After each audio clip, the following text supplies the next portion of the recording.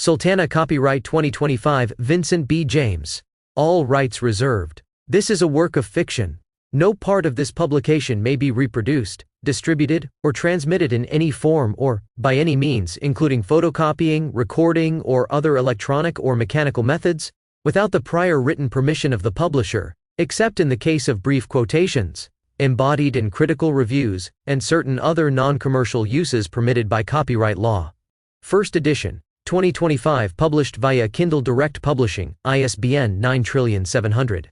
And 98,274,755,207, hardcover, ISBN 978,274,759,847, paperback. Forward. History at its best is not a ledger of dates and totals, it is breath and bone. People caught between hard choices and the weather of their times. This book is a novel, but its pulse comes from a real wound. I have tried to honor the past not by pinning it to the page, but by letting its people move, afraid, stubborn, tender, sometimes wrong and often brave. Their small mercies and defiance are the measure I offer against a world coming apart. You will hear the mid-19th century in these pages. The cadence, the idioms, even the silences are drawn from the era. Some turns of phrase may sound unfamiliar. They are intentional, an echo of a time when honor, duty, grief, and love were carried in different shapes and heavier hands. The setting is grounded in research, yet remains a canvas for imagination. At its heart stands the tragedy of the steamboat Sultana, Union soldiers homeward bound after surviving war and imprisonment, lost within sight of the future they had paid for with their youth. It is the deadliest maritime disaster in American history, and yet, in the days when the nation reeled from the assassination of President Abraham Lincoln, the story of the Sultana slipped through the headlines like a whisper drowned by thunder. This story is for them. Those men and the quiet communities that waited on porches with doors unlatched. The rivers in these chapters are real, the souls who speak are imagined so that a truth too often overlooked might be felt. If the facts are the map, the fiction is the road that lets us travel there with a hand on the seat beside us. Mark Twain once warned that a good story must not be shackled by the mere recitation of facts. I have tried to keep faith with both the record and the heartbeat. Where the archive speaks clearly, I have listened. Where it falls silent, I have let the human voice continue the line. May this telling remind us that history is not behind us so much as within us. The way we argue, forgive, work, and sing. The way we bury the lost and carry their names forward. The way we choose what kind of country we will be, again and again. And here, if I may, let me speak plain. The Sultana burned because greed was allowed to ride with hope, because strangers were packed too tight to see one another as sons and brothers, until the river claimed them. The war that preceded it was the loudest proof that division is a fire with a long memory. We are heirs to both, the courage that rebuilt and the folly that broke. So let this book, in its small way, ask something of us. Let it ask that we remember the cost when we forget our common life. Let it ask that we argue fiercely without hatred, that we honor truth more than victory, that we prize one another more than any profit or party. Let it ask that the greatest nation on earth never again allow itself to be so divided that it must be stitched together by the suffering of its young. If these pages carry even a fraction of that plea from their river to ours, then the story has done its work. Respectfully, Vincent B. James. Prologue. The river remembers. Some mornings it moved like glass, quiet and generous, carrying the sounds of paddles and song and boys laughing at the backs of boats. Other days it churned black and swollen, swallowing fences, barns, and the prayers of women who had no more names to give their grief. The Mississippi had seen war before. It had hauled cannon and cotton, soldiers and coffins, preachers and plague. It had watched men call themselves free, and watched other men deny them the word. But in April of 1865, the river became something else. It became the last road home. They boarded the Sultana under a sky still raw from winter breath. Showing in the early light, their hands chapped and their uniforms hanging loose on bodies that had forgotten how to want food. They came barefoot, bandaged, burned by the sun and the sickness and the long crawl of survival. They leaned on sticks or on each other. Some couldn't walk at all, but they smiled when they saw the boat. The Sultana looked like a promise. She was wood and steam and whitewashed railings. She smelled of bread and coal smoke. Music drifted from the upper deck, laughter from the Wheelhouse. For the first time in months, for some years, men were leaving the places that had tried to break them. There were too many of them. Everyone knew it. She rode low before she ever left the dock. But they said there'd be room. They said it was only to Cairo, just far enough for papers to be signed and their names written down again like they mattered. The tally said 2,137 souls aboard. Of these, 1,960 were Union soldiers, men lately out of Confederate prisons, sick, starved, and headed north to be mustered out. There were 85 crew, and about 70 civilians on a vessel rated for 376. So many crowded the decks that the fire buckets were carried off to dip drinking water from the river.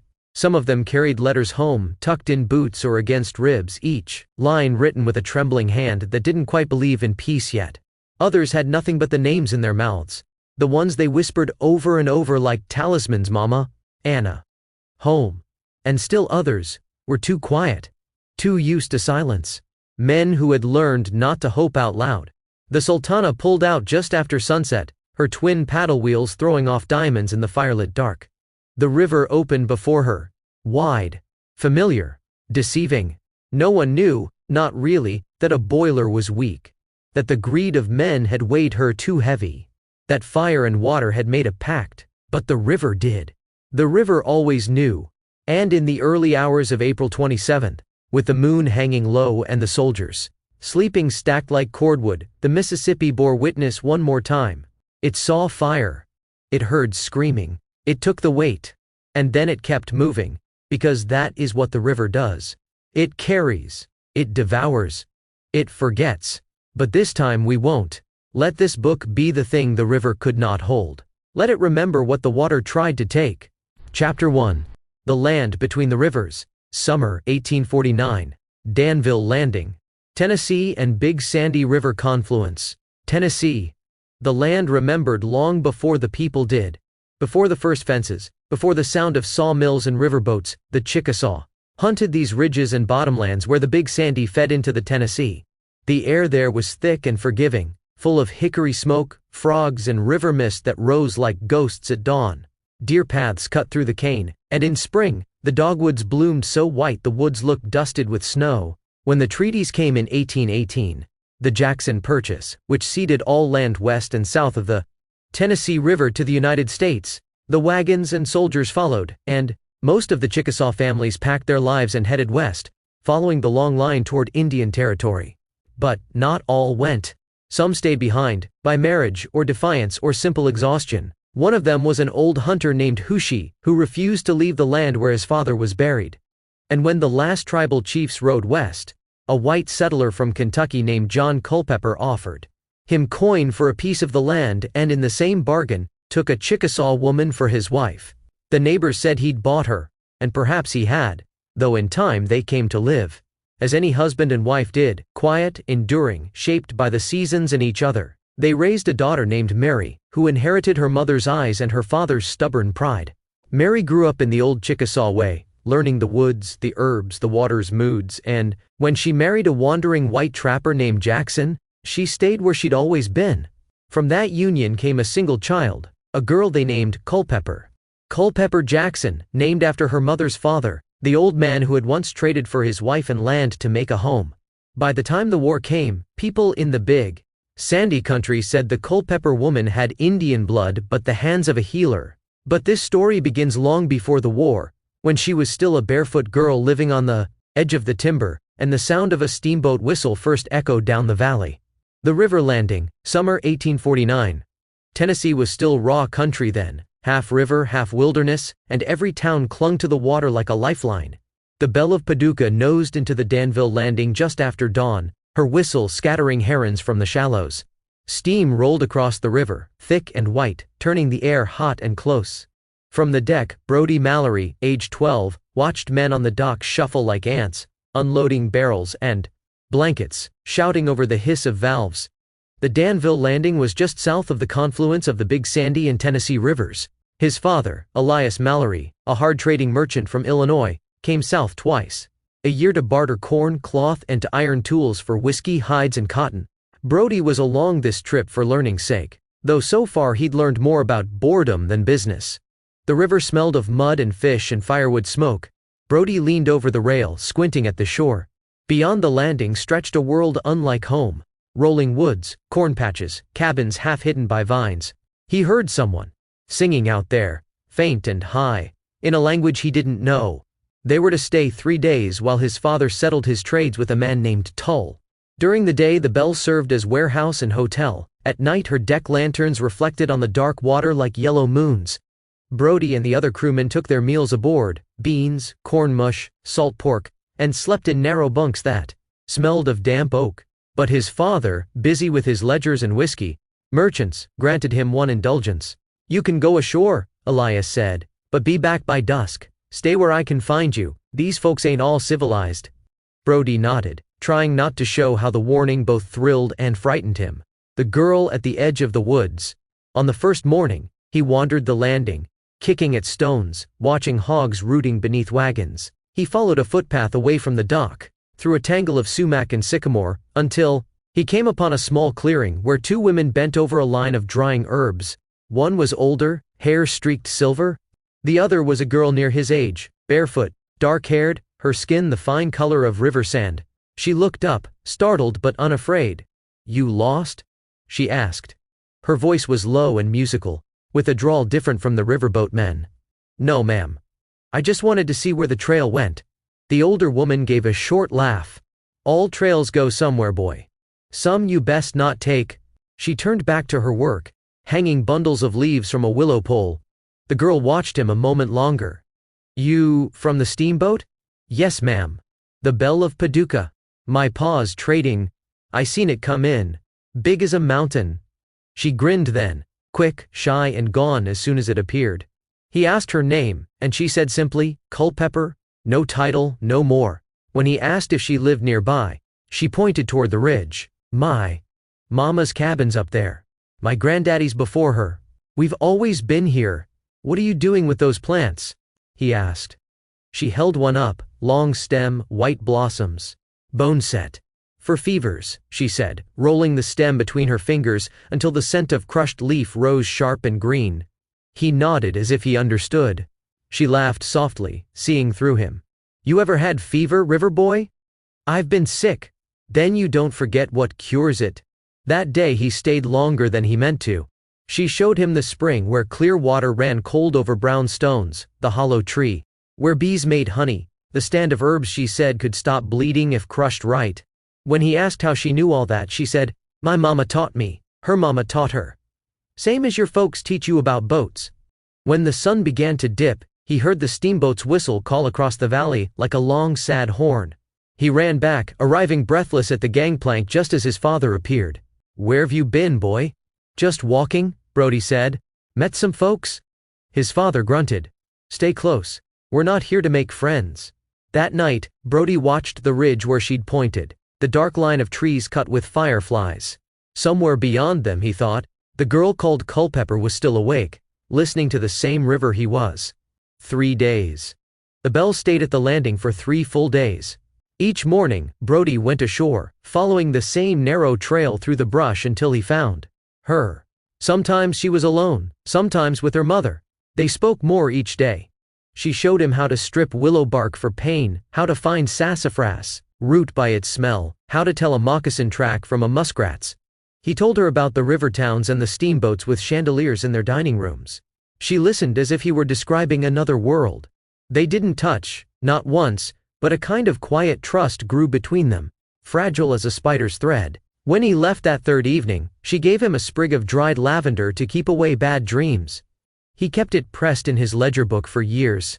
The return voyages. Over the next 6 years, Brody made 12 more trips with his father. Each time the Belle of Paducah tied up near Big Sandy, he slipped away to find Culpepper. Seasons turned, and so did they, children stretching toward something unspoken. She was taller each time, surer of her hands, already helping women birth babies and tend fevers. He was growing lean and strong, not afraid of work or sweat. His voice deepening, his manner more like his father's though he didn't mean it to be. They spoke less of childish things and more of what lay ahead. She said she'd never leave the land. He said one day he'd own a boat of his own and see the Gulf. Before they parted that last summer before the war, she gave him a bundle of dried herbs tied with red thread. "For luck," she said. He tried to give her a silver button from his jacket in return, but she refused it, smiling. "You'll need it when you come back." He promised he would, and when he did, he intended to take her for his bride, if she would have him. She said she would, and she told him, "The Chickasaw women, at least the ones of my clan, are taught to keep themselves for their one husband, and to honor their husbands and keep him happy in the home and in the bed. I will keep myself for you, Brody Mallory, and make you happy for all our married lives." With that, a promise was made, though neither knew it would take several years and a war to keep that promise. The years after that last summer passed like slow water over stone. The river still rose and fell, and the steamboats still came, trailing their long plumes of smoke down the Tennessee. But for Culpeper, life had narrowed to a few square miles of woods and bottomland, where people whispered her mother's name with respect and a touch of fear. For Brody, the world widened, railroads, cities, factories, all the noise and hunger of a country tearing itself into something new. Culpeper's country. By 1853, Culpeper's mother, Mary, had become the only midwife for 20 miles in any direction. The white women called for her when labor ran long or fever followed birth, though they seldom let her through their front doors. She waited on porches or in kitchens, quiet as a shadow, until her work was needed. Culpeper learned everything by watching: how to cool a fever with willow water, how to pack a wound with moss, how to ease the breath of a dying man with mint tea. Her mother said the plants spoke, if you listened. Her grandmother's old Chickasaw words still lived in the leaves and bark. When she was 15, Culpeper began to go alone to houses along the ridges, a leather pouch at her side, bare feet silent in the dust. People called her the Culpeper girl, sometimes kindly, sometimes not. At night, when the moon was full, she'd sit by the river and watch the light ripple across the water, wondering if the boy from the steamboat still thought of her. She never said his name aloud, though she remembered it, Brody Mallory, and the way he had looked at her like she was part of the land itself. The river kept its secrets. Brody's Illinois. North of the Ohio, Brody's life hardened under his father's expectations. Elias Mallory's trading business grew, but the man himself shrank, bitter, pious, and impatient with the world's changes. He believed in industry, not wonder, in God's order, not man's dreams. Brody spent his teenage years bent over ledgers, learning figures and freight costs, when he wanted to learn wind and water. He also tended the livestock taken in on trade, and learned to break and sit a horse from a hired hand named Dusty. That same hired hand took him out back of the barn and taught him to shoot, first with a rifle and then with a pistol. "War's likely coming again, son. Best you be ready to take care of yourself if you have to." Brody thanked the man but knew not to ask questions out of respect. He knew Dusty had rode with the cavalry but didn't care to offer details. Later on, as war got closer, Dusty told him, "Don't give in to hate, son. Hate is an easy pill to swallow in war, but hate will eat you from the inside and take you to your death. If you don't die, hate will leave you dead inside but still living, and that is worse." The memory of Big Sandy lived in him like a fever. That heavy green air, that barefoot girl with her herbs and the smell of lavender in her hair. When he was 16, he began to help pilot the Belle of Paducah downriver himself. The men called him Little Captain, though he had no real title. He stood at the helm and felt the current slide beneath the hull, imagining each bend in the river leading back to her. But his father's routes changed. By the late 50s, the Belle ran new cargo lines out of Cairo and Paducah, farther west, up the Mississippi toward Illinois and away from Tennessee. The Big Sandy landing dropped from their maps. Brody never said why that troubled him. He simply watched the southern hills fade into memory. Two nations in the making. The country itself was changing faster than either of them could follow. Talk of secession spread like drought through the cottonlands. In Tennessee, men argued at crossroads and courthouses, while in Illinois, abolitionists spoke in churchyards and river docks. By 1860, Culpeper was a woman grown, with her mother gone to her rest. She kept the cabin alone now, earning her living as a healer. Men brought her wounded mules and snake-bitten children. Some brought gossip: "Lincoln's been elected. Tennessee'll go if Kentucky does. There'll be war by spring." She listened, nodded, went back to her herbs. The war, she thought, belonged to white men with flags. The land itself would outlast them all. That winter, she took to keeping a small journal, a habit her mother had taught her. Her first entry, written in a hand rough from work, said, "The river froze hard this week. Deer came down to drink where the ice was thin. I dreamed of the steamboat again, heard its whistle in the night." The breaking point. In Illinois, Brody was 22 and restless. His father's hair had gone white, his temper shorter than ever. Brody wanted to leave, to make something of himself beyond the ledgers and bales of cotton. He spoke of enlisting, but Elias Mallory called him a fool. "War's for men with nothing to lose," his father said. "You've got land and a name. What's a name worth if you won't stand up for your country?" Brody answered quietly. He enlisted that spring of 1861 into the Union cavalry out of Cairo, what would soon become the Army of the Tennessee, not out of hate for the South but out of conviction that the country had to mean something more than its arguments. He brought with him his own horse, a tall black gelding named Ajax, trained on the Illinois prairie and quick as wind on open ground. The officers said a man who had trained his mount that well had already learned half of soldiering. That first night after enlisting, Brody quartered Ajax in a rough plank stable near the training ground. The air smelled of hay and horse sweat, lantern light pooling gold on the straw. Ajax stood calm, watching him with those deep, unreadable eyes horses had, the kind that seemed to see both farther and closer than men ever could.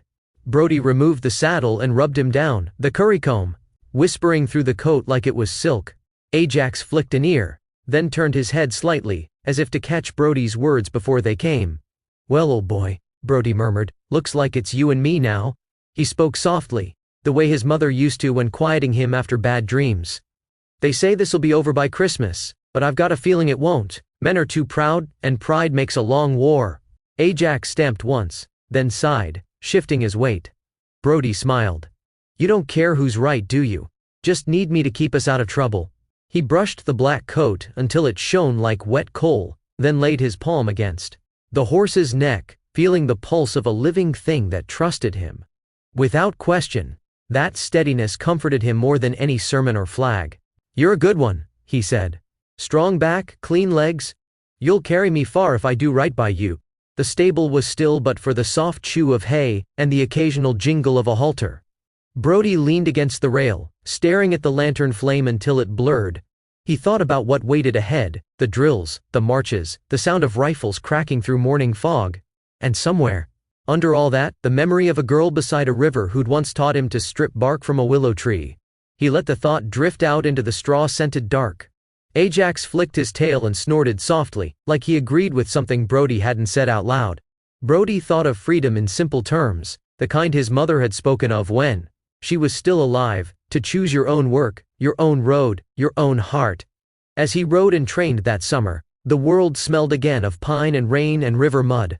He didn't know where his orders would take him, only that the first patrols could possibly be headed toward Tennessee, toward Benton County, toward the big sandy country.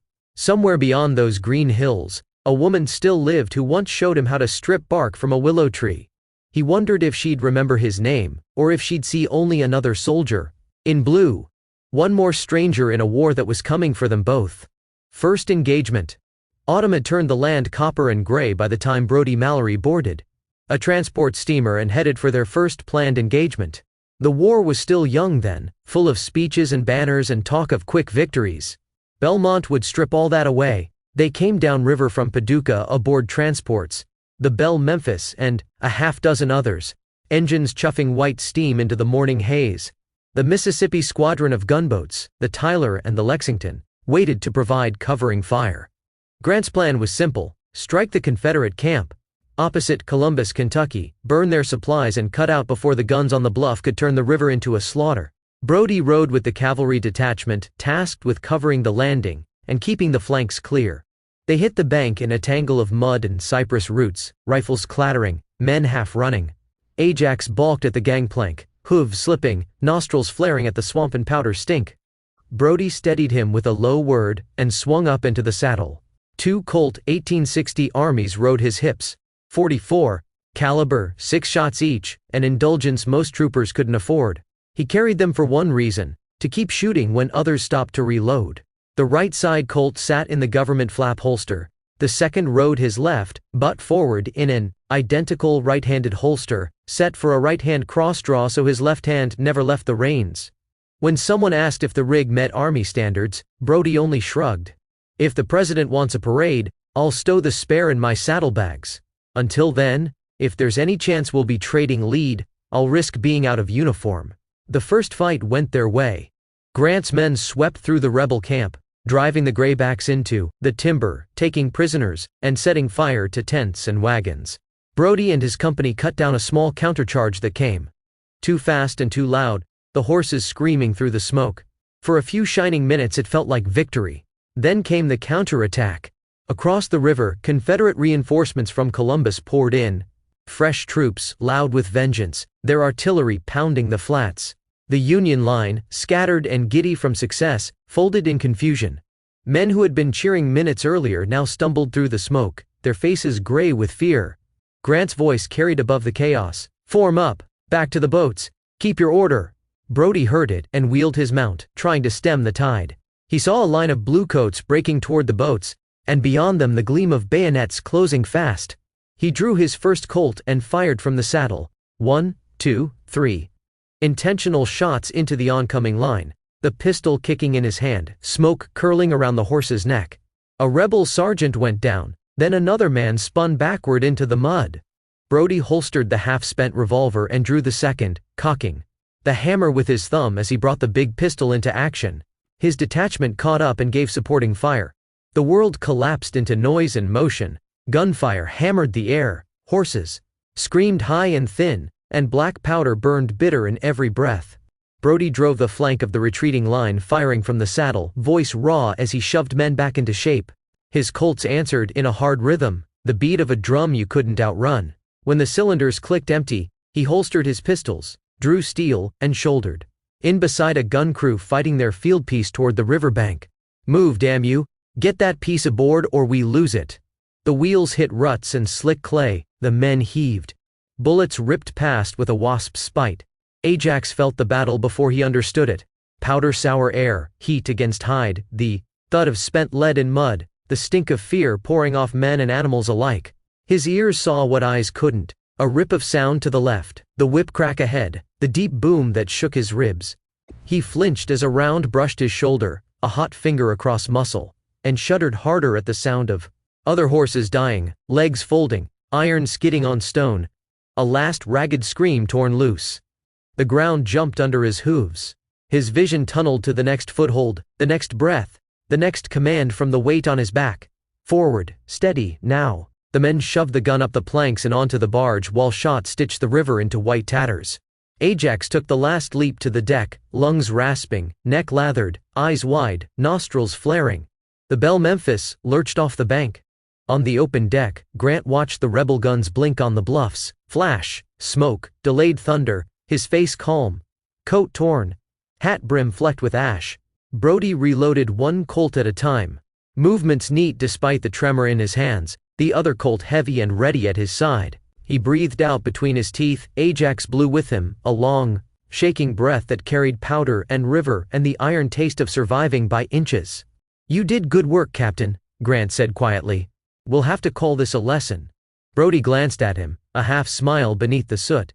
"A hard one, sir," Grant grunted. "The hard ones stick." He looked toward the south, where the Tennessee line lay waiting. "This is just the beginning. Next time, we'll keep the ground we take." That night, the transports moored in a bend of the river below Cairo, their decks lit with lanterns half-hooded to keep the light low. The wounded groaned in makeshift berths, men coughing blood, men calling for mothers, men already quiet. Brody found a place away from the others near the stern, where Ajax stood, tied and trembling, the shoulder wound streaked with blood and sweat. He filled a tin pail from the river, the water brown and cold, and rinsed the wound clean. Ajax flinched, then steadied, his eyes wide and glass black in the lantern light. Brody tore a strip from his own undershirt, soaked it, and pressed it against the graze until the bleeding slowed. "There now," he whispered. "You'll mend." His voice sounded foreign to him, too soft after the day's shouting. He brushed the horse down slowly, every stroke of the currycomb matching the ache in his chest. Each pass lifted a little more of the dried mud, the soot, the guilt. Around him, the night hummed with the faint river sound and the low, ragged breathing of men, too tired to dream. He thought of the two rebels he'd dropped from the saddle, The way their bodies folded, how the mud drank them without ceremony. He told himself it had been them or his men, that he'd done what a soldier must, but the words felt thin. Death, he realized, was never clean. Ajax shifted and blew through his nostrils, the warm breath rising like smoke. Brody laid his forehead against the horse's neck, the pulse there strong and alive. "We made it out," he murmured. Some didn't. He stayed that way for a long time, just breathing with the animal, feeling the tremor of life under his hands.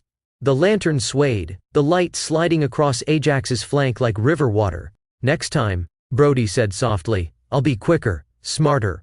But God help me, I'll never get used to this." He looked out across the dark river where the gunfire's echo had finally gone still. The cost of the day weighed heavier than his pistols. He understood for the first time that courage wasn't about glory. It was about enduring the part of yourself that broke when others didn't come home. Behind him, Ajax gave a quiet nicker, the sound small and forgiving.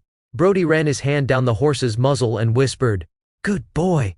Then he sat beside him until the lantern guttered, the two of them framed in silence, the man and the animal who had carried him through the first proof that war, once begun, owned everyone it touched.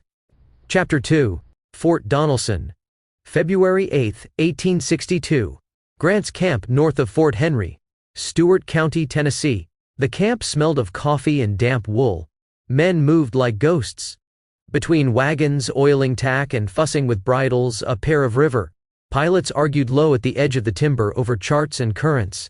The sun fell through a winter haze and made the mud sparkle, as if the ground itself were counting the cost. General Ulysses S. Grant stood apart beneath a ragged sycamore, chewing a cigar stump. He looked, in that tidy, dangerous way of his, at the map spread across a makeshift table of 2 barrels and at the officers gathered around him.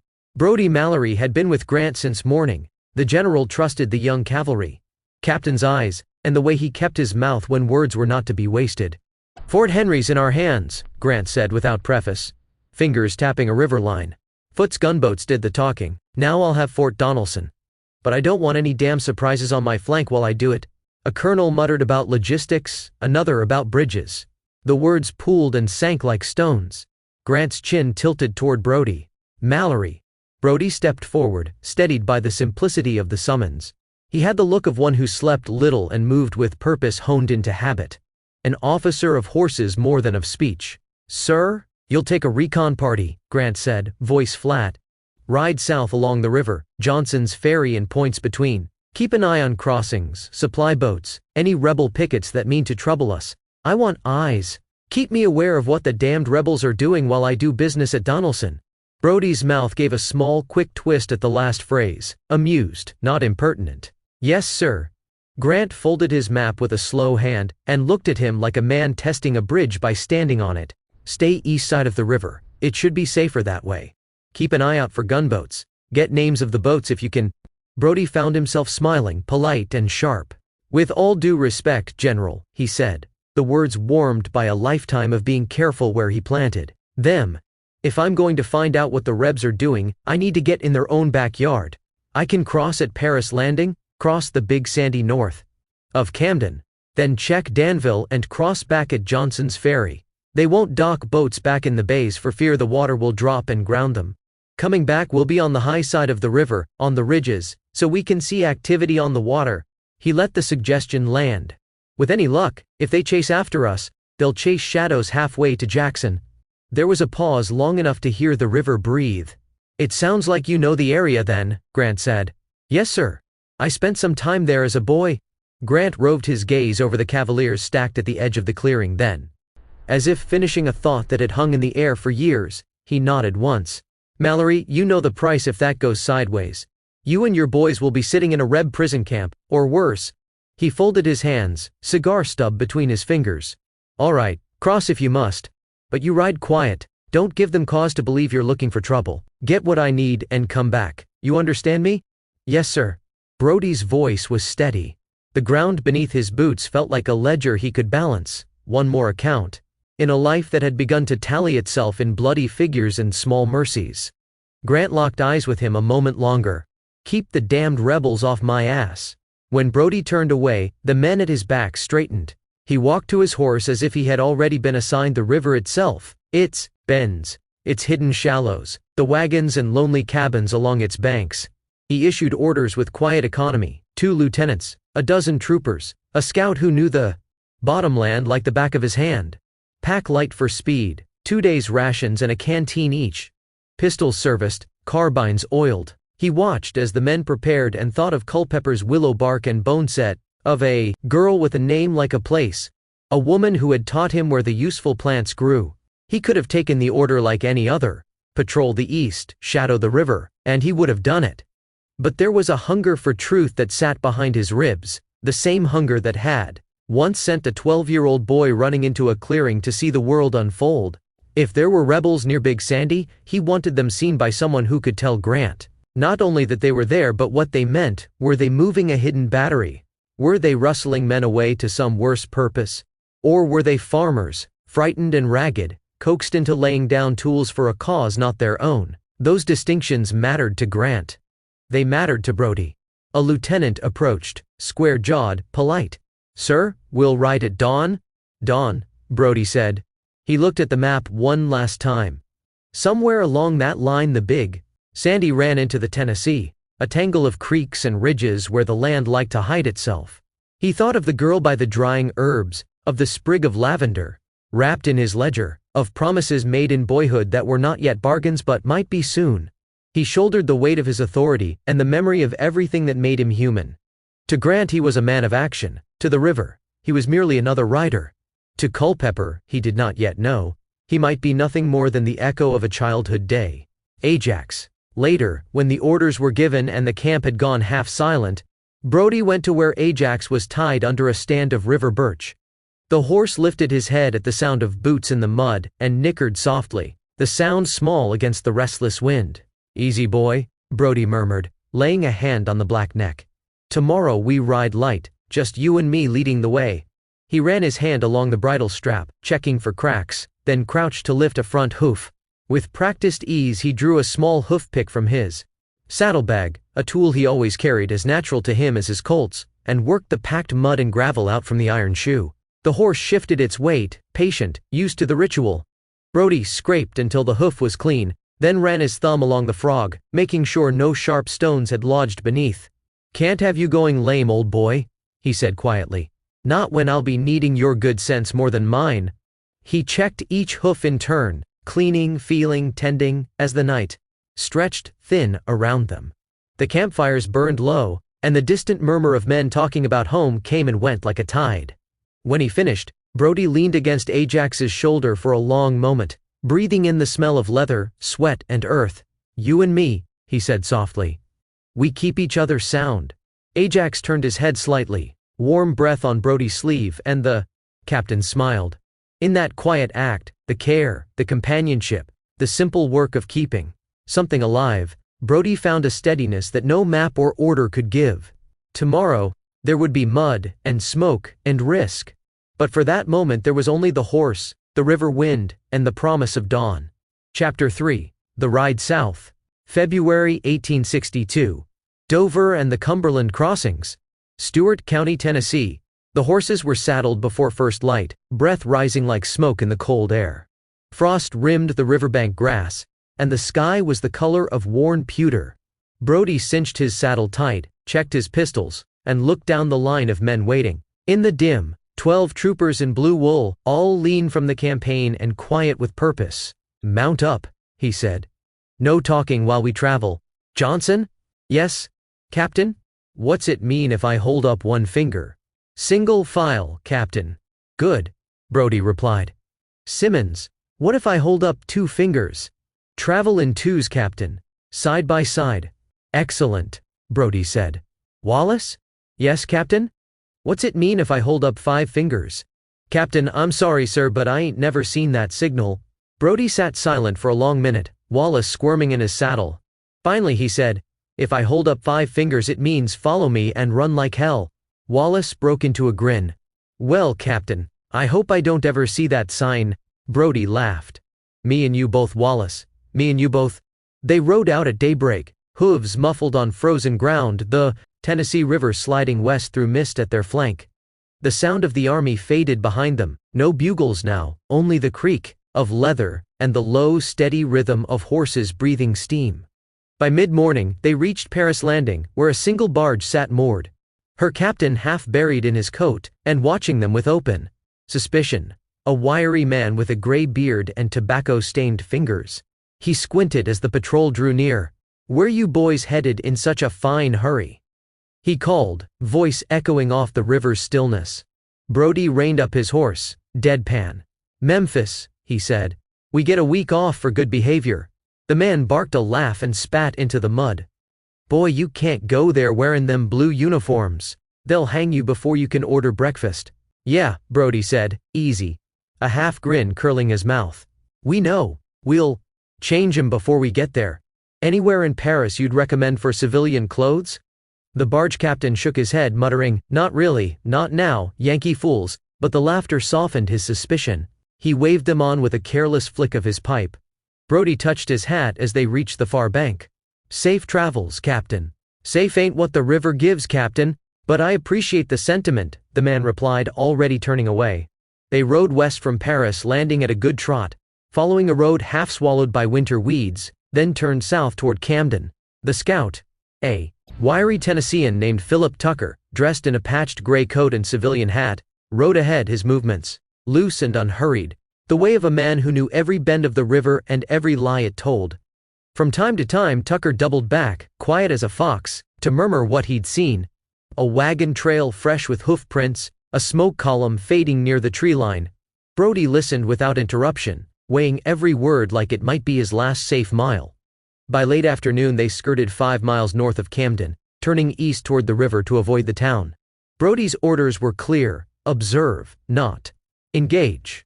His men were road-worn and hungry, but the mission was clean. Map enemy positions, note any camps or fortifications along the river, and keep Grant's flanks clear as he moved on Donelson. The road narrowed into a trail, hemmed by sycamore and black pine. The ground was soft with last night's rain, and the horses' hooves left dark crescents in the mud.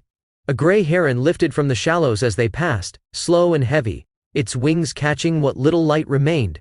At dark, Brody called a halt in a clump of oak and beech 5 miles east of Big Sandy, Tennessee. They unsaddled the horses. It would be a cold camp with no fire. They ate hardtack and salt pork, washed down with spring water. The men spoke little. The silence between them was a soldier's habit, not unease but respect for the dark. Brody studied his map by starlight, the paper smudged with dirt and sweat. His finger traced the line of the river south toward the Danville crossing. The railroad there cut through timber country, a likely spot for Confederate supply runs or cavalry detachments. If the Rebs were moving anything of value, they'd use that track. He folded the map and glanced at Tucker. "We'll ride on," he said quietly. "Just the two of us." The scout nodded. "Best we do. Too many boots will wake the neighbors." Brody rose, checked his pistol, and mounted again. The rest of the men settled in a circle, keeping watch. "Keep low," Brody told his lieutenants. "No noise, no lights. We'll be back before dawn. If we're not back by 9, head south and cross at Johnson's Ferry. Link up with Grant and report." "Yes, sir." Brody turned his horse east. Tucker led the way, his silhouette barely visible ahead, the faint creak of leather the only sound. They crossed a small creek and followed a narrow wagon path that ran parallel to the river. The night air smelled of pine resin and wood smoke, the scent of cabins hidden deep in the woods. Brody slowed his horse, listening. Somewhere beyond that line of timber was Danville, and, if luck held, no signs of Confederate movement. He moved like a shadow away from the ridge. He left Tucker half a mile back where the trail forked, in the hush of pines, with instructions to tie the horses and keep watch. The scout's face was a map of certainty. He only nodded when Brody told him, quietly, "I'll walk the rest of the way. I'll be back before midnight. Keep low. If I'm not back by 1, get to the men and get them home." Tucker nodded in quiet confidence. Then Brody crept on foot through the last stand of laurel and dogwood, the frozen leaves crushing, soft under his boots, the night so close it felt like a thing you could put your hand through. He had known the curve of this land since childhood, every fallen limb, every stone that caught moonlight, so the walk took him less time than he expected. When he reached the little clearing where Culpepper's cabin sat, low and guarded by a ring of poplars, his heart stumbled in a way that had nothing to do with exertion. A single window glowed with the steady light of a lamp. Smoke rose from the chimney in a thin gray line. He stopped and listened to the night. The creak. Far off, the soft cluck of a barnyard fowl, the crinkle of frost under a deer's foot. And for a moment let the memory of a dozen visits fold over him. A girl drying herbs, a sprig of lavender tucked into his ledger, the quick, bright laugh he had heard when he was a boy. He knocked, too short, then a long, careful rap.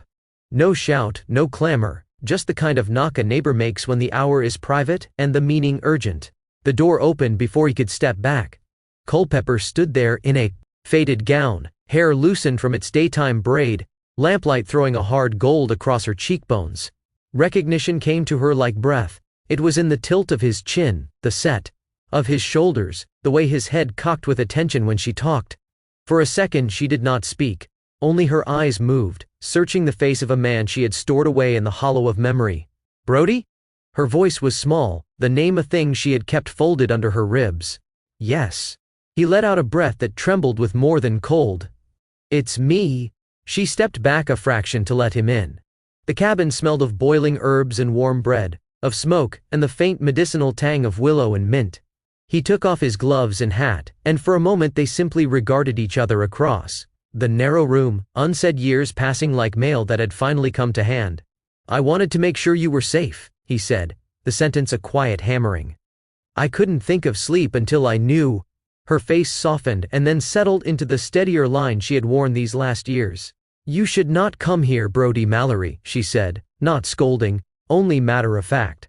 It's not safe for you here. He smiled, a crooked thing. It's not safe anywhere right now, but I was in the area and wanted to check on my childhood friend. He hesitated, then set his hand on the table where a small bundle of braided roots lay. I didn't want you to think I'd forgotten. She stepped closer, and in the lamplight he could see how time had refined her. Her hands, though rough from work, were steady as always. She turned up the lamp and set it aside with a gentle, practiced motion. Why did you come alone? She asked. Because I wouldn't risk anyone knowing who I came to see, he said simply. It's safer for you, and for me, if this meeting is private. Her mouth twitched, soft with something like pity and pride. You've always been more careful than you look. He took a step closer then, closing half the room's distance. His voice dropped low. I'm coming back for you when this is done. If you'll have me. Her eyes widened in a way that made his chest ache. He had rehearsed the sentence a dozen nights in a dozen manners. Here, simply, it sat as a single bright truth between them. He added, hurried now, as if explaining what shouldn't need explaining. If you'll have me as your husband, that is. She looked at him with an exactness that could cut a man open. That's not much of a courtship. I don't have time for courtship, he said. I fell in love at 12 years old, with a young and beautiful girl on this river. The way she talked, the way she moved. Her beauty and the scent of her hair had me from the first day. Culpepper's eyes glimmered. A laugh, small and half tearful, escaped her. I've kept myself, she said plainly. The words measured as a recipe. I kept myself for you, Brody. I've been waiting like one keeps a kettle on a low fire so it won't boil over. I have not taken a husband or a hand I could not call mine. I was foolish, perhaps, but I wanted to be yours. No one else was worth my effort. He felt something shift inside him. Relief, gratitude, a pain made sweeter for being shared. Then you'll have me when it's over, he said. We'll make a life together, either here or wherever we choose. I have never been away from here, she answered. I don't know what is beyond. I don't want to leave my people, but I would for you. You must know that. He nodded once, slow and earnest. I know. I won't make you leave. We can decide all that when this war is over. She reached up then, as if to touch his face and confirm the fact. Her fingers brushed his cheek, quick and certain. Why didn't you ask if the Rebs were near? She asked more softly, as if the question itself were an offering of trust. He pulled her into his arms and kissed her. I would never put you at risk that way. I'd sooner lose my own life than bring soldiers to your door. Besides, he drew a breath and read her like a map. I know the way you hold yourself. The land answers you, and you answer back. You didn't move like someone with rebels in her backyard. He kissed her again, not with the clumsy hurry of boys, but with the careful manner of a man who had learned to value the smallest mercies. It was a press of lips and foreheads, a joining that said more than words could bear. When he drew back, the world seemed to fit around that small point, as if a seam had been stitched closed. I must go. he said at last, the words pulled from him. I'll be out there doing what men do. She stood, steady. If you go, promise me this, come back to me. Promise me that, Brody. Don't leave me to this world alone now that we have made plans. He set his hand over hers in the lamplight. I promise. His voice was a bare thing. Don't give me up for dead until you see the body. Understand? No matter what you hear. She nodded, slow and absolute. I understand. He kissed her again, softer this time, then pulled back. For a moment, neither of them moved. The night outside was a living thing, wind in the pines, the far waters, hush, and within it lay the ache of promises and the looming shape of war. Brody pulled on his gloves, set his hat back on his head, and stepped to the door. Before the frame closed, he looked back once. Stay neutral, he said. Be safe. Help who needs it. Take no side that will make you a target. Keep the babies and the sick and the old, and let the flags pass around you like storms we weather. She answered with a smile that was all work and mercy. I will. I always have. He left then, moving as quietly as he had come, stepping back into the trees toward the place where Tucker waited. He hesitated a moment, hand on a sapling, and said in a voice she would carry with her for years, I'm coming back for you. I will be back. I understand. I will be right here, she repeated, and the words were both vow and prayer. He melted into the forest, and when Tucker met him at the fork a little while later, the scout's face was as blank as his own. Brody asked, You see anything? Nothing but the stars and one old owl, Tucker replied. What about you? Brody only shook his head once, the motion final. Only what I needed. They may be here tomorrow, but they aren't here today. The Danville crossing is clear. Let's head back to the men. Chapter 4. Before dawn, February 1862. Along the Tennessee and Cumberland River, bottoms, between Danville Landing and Dover, Tennessee. They rode back with the night quiet and still, frost crisping the grass to glass. Tucker ghosted ahead, now and then raising a hand to hold Brody while he listened to the wind like a man reading a letter. An owl hooted once, then fell quiet. Somewhere downriver, ice cracked like distant musketry. The men were as Brody left them, horses picketed in a black lattice of reins, troopers sitting their circles with blankets thrown over their shoulders and carbines across their knees. A sergeant rose at the sound of hoofbeats and tipped his hat without a word. Nothing at Danville to speak of, Brody said softly. We sleep by turns. Saddle at first gray. They ate the last of the salt pork in silence. Brody lay back on his rolled coat with his hat over his eyes, and slept the kind of sleep a soldier learns, fast and whole, a coin dropped in a dark well, resting for whatever tomorrow might bring. Along the high side, they were mounted and moving before the sky admitted it was morning.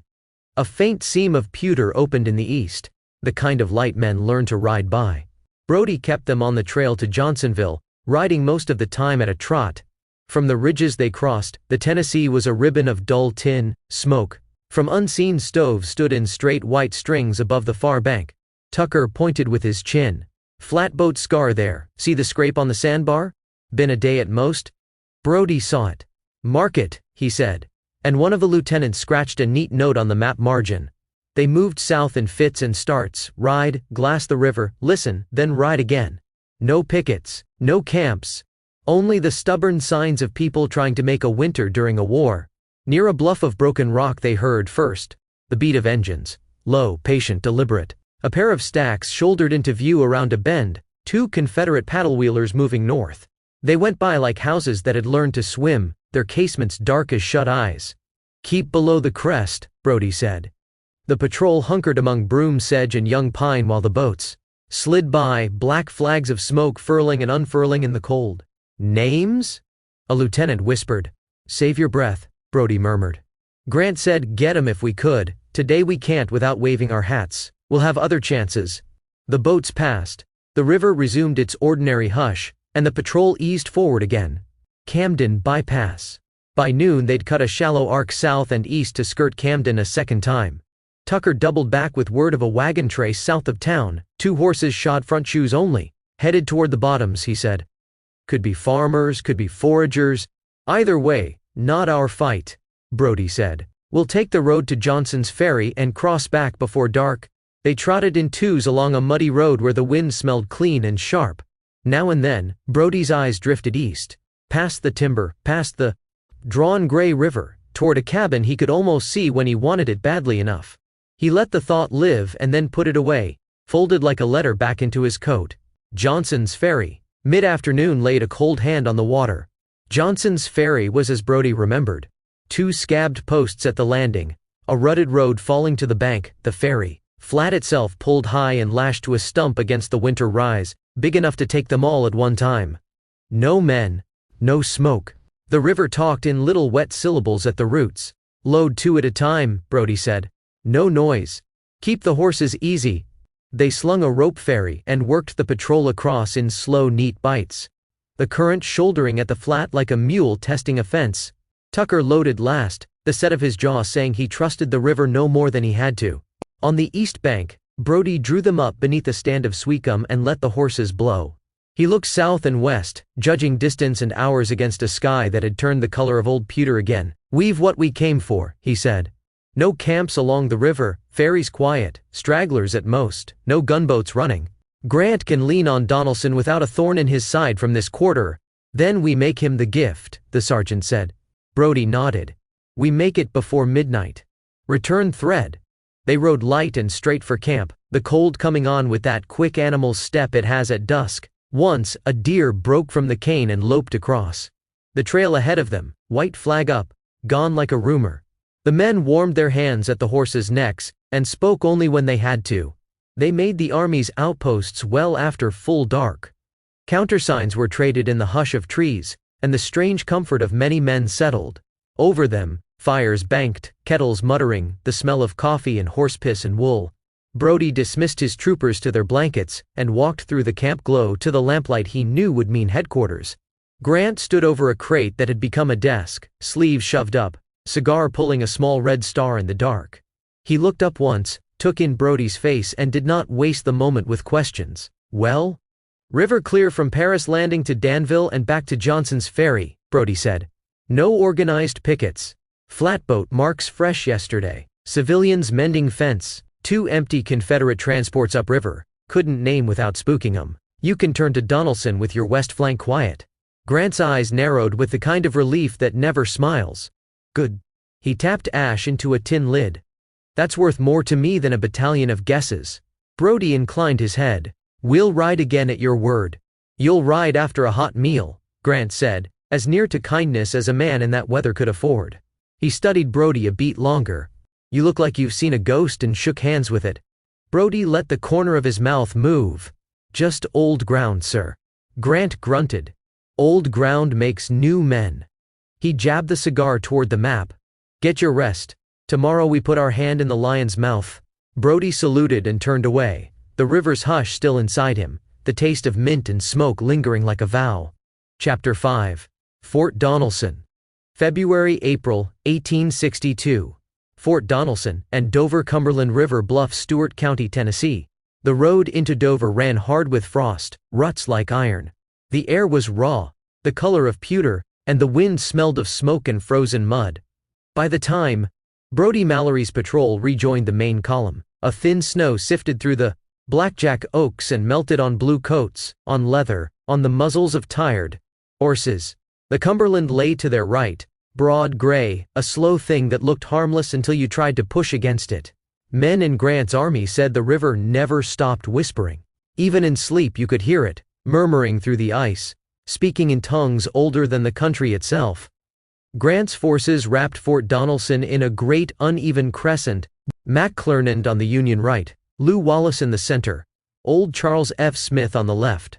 Their lines pressed close to the timbered ridges and the shallow ravines that cradled the Confederate works. Inside, the fort hunched above Dover like a clenched fist, its big guns overlooking the Cumberland where the river narrowed into a bend.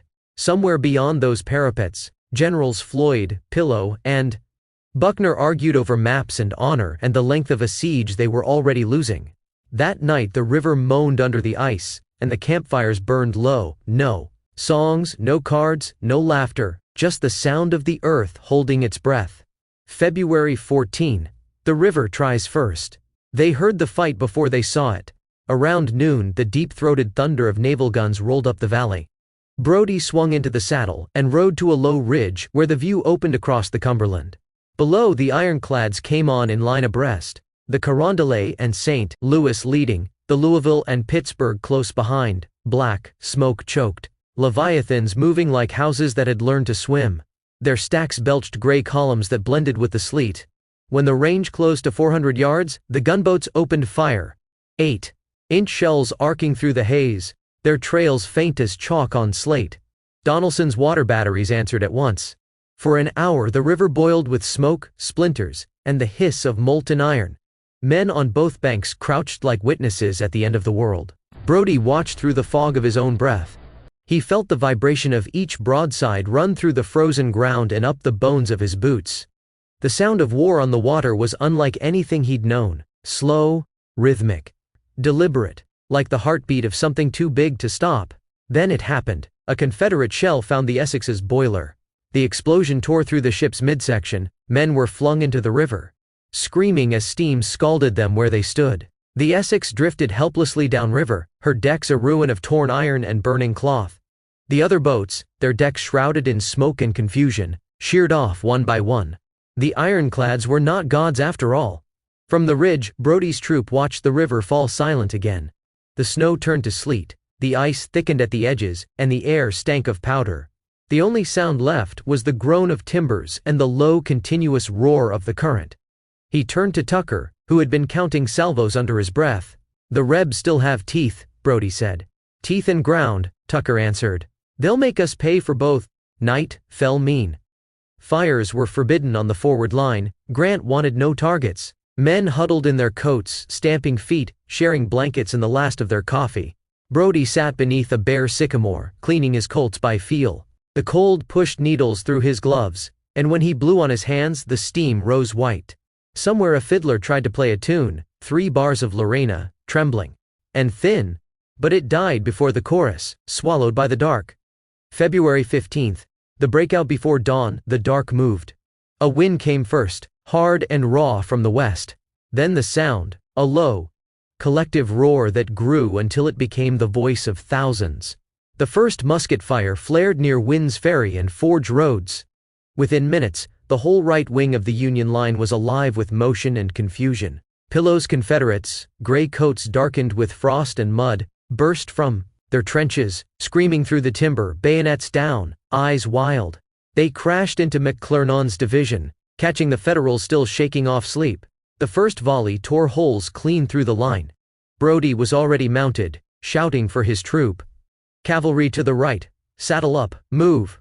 They galloped toward the smoke, carbines bouncing against thighs, sabers clanking in rhythm with hooves. The road to Nashville stood wide open, and for 3 hours chaos ruled. Union guns limbered in haste, caissons overturned. Mules screamed as drivers cut them loose. Whole regiments reeled backward off the ridges, their colors folding and reforming in the churn of smoke. Grant, miles away by the riverside with Flag Officer Foote, heard the noise and knew at once. He swung into the saddle, mud flying from his boots. "The enemy is trying to escape," he said, and spurred his horse uphill through the snow, aides clinging to his wake. When he reached the front, his calm was the kind that makes men straighten their spines.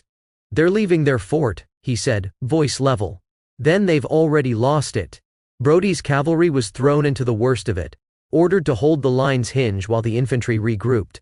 He led them into a sunken lane, the kind that swallows sound, and set pairs of riders to fire by turns. His Colt 1860 armies spoke quick and bright, flame licking the cylinders.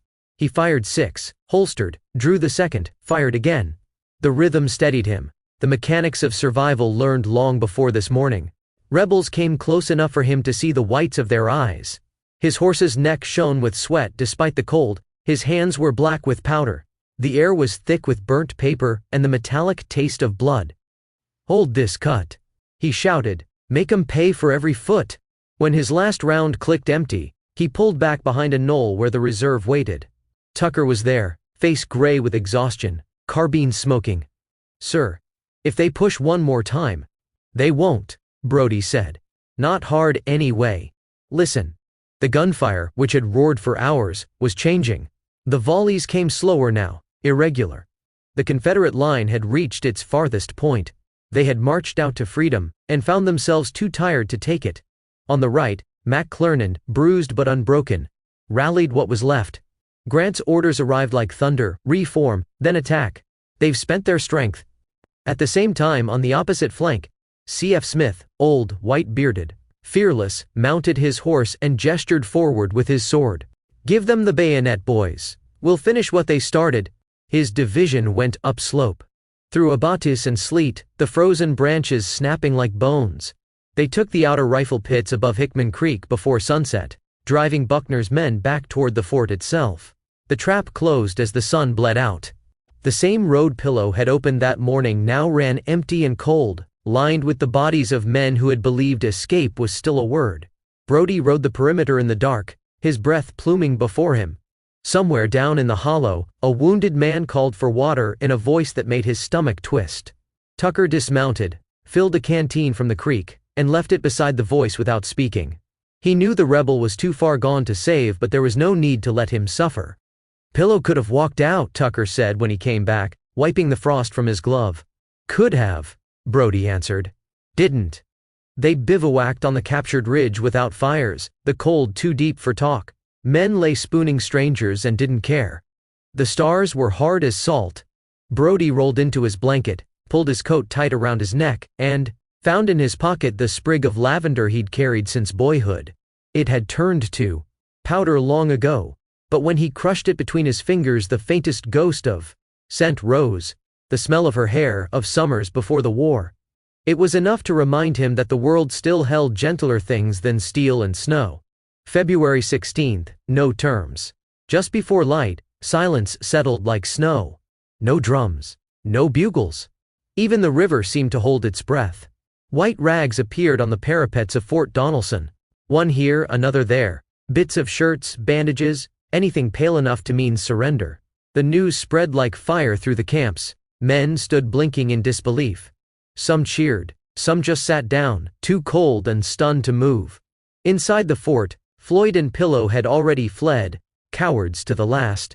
Crossing the river under cover of night, they left Simon Buckner to face the music and make the only honorable choice left. He sent a courier under flag to Grant's lines, requesting terms.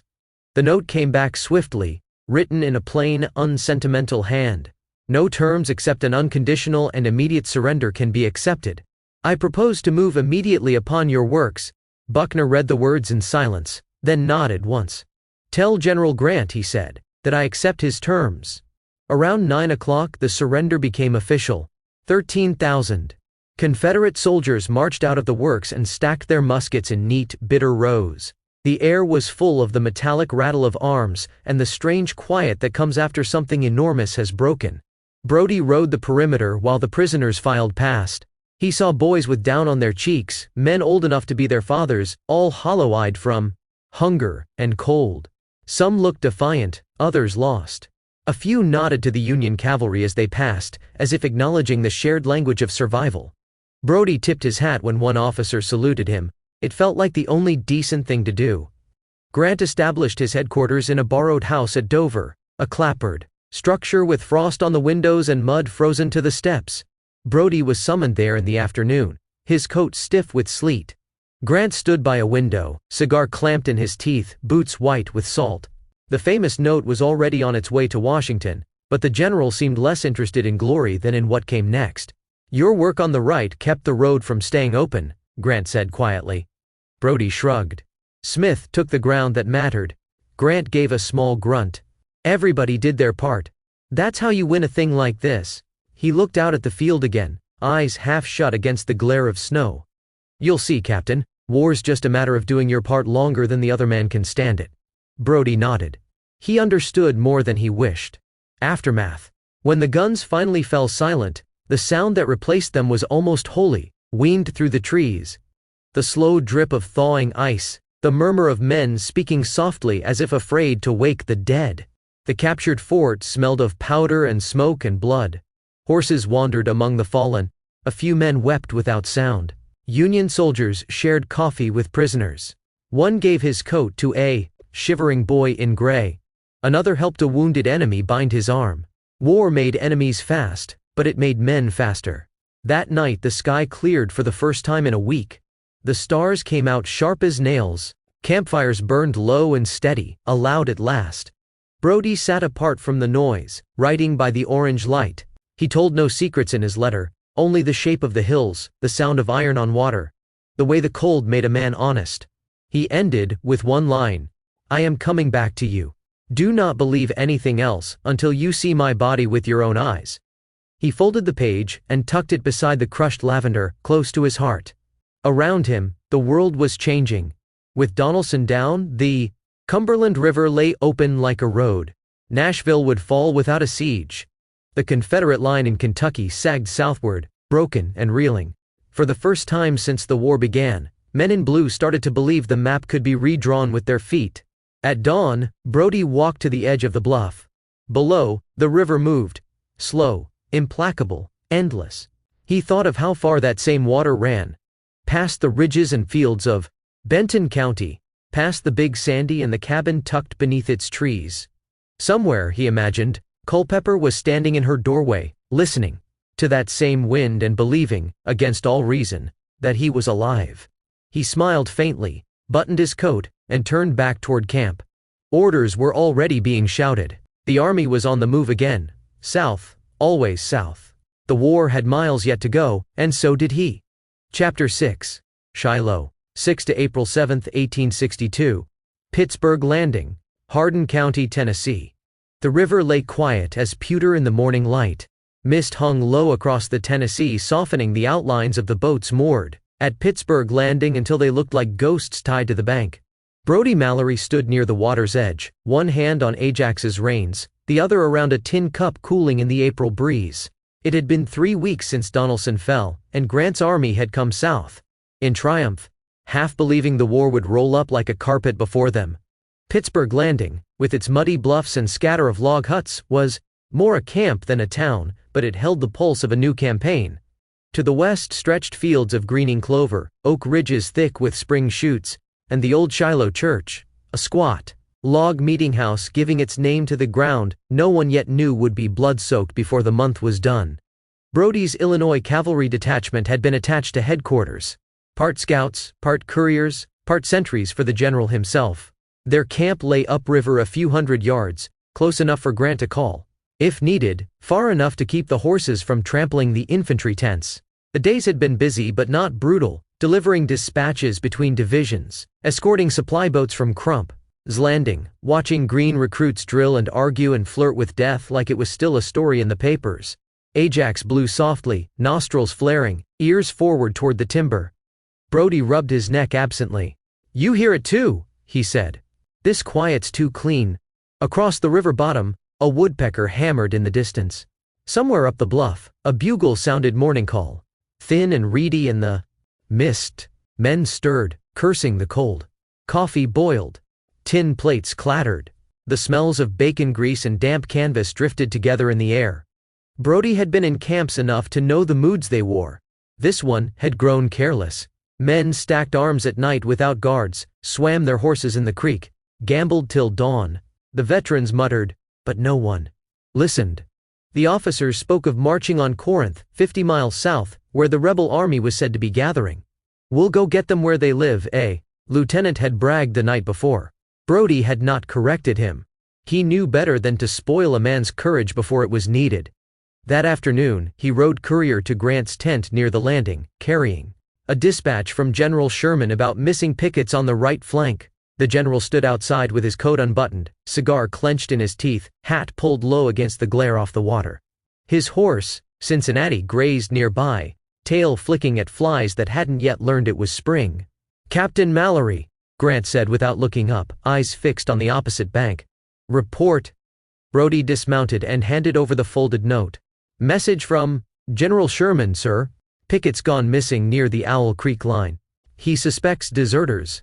Grant took it, broke the seal with his thumb. He read slowly, jaw working the cigar, then grunted. "Deserters or scouts? Hard to tell one kind of fool from another this time of year?" "Yes, sir," Brody said. Grant looked up finally. His eyes were pale and unreadable, the way winter water looks just before it freezes. "How's your mount holding?" "Strong, sir. We've kept the men traveling light, trying to keep our horses sound. Forage is decent west of the creek." Grant nodded. approving the report more than the answer. He turned back to the river. Foot's ironclads will be up tomorrow. We'll need them ready to run support when we move on Corinth.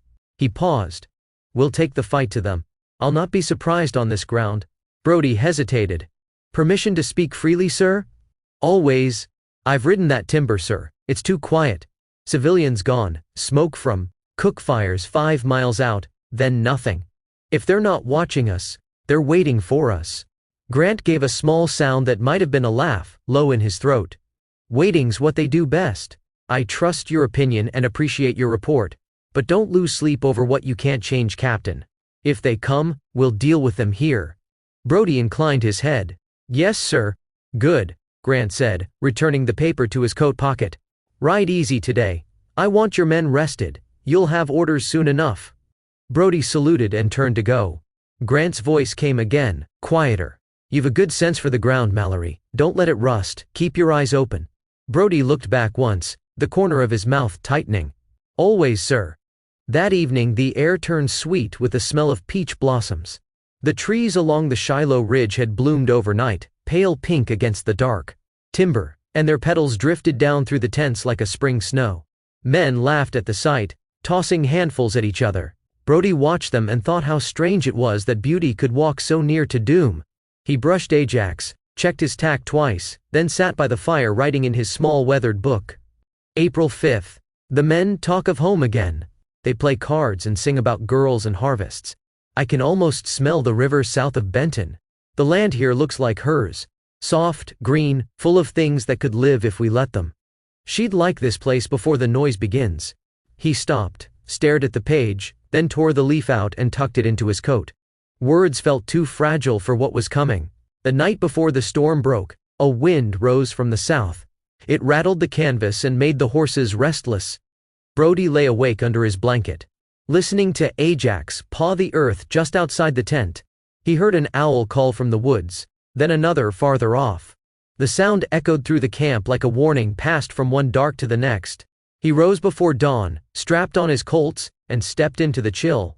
The sky was the color of slate, the light just beginning to sift through the mist. He could smell rain coming. He moved through the camp quietly, nodding to the sentries half asleep on their posts. Then came the first sound, sharp, distant, unmistakable. A single rifle crack from the southwest, then another, and another, quickening into a roll like corn thrown on a hot stove. Brody froze. Ajax lifted his head, muscles tense. The second volley came closer, followed by the dull thunder of artillery. The ground underfoot seemed to tremble. He swung into the saddle, shouting for his sergeant. Rouse the men, mount up, sound assembly. Across the camp, bugles blared, voices shouting half-formed orders. Smoke began to rise beyond the ridge, gray threads unfurling through the trees. Brody turned Ajax toward Grant's tent and kicked hard. The horse leapt forward, hooves churning mud. Behind them the peaceful morning shattered into the roar of battle. By the time Brody reached the landing, the whole world had turned to noise. Men were running half-dressed from their tents, grabbing muskets, shouting for companies they could no longer find. Drums beat somewhere, lost under the roar of musketry rolling in from the west like a storm coming down the timber. The smell hit next, powder, sweat, the bitter tang of fear. Grant was already mounted near the bluff, Cincinnati stamping and snorting white vapor. The general's face was calm, though his eyes burned with a hard light. A courier galloped up shouting something about Prentice's division being overrun. Grant raised a hand for silence. Hold your tongue, he said evenly, and turned to Brody. Mallory, you know the right road to Shiloh Church? Yes, sir. Take word to Sherman. Tell him to hold where he stands. No retreat without my order. Brody saluted, wheeled Ajax, and spurred into the trees. The woods swallowed him at once. Musket fire cracked through the undergrowth, close, then far, then close again, like doors slamming in an endless hall. The air was full of the whine of mini balls and the strange hiss of torn leaves. Ajax moved sure-footed through the ruts, nostrils flared. They passed wagons overturned in the mud, men kneeling by the wounded, a drummer boy crying into his drum. Brody's coat sleeve and arm were cut once by a passing round. He didn't notice until the blood cooled. At Shiloh Church he found Sherman on foot, coat gone, hat in hand, shouting men into line. His horse lay dead nearby, eyes still open. The general's face was streaked with powder and dirt. "Grant says hold," Brody called above the din. Sherman looked up, half grinning through the smoke. "Tell him I've no thought of leaving, Captain, though the devil himself seems to have taken Tennessee."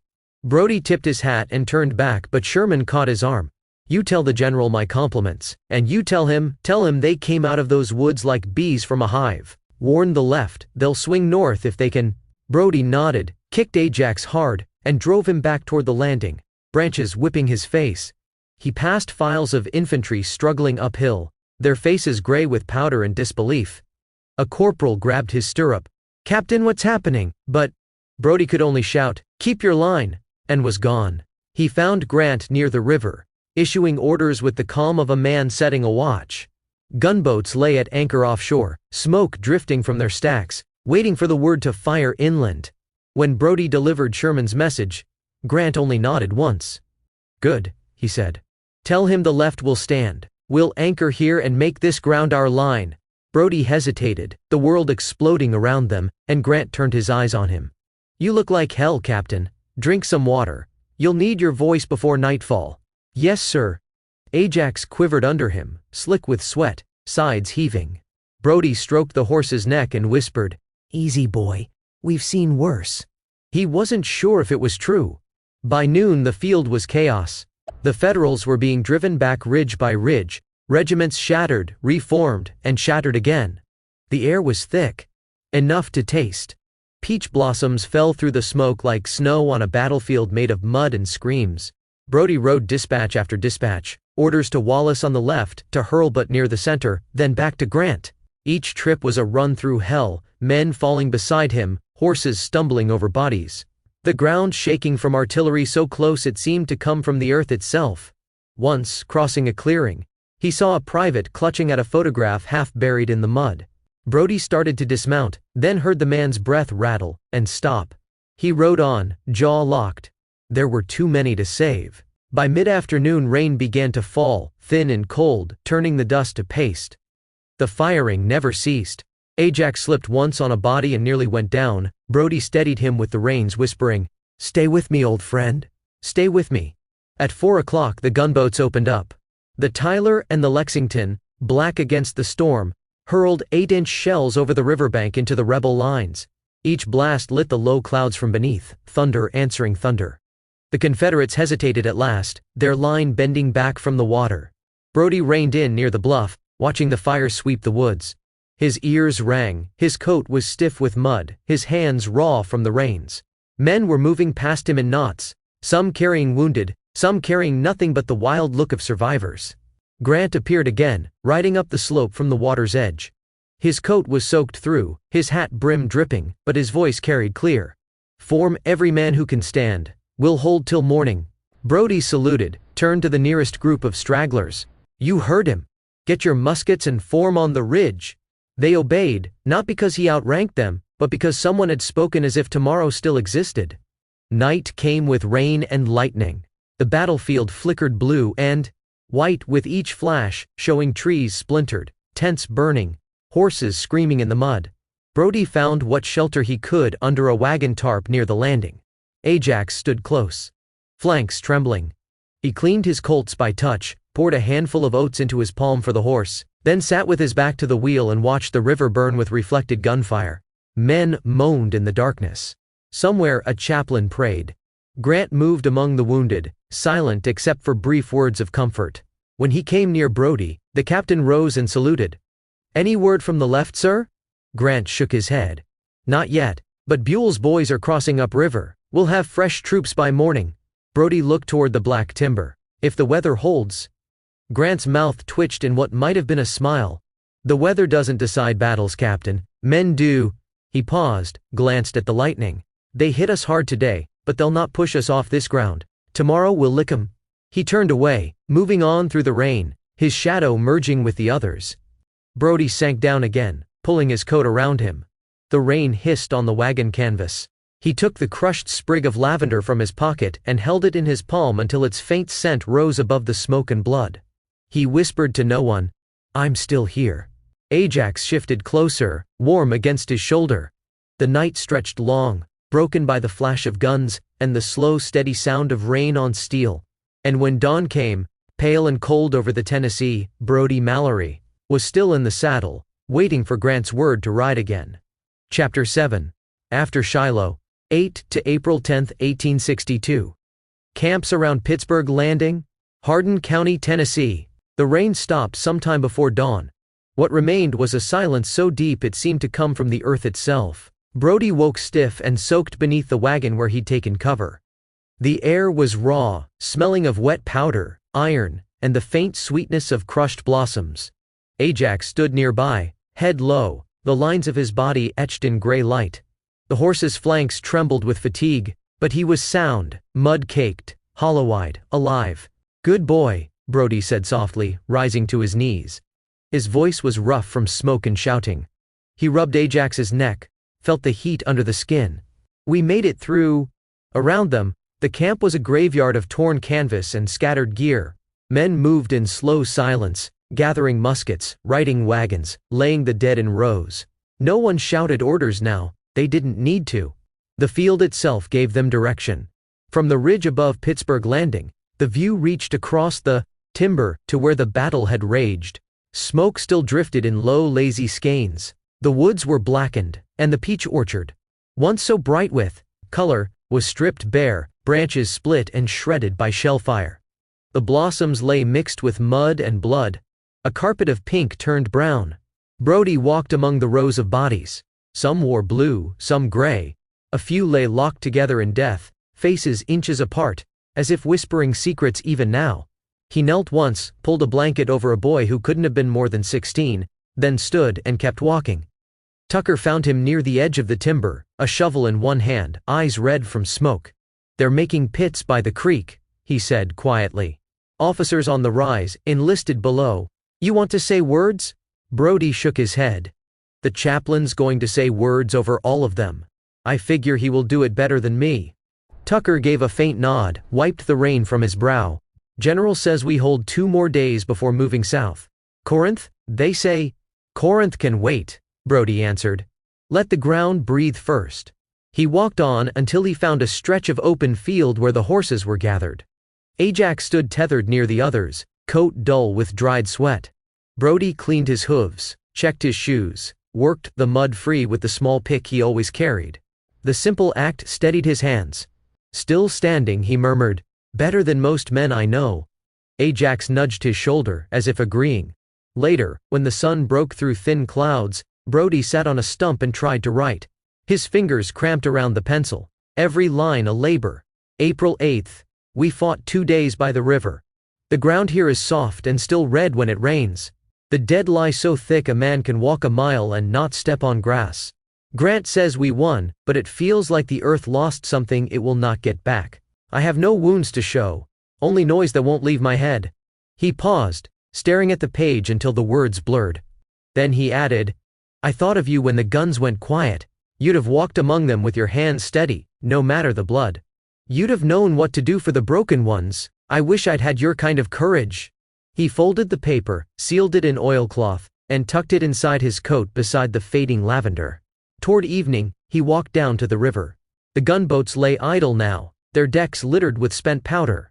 The crews worked in silence, washing soot from the rails. Grant stood alone near the landing, hat brim pulled low, cigar unlit. Between his fingers, his coat was dry now but still streaked with mud from the day before. Brody approached and stopped a few paces back, waiting. The general spoke without turning. "How many horses did you lose?" "6, sir. 20 men in the squadron. Some missing." Grant nodded slowly. "They'll turn up, dead or alive, they'll turn up." He looked at the river, eyes pale under the brim. "Hell of a fight, Captain." "Yes, sir." Grant's voice softened, almost to himself. "I thought Donelson was bad. But this—" He trailed off, then flicked the cigar into the mud. "War's a long road, and this was just a mile of it. We keep walking." Brody said nothing. There was nothing to add. Grant turned at last, his face lined, his eyes clear. "Get your men rest, clean the horses. There'll be orders soon." Brody saluted. "Yes, sir." The general's gaze lingered a moment longer. "You did good work out there. You and that black horse of yours." "Thank you, sir." When Grant walked away, Brody watched him go until the fog took him, a lone figure moving toward the tents of the living. That night the campfires burned low, small and respectful. Men spoke in murmurs, voices hoarse, hands bandaged, eyes far away. The wounded moaned softly in the hospital tents. From the woods came the slow rasp of saws, the dull thud of shovels. Brody sat with Tucker and a handful of others around a coffee pot. They said little. Each sip of the bitter brew felt like communion. When one man began to hum a hymn, another joined in, then another, until the melody rose thin but steady, an old song about home and mercy. Brody listened, not singing, only breathing in rhythm with the tune. When the others turned in, he stayed by the dying fire, watching sparks drift upward into the black. He took the letter from his coat, ran a thumb across the sealed edge. "I'll send it tomorrow," he whispered. "If the mail boats will carry it." Ajax snorted softly behind him. Brody smiled faintly, and reached back to rest a hand on the horse's shoulder. "We keep walking too," he said. "Just like the general." The embers winked out one by one, until only the river's faint murmur remained. The same river that had seen them through Donelson and now through hell itself. Somewhere down its winding length, a woman tended her fire in a quiet cabin, and might have looked up just then, feeling the wind shift, as if a promise kept in the dark had stirred. Brody lifted his head to that wind, and closed his eyes. He did not pray, but he listened. The rain did not stop after Shiloh, and neither did the army. It only learned to move differently. General Henry Wager Halleck arrived with an entourage and a habit of order that made even the mud seem to stand at attention. He was a man who liked maps and kept them where he could touch them, who trusted a line of entrenchments more than a line of adjectives. He did not speak loudly. He did not need to. When he took the field, the army slowed to his pace and, with it, to his appetite for certainty. Grant stood to the side of the new arrangement, the way a working riverboat stands off while a warship docks. The general who had taken Donelson hard and held Shiloh when the day tried to fold him up was now second in command, which is a phrase polite enough to hide friction. Orders for advances now ran through Halleck's hand. Chapter 8. The Road to Corinth. Late April 1862. Road from Pittsburgh Landing to Corinth, southwestern Tennessee and northern Mississippi. The rain never stopped. For 2 weeks after Shiloh, the sky stayed the color of lead, the ground a churn of yellow clay that clung to boots and hooves like tar. The men called it the Great Creep South, though no one said the words loud enough for Halleck to hear. Grant's army, once proud, now scarred and half sick, moved toward Corinth, Mississippi by inches. It was April turning to May, but the spring that had promised new life after Donelson had rotted into mud and fever. The air itself felt heavy with rust and smoke. Brody Mallory rode at the head of a small courier detail attached to headquarters. Ajax's black coat was matted with rain, his hooves sucking deep into the muck with every step. Brody's cloak was slick and gray, his face hollowed by weeks without real sleep. The world smelled of mildew, wet canvas, and quinine. Each morning began the same way. Bugle calls muffled by rain, men coughing as they crawled from their tents. Coffee boiling in tin pots blackened beyond recognition. Then came the word to move another mile, sometimes 2, and they would rise, shoulder rifles, and trudge through the mire as if the war itself were made of mud. Halleck's orders were simple, too simple to satisfy men who had bled for Grant at Donelson and Shiloh. "Advance by entrenchments," he'd said. "No sudden movements. We dig every night." And so they dug. Miles of earthworks cut the Tennessee hills into trenches and redoubts, filled with water to the ankles. Men joked they'd reach Corinth sometime next year, one shovelful at a time. Others didn't bother to joke at all. Brody had seen worse, but he'd never seen an army so tired. Fever spread like gossip. Men dropped beside the road and didn't rise again. Wagons broke their axles in the ruts, horses drowned in creeks swollen by the endless rain. The dead were buried where they fell, the graves marked by bayonets stuck upright in the mud. At night, the tents glowed faintly through the fog, small amber islands in a sea of gray. The smell of wet wool and smoke clung to everything. Ajax stood near the tether line, hip bones showing sharp under his slick coat. Brody fed him what oats he could find, rubbed his legs down by lantern light, and spoke softly to keep the horse from shivering. "You're the only one not complaining," he murmured. "That's why I trust you." From somewhere down the line came the sound of coughing, then a soldier's low prayer. Brody pulled his blanket tight and lay staring at the canvas above him. His mind replayed Shiloh, the smoke, the peach blossoms, the cries that never stopped. He had thought the war would harden him, but instead it hollowed him in places words couldn't fill. When the dawn came pale and wet, he mounted again. Orders ran thick that morning. Grant's dispatches to Lew Wallace, to Thomas, to Pope on the left wing. Brody carried them all, his name trusted in Grant's hand like a signature. He rode through regiments half buried in trenches, past men who looked up with dull mud-streaked faces. "Where's the enemy, Captain?" one called after him. 10 miles ahead, Brody answered. "And we'll get there by Christmas." A ripple of tired laughter followed him, the kind that wasn't joy but survival. By the first week of May they reached Farmington. Confederate scouts hovered close, darting through the pines like ghosts.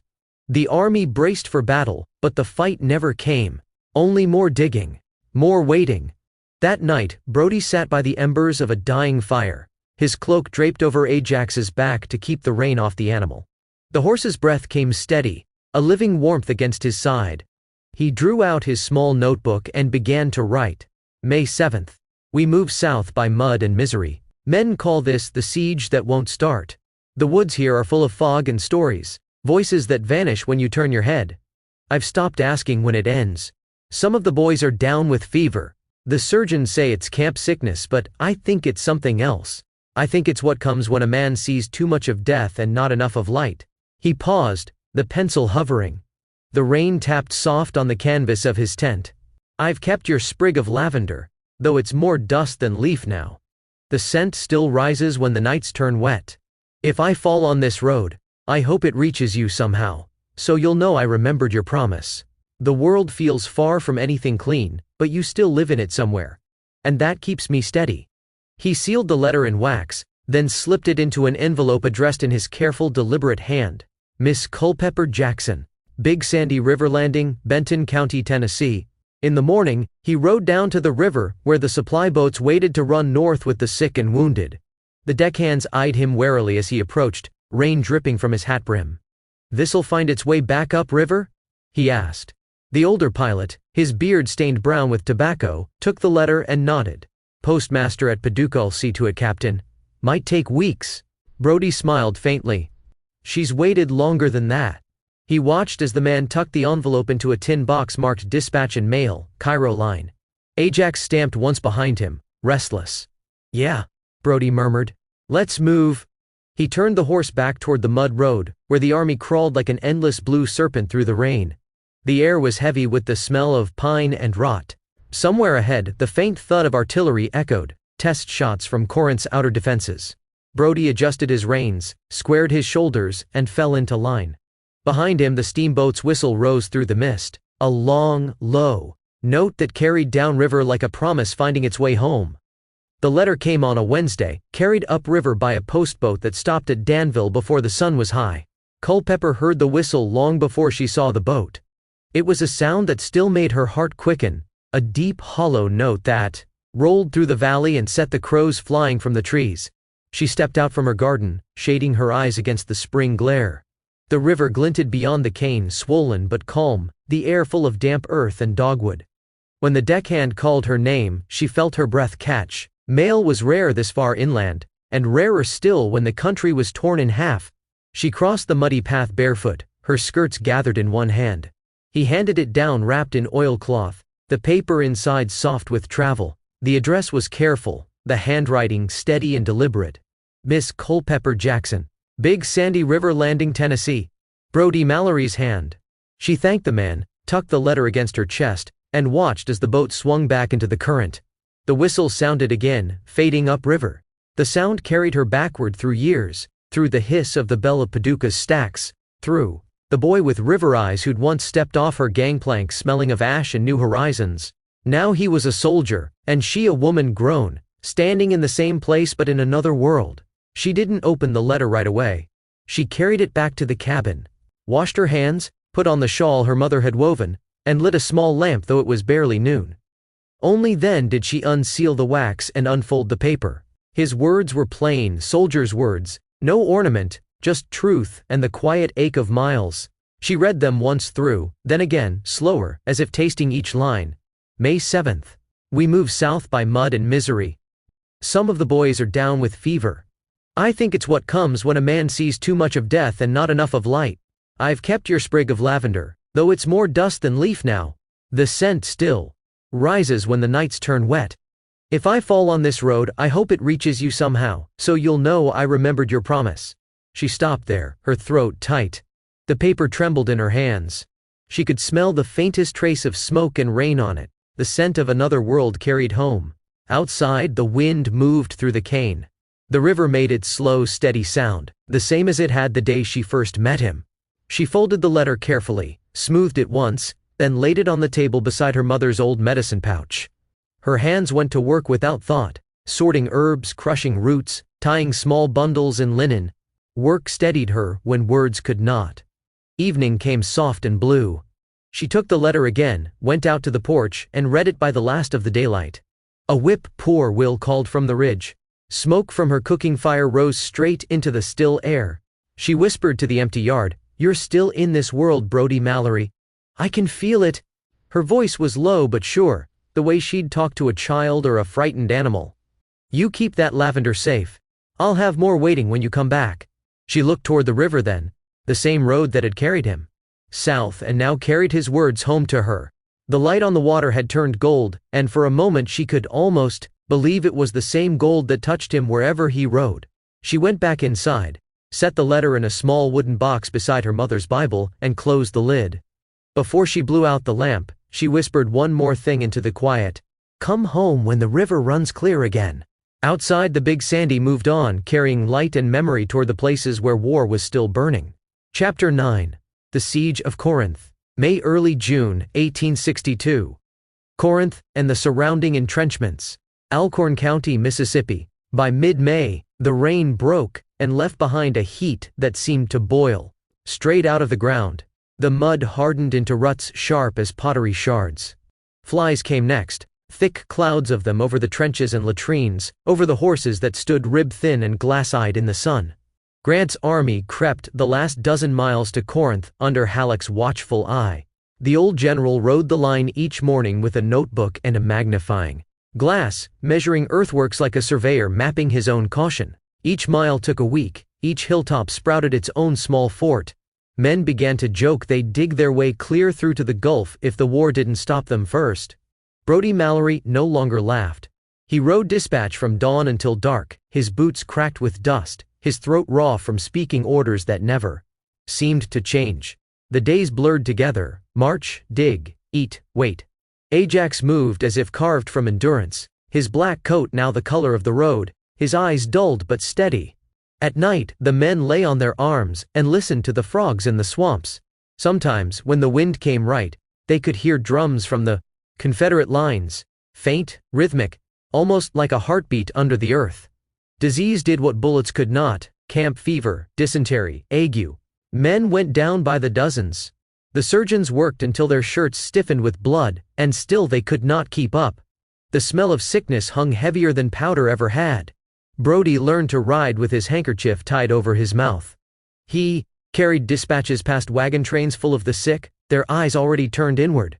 Once, passing a field hospital, he heard a boy calling for water in a voice that might have been his own 10 years earlier. He stopped, dismounted, found a cup, and knelt. The boy's hand was too weak to lift it. Brody held it to his lips until the breathing stopped.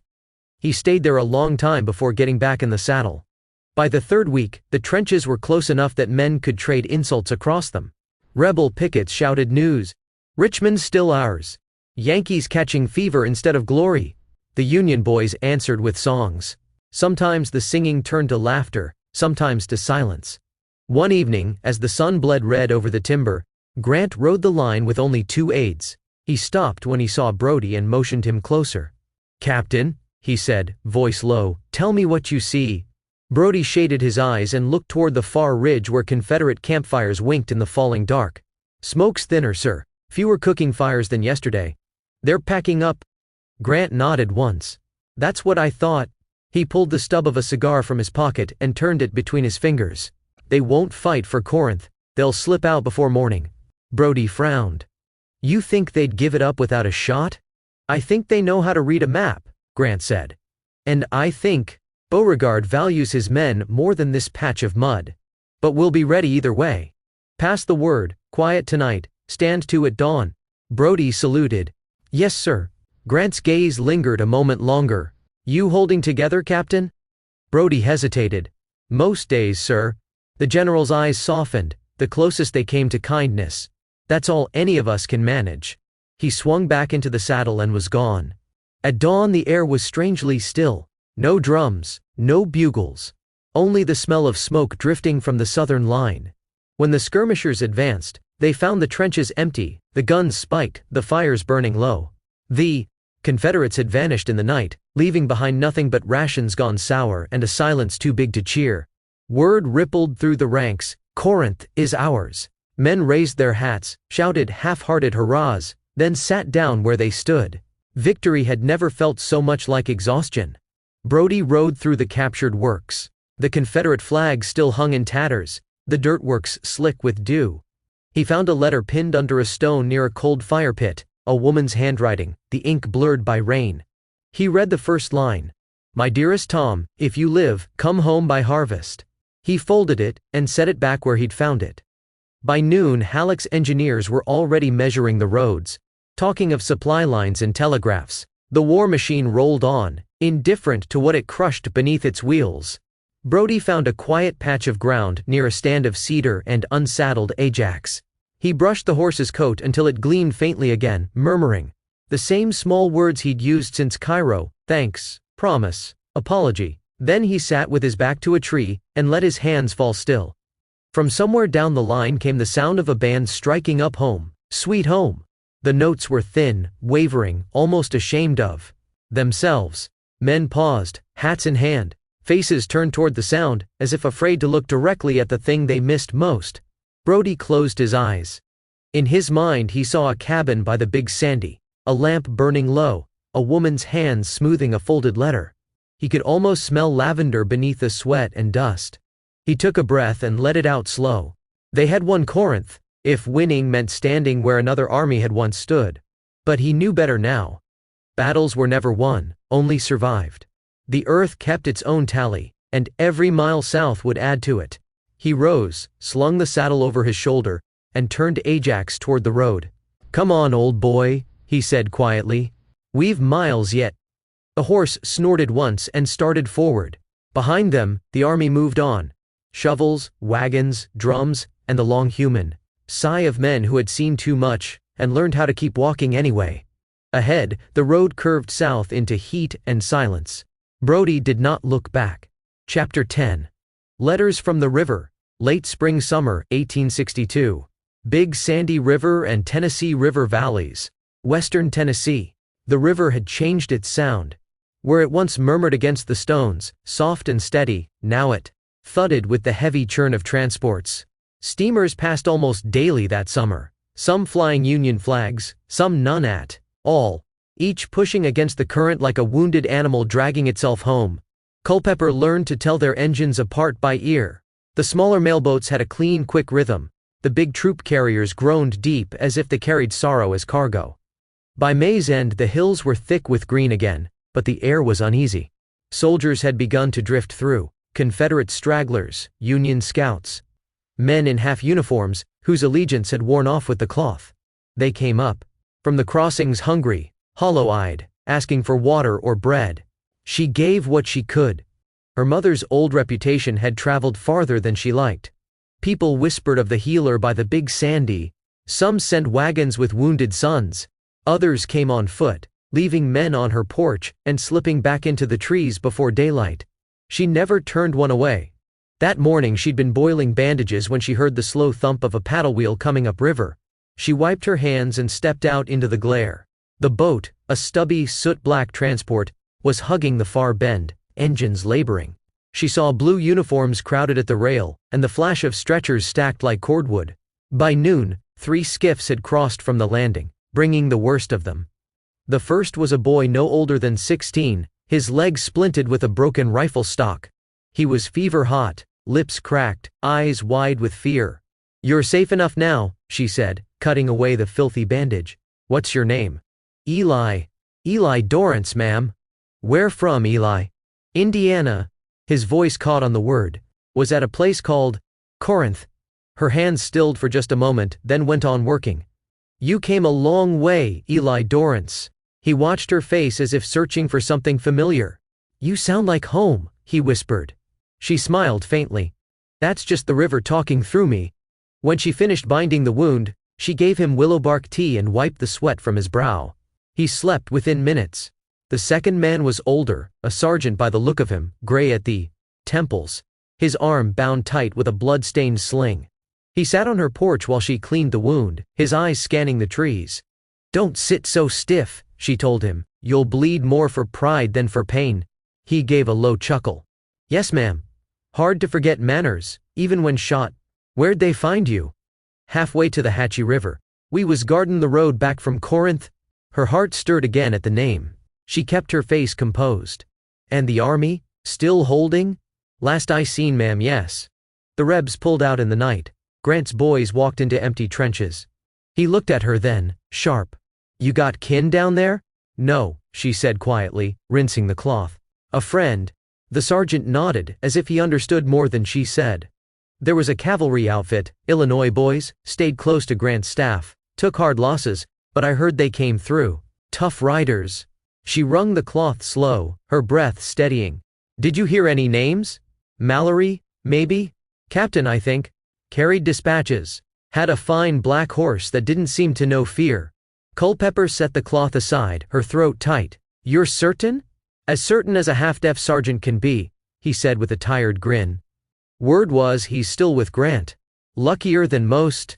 She pressed her palms together once, then exhaled through her nose. Thank you.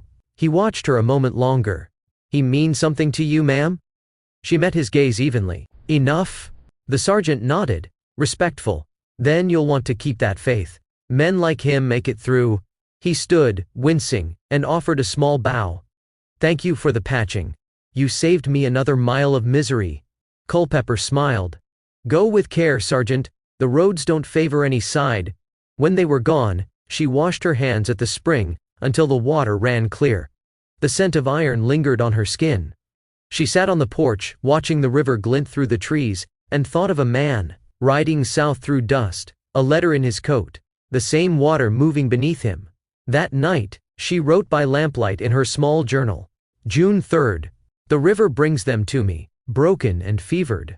I mend who I can. The war moves like a sickness through the hills. But I heard today that Brodie Mallory lives, still with his horse and his duty. I will take that as enough for now. She set down the pen, read the words once, then closed the book. The lamp guttered low. Outside, the river murmured its long, patient song, carrying news and blood and hope alike. The next morning broke warm and close, the air already humming with flies. Mist clung to the riverbank where the steamboats had passed in the night, their wake still rolled lazily against the reeds. Culpepper was already outside, sleeves rolled, the wash basin steaming. She had not slept much. The boy Eli had taken a fever during the night, thrashing and calling out for someone named Ruth. She'd sung low to calm him, one of her mother's old Chickasaw hymns about the river returning all things to their source. By dawn, his skin had cooled and he was breathing easy again. She was wringing bandages when hoofbeats sounded on the far side of the ridge, not the heavy cadence of cavalry, but 2 horses only, moving slow. She turned, shading her eyes. 2 riders emerged from the trees, one in Union blue, the other in gray, both unarmed. Between them on a travois lay a man wrapped in a blanket, barely conscious. The younger of the 2, the Union corporal, called out first. Ma'am, we were told there's a healer here. You were told right, she said. Bring him down careful. Don't fight about uniforms while you do it. They exchanged a wary glance but obeyed. The man on the stretcher groaned as they set him by the steps. His sleeve was torn away. The wound beneath was ugly, black around the edges. Culpepper crouched beside him. How long since he was hit?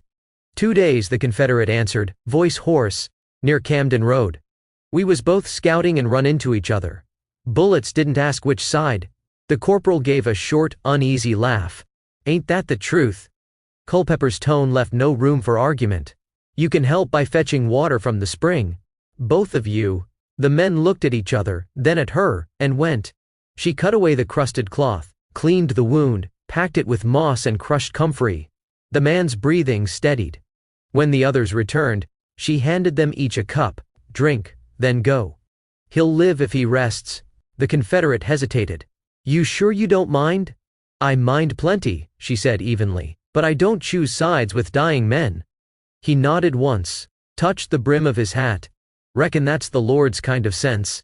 They led their horses back up the ridge. The sound of their hooves faded until all that was left was the rustle of leaves and the slow lap of the river. Eli called from inside. "Ma'am, you talk to both of 'em like they was kin." She smiled faintly. "They are, whether they know it or not." That evening, the heat broke with a sudden shower. Rain drummed on the roof, sharp and cool, washing the blood from the porch boards. When it passed, the air smelled clean again, like the first hour after prayer.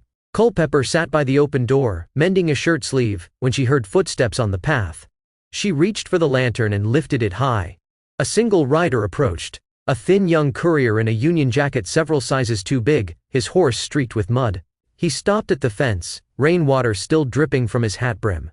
"Evenin', ma'am," he said politely. "Post out of Paducah. Got something addressed to a Miss Culpepper Jackson." Her heart skipped once. "That would be me." He handed her a sealed envelope, edges softened by travel. "Came through by Cairo line, weeks in the bag. Man said it was important." Who was the man? Didn't say more than his name. Captain Mallory. For a moment, she could not speak. The courier tipped his hat. "Good night, ma'am." She watched him ride off into the dark, before she even looked at the letter. Her fingers trembled slightly as she broke the seal. The handwriting was still strong, though the ink had bled in places. June 10th. The war moves slower than the river now. We stand in captured ground and call it victory, though it feels like waiting for a season that won't come. I think of you when the campfire smoke drifts east. Ajax still carries me. I keep your words near when the nights stretch too long. If the river ever runs quiet enough, listen, you may hear our hooves in it. She read it through twice, then pressed it to her chest. Outside, the river answered with its low, endless murmur. "Still in this world," she whispered. "Still mine to wait for."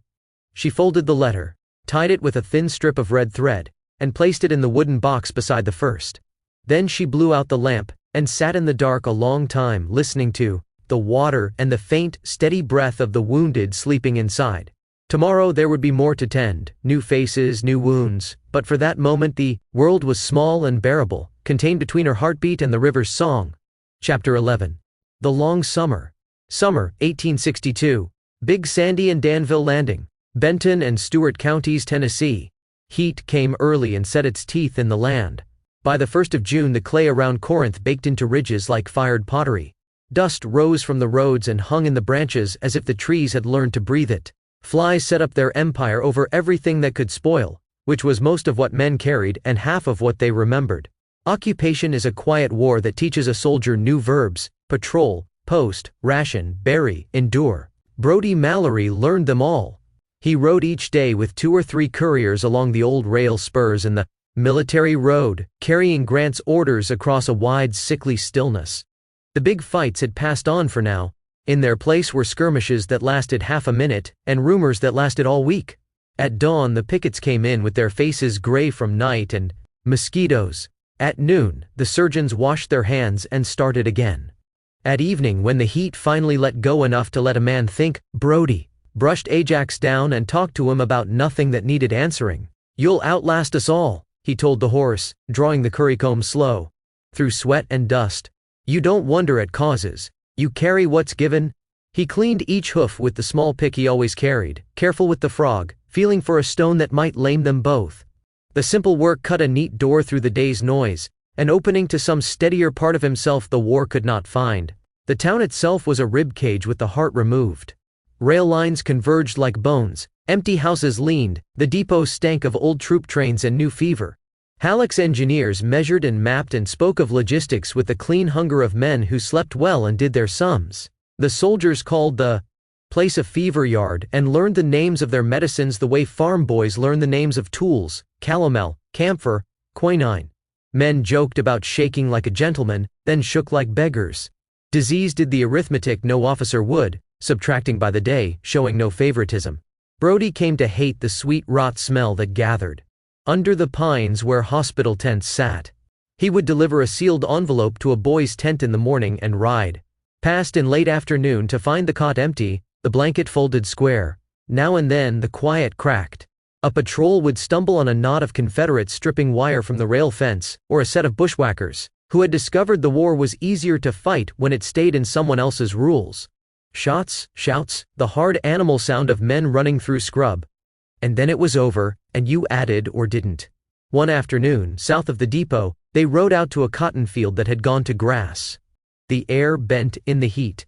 An older corporal named Handley rode ahead, bored enough to hum an old courthouse tune. Brody lifted a hand and the humming died, the sort of quiet that spread sooner than a word. Ajax's ears pricked. Ahead, a patch of cane trembled wrong. Down, Brody said softly. The volley came where the stillness had been, 4 quick cracks, mean and close. Handley's hat spun off. A recruit cried out and folded in the saddle like wet cloth. Brody fired twice into the cane, steady, then had them flank right, nothing. Faster than a trot, enough to keep men from tripping over their own blood. The bushwhackers broke first, the thin kind of men who eat fear from both sides. One fell face down near the rutted fence line. The others fled into woods that knew their names. The recruit on the ground bled from a crease at the scalp.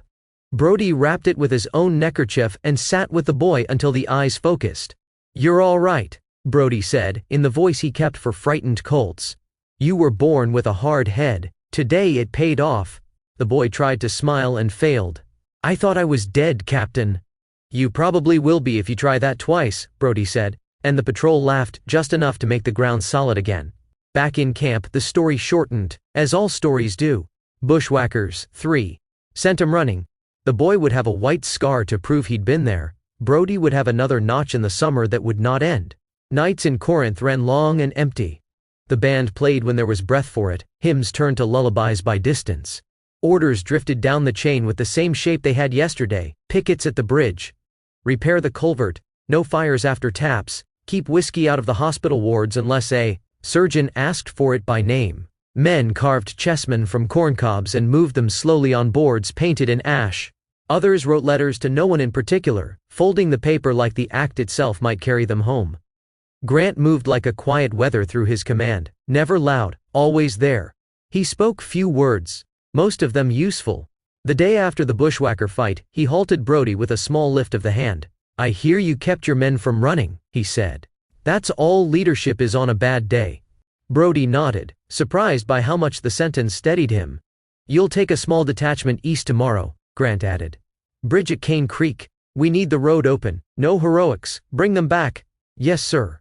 Grant's eyes steadied on him. "You look thin, Captain." "Everyone's thin, sir."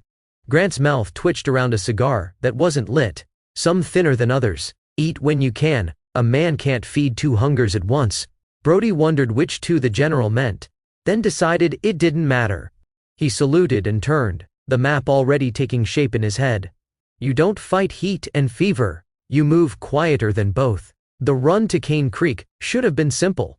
Nothing was that summer. The bridge had sagged into itself like an old man. Local boys had pulled the pins loose, trying to turn it into kindling. Brody set men to bracing the beams, posted 2 dismounted with carbines in the cane, and sent the rest into the creek to set stones. He ended the day with a back like a mule's, and hands that shook when he tried to tie a knot. Ajax stood shin deep at the bank, blowing softly at the minnows spark scattering in the shallows. Brody leaned his forehead against the warm shoulder and closed his eyes. "You earned your oats," he said, voice a rasp. They bivouacked just off the road. A whip poor Will sang until the dark was complete. Sometime past midnight, thunder rolled once over the low hills and did not return. Men talked in the voice menus when they are farther from sleep than from waking. The boy with the new scalp scar, name was Bennett, asked if anyone had ever known a fight that ended instead of paused. Handley said the only thing that ended was a bottle. Someone else laughed too loud, and then apologized to the night. "Tomorrow," Brody said quietly into that not-quite silence, "we go back and say the bridge holds. That's the whole story. And it's enough." He meant it, for the span of 3 breaths. Then the other story came in. the one that carried east and south and never finished itself. He folded his blanket tighter and watched the dark for the shape of morning. Letters traveled slower than molasses in December. A mailbag out of Cairo found him in July, sun-faded and roped shut like contraband. He opened it with the smallest lift at the corner of his mouth and read Culpepper's hand under a cottonwood. June 23rd. The river gives me nothing I cannot hold, and still I hold more than it gives. I heard you were at a bridge that had no business standing. I keep lavender in the rafters to tame the flies. The boy you sent me, Eli, walked to the landing today with a stick and a stubborn smile. The stick is mine. The smile is his. Keep your word. Come back when the season changes. He folded the page and touched it to his forehead, then tucked it into the pocket where the old sprig lived. More idea than herb now. The smell of camp smoke and pine warmed around the words until they felt like something you could ride under. The heat had a way of turning men ordinary. You started to forget the shape of your face before the dirt. And then some small human thing snapped you back. A joke ill-told, a tin of peaches hoarded and shared. A letter you read 3 times without counting. Brody learned that summer that the bravest thing many men did was wake without complaint. They still died. A teamster crushed under a wheel. A sentry bitten by a cottonmouth in grass. Bennett, the boy with the scar, went down with dysentery in a week that had begun with laughter. Brody sat with him a few evenings and told him about the Big Sandy as if it were a country that could be reached on foot. When the surgeon came with the last dose of laudanum, Bennett said, "Captain, I'm not afraid of the dark anymore," and then became proof of it.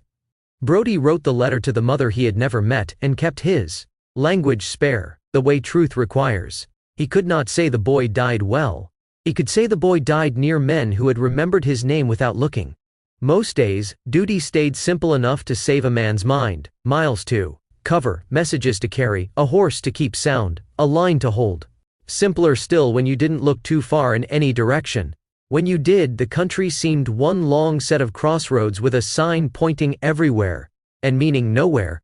Corinth north, Memphis west, more war in all directions. One evening near the depot, a drummer boy with wrists like stems asked if Ajax would allow a touch.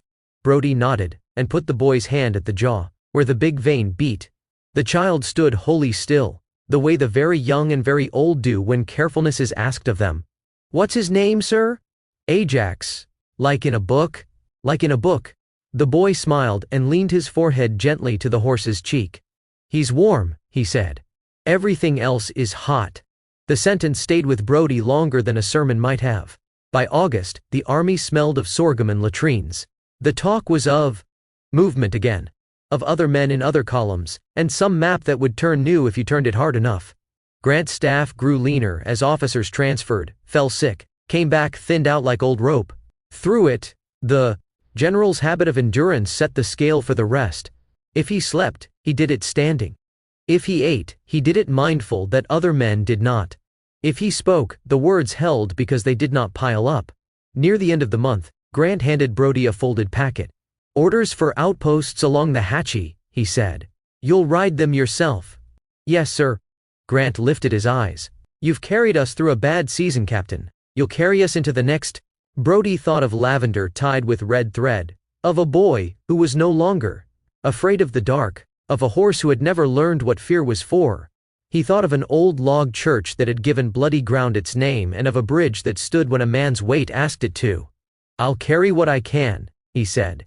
He swung into the saddle and felt Ajax gather himself the way a river does when it turns. The road ahead left town and became country again, the kind that kept its secrets and delivered them only by season. The sun slid low, staining everything the color of a held breath. Men lined the road with their cups and their long, patient faces. Brody nodded where it mattered, spared his voice where it didn't, and let the horse choose the surest ground.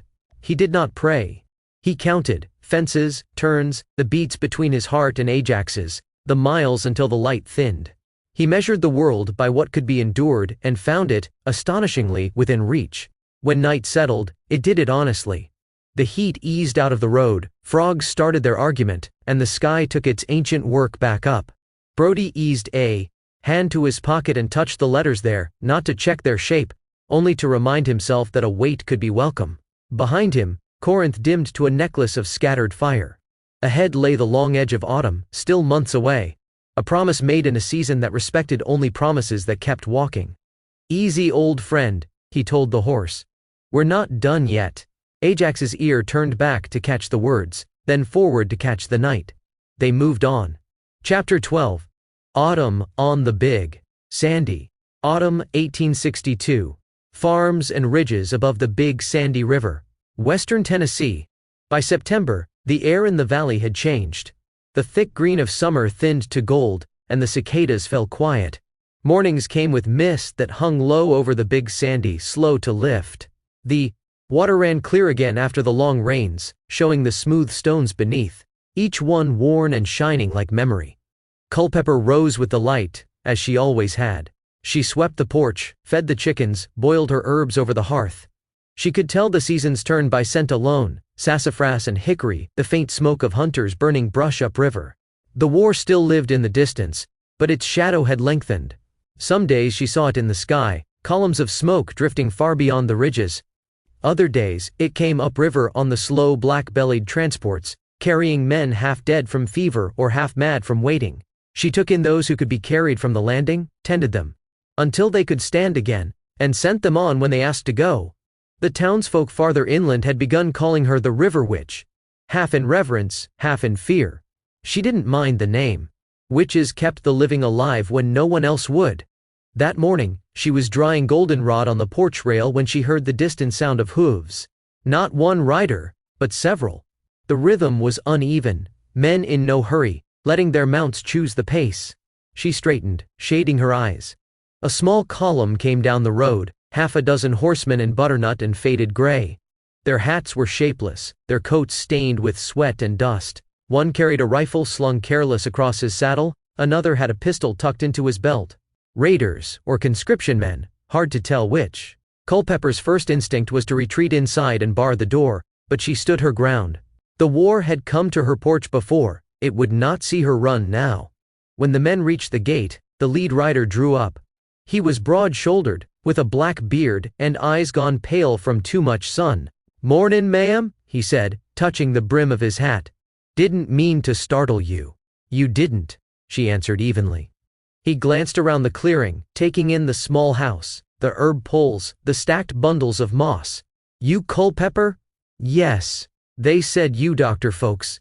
I help when I can." He dismounted, wincing slightly as his boot hit the ground. "Then maybe you can help me. Took a ball in the thigh at Corinth. Bullet's out but the ache ain't." Culpepper nodded once. "Come inside. Leave your pistol on the step." He hesitated, eyes narrowing. "You want me to heal you, not shoot you," she said quietly. "That's the rule here."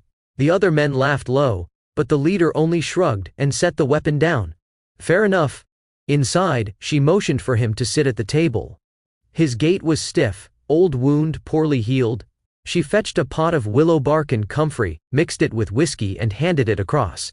He drank, face tightening at the bitterness. "You're braver than most, ma'am, talking to soldiers like we was children." "You're hurt," she said. "Children or soldiers, it makes no difference." He gave a dry chuckle, glancing toward the window where his men waited, restless. "You got someone looking out for you out here? A husband?" "No."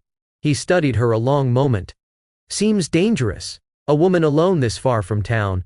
"I'm not alone," she said, her voice steady. "The river's here. And I don't aim to harm anyone." Something in her calm unsettled him. He shifted in his chair, rubbed the scar above his knee and looked away first. "Appreciate the medicine. You can pay me by leaving quiet," she said. He stood, adjusting his belt. "Fair enough." Before he stepped out, he looked back once. "If you see Yankees come this way, best hide what you can. They ain't saints neither." "I don't hide from sickness," she said. "Or from men." He gave her a long, unreadable look, then limped out to his horse. Within minutes, the riders were gone, their noise fading into the hills. Culpepper exhaled slowly. Her hands were shaking, though she hadn't realized it until now. She poured herself a small cup of whiskey, sat by the open door, and let the silence settle. The river whispered outside, calm as if nothing had passed at all. That evening the light came down slow, honey-colored through the hickories. The air smelled of rain that hadn't fallen yet, and of wood smoke, drifting from a cabin upriver. It was the sort of light that made the world look kinder than it was, and Culpepper tried to let it last. Eli sat on the porch steps, whittling a piece of river cane into a whistle. The sound came thin but sweet when he blew through it, a boy's song with no words. His leg had mended well enough for walking now, though he still limped when the weather changed. She stirred the fire inside until it took, set a kettle to boil, and carried out 2 cups. "Tea," she said simply, passing one down to him. He blew on it, watching the steam drift. "Ma'am, I saw them riders." "I know. They was lookin' hard at your house. They won't be back." He nodded, then took a sip. "Still, I could sit up with a rifle some nights. Make 'em think twice." Culpepper smiled faintly. "You've done enough soldiering for now, Eli. Let the owls keep watch, they're better at it." He grinned despite himself, then quieted. "You ever get tired of being brave?" The question surprised her. She looked out at the river, silver in the last of the light. "Bravery's not something you keep," she said after a time. "It's something you borrow when you need it, like fire from another hearth." Eli nodded slowly, as if filing the thought away. After he went to his cot, Culpepper sat alone on the porch. The crickets had started up again, their rhythm steady as breathing. Somewhere across the water a whip-poor-will called, its 3-note cry rising and falling in the dark. She reached for her writing box. The paper was rough, the ink thin, but her hand was sure. October 2nd. The leaves are turning, and the air smells like hickory smoke. The men who came through in gray are gone again. They left the road quiet but not safe. I think of you when the wind moves through the cane, and I wonder if you still sleep beside your horse, or if you've found a real bed for once. There's a boy here I patched together from Corinth. He walks now, though he still carries the look of someone who's seen the inside of death and didn't like what he found. He reminds me of you the day I first met you. Too young for all the weight you carried, too proud to set it down. The river runs low, the way it does before frost. When it freezes this year, I'll leave bread on the porch for whatever comes looking. You always said the river keeps its promises. So, I keep mine. I'll wait." She paused, listening to the low rush of water. Then she added, almost as an afterthought, "If this reaches you, touch it to your horse's mane before you ride. Let him know I remember his name too." She signed it with her full name, Culpepper Jackson, a habit she'd taken from him, and folded the page neatly. Tomorrow, she'd send it north with the mailboat, if one came. The fire behind her had burned low, throwing a dull red across the floorboards. She sat until the logs collapsed in on themselves and the night drew close.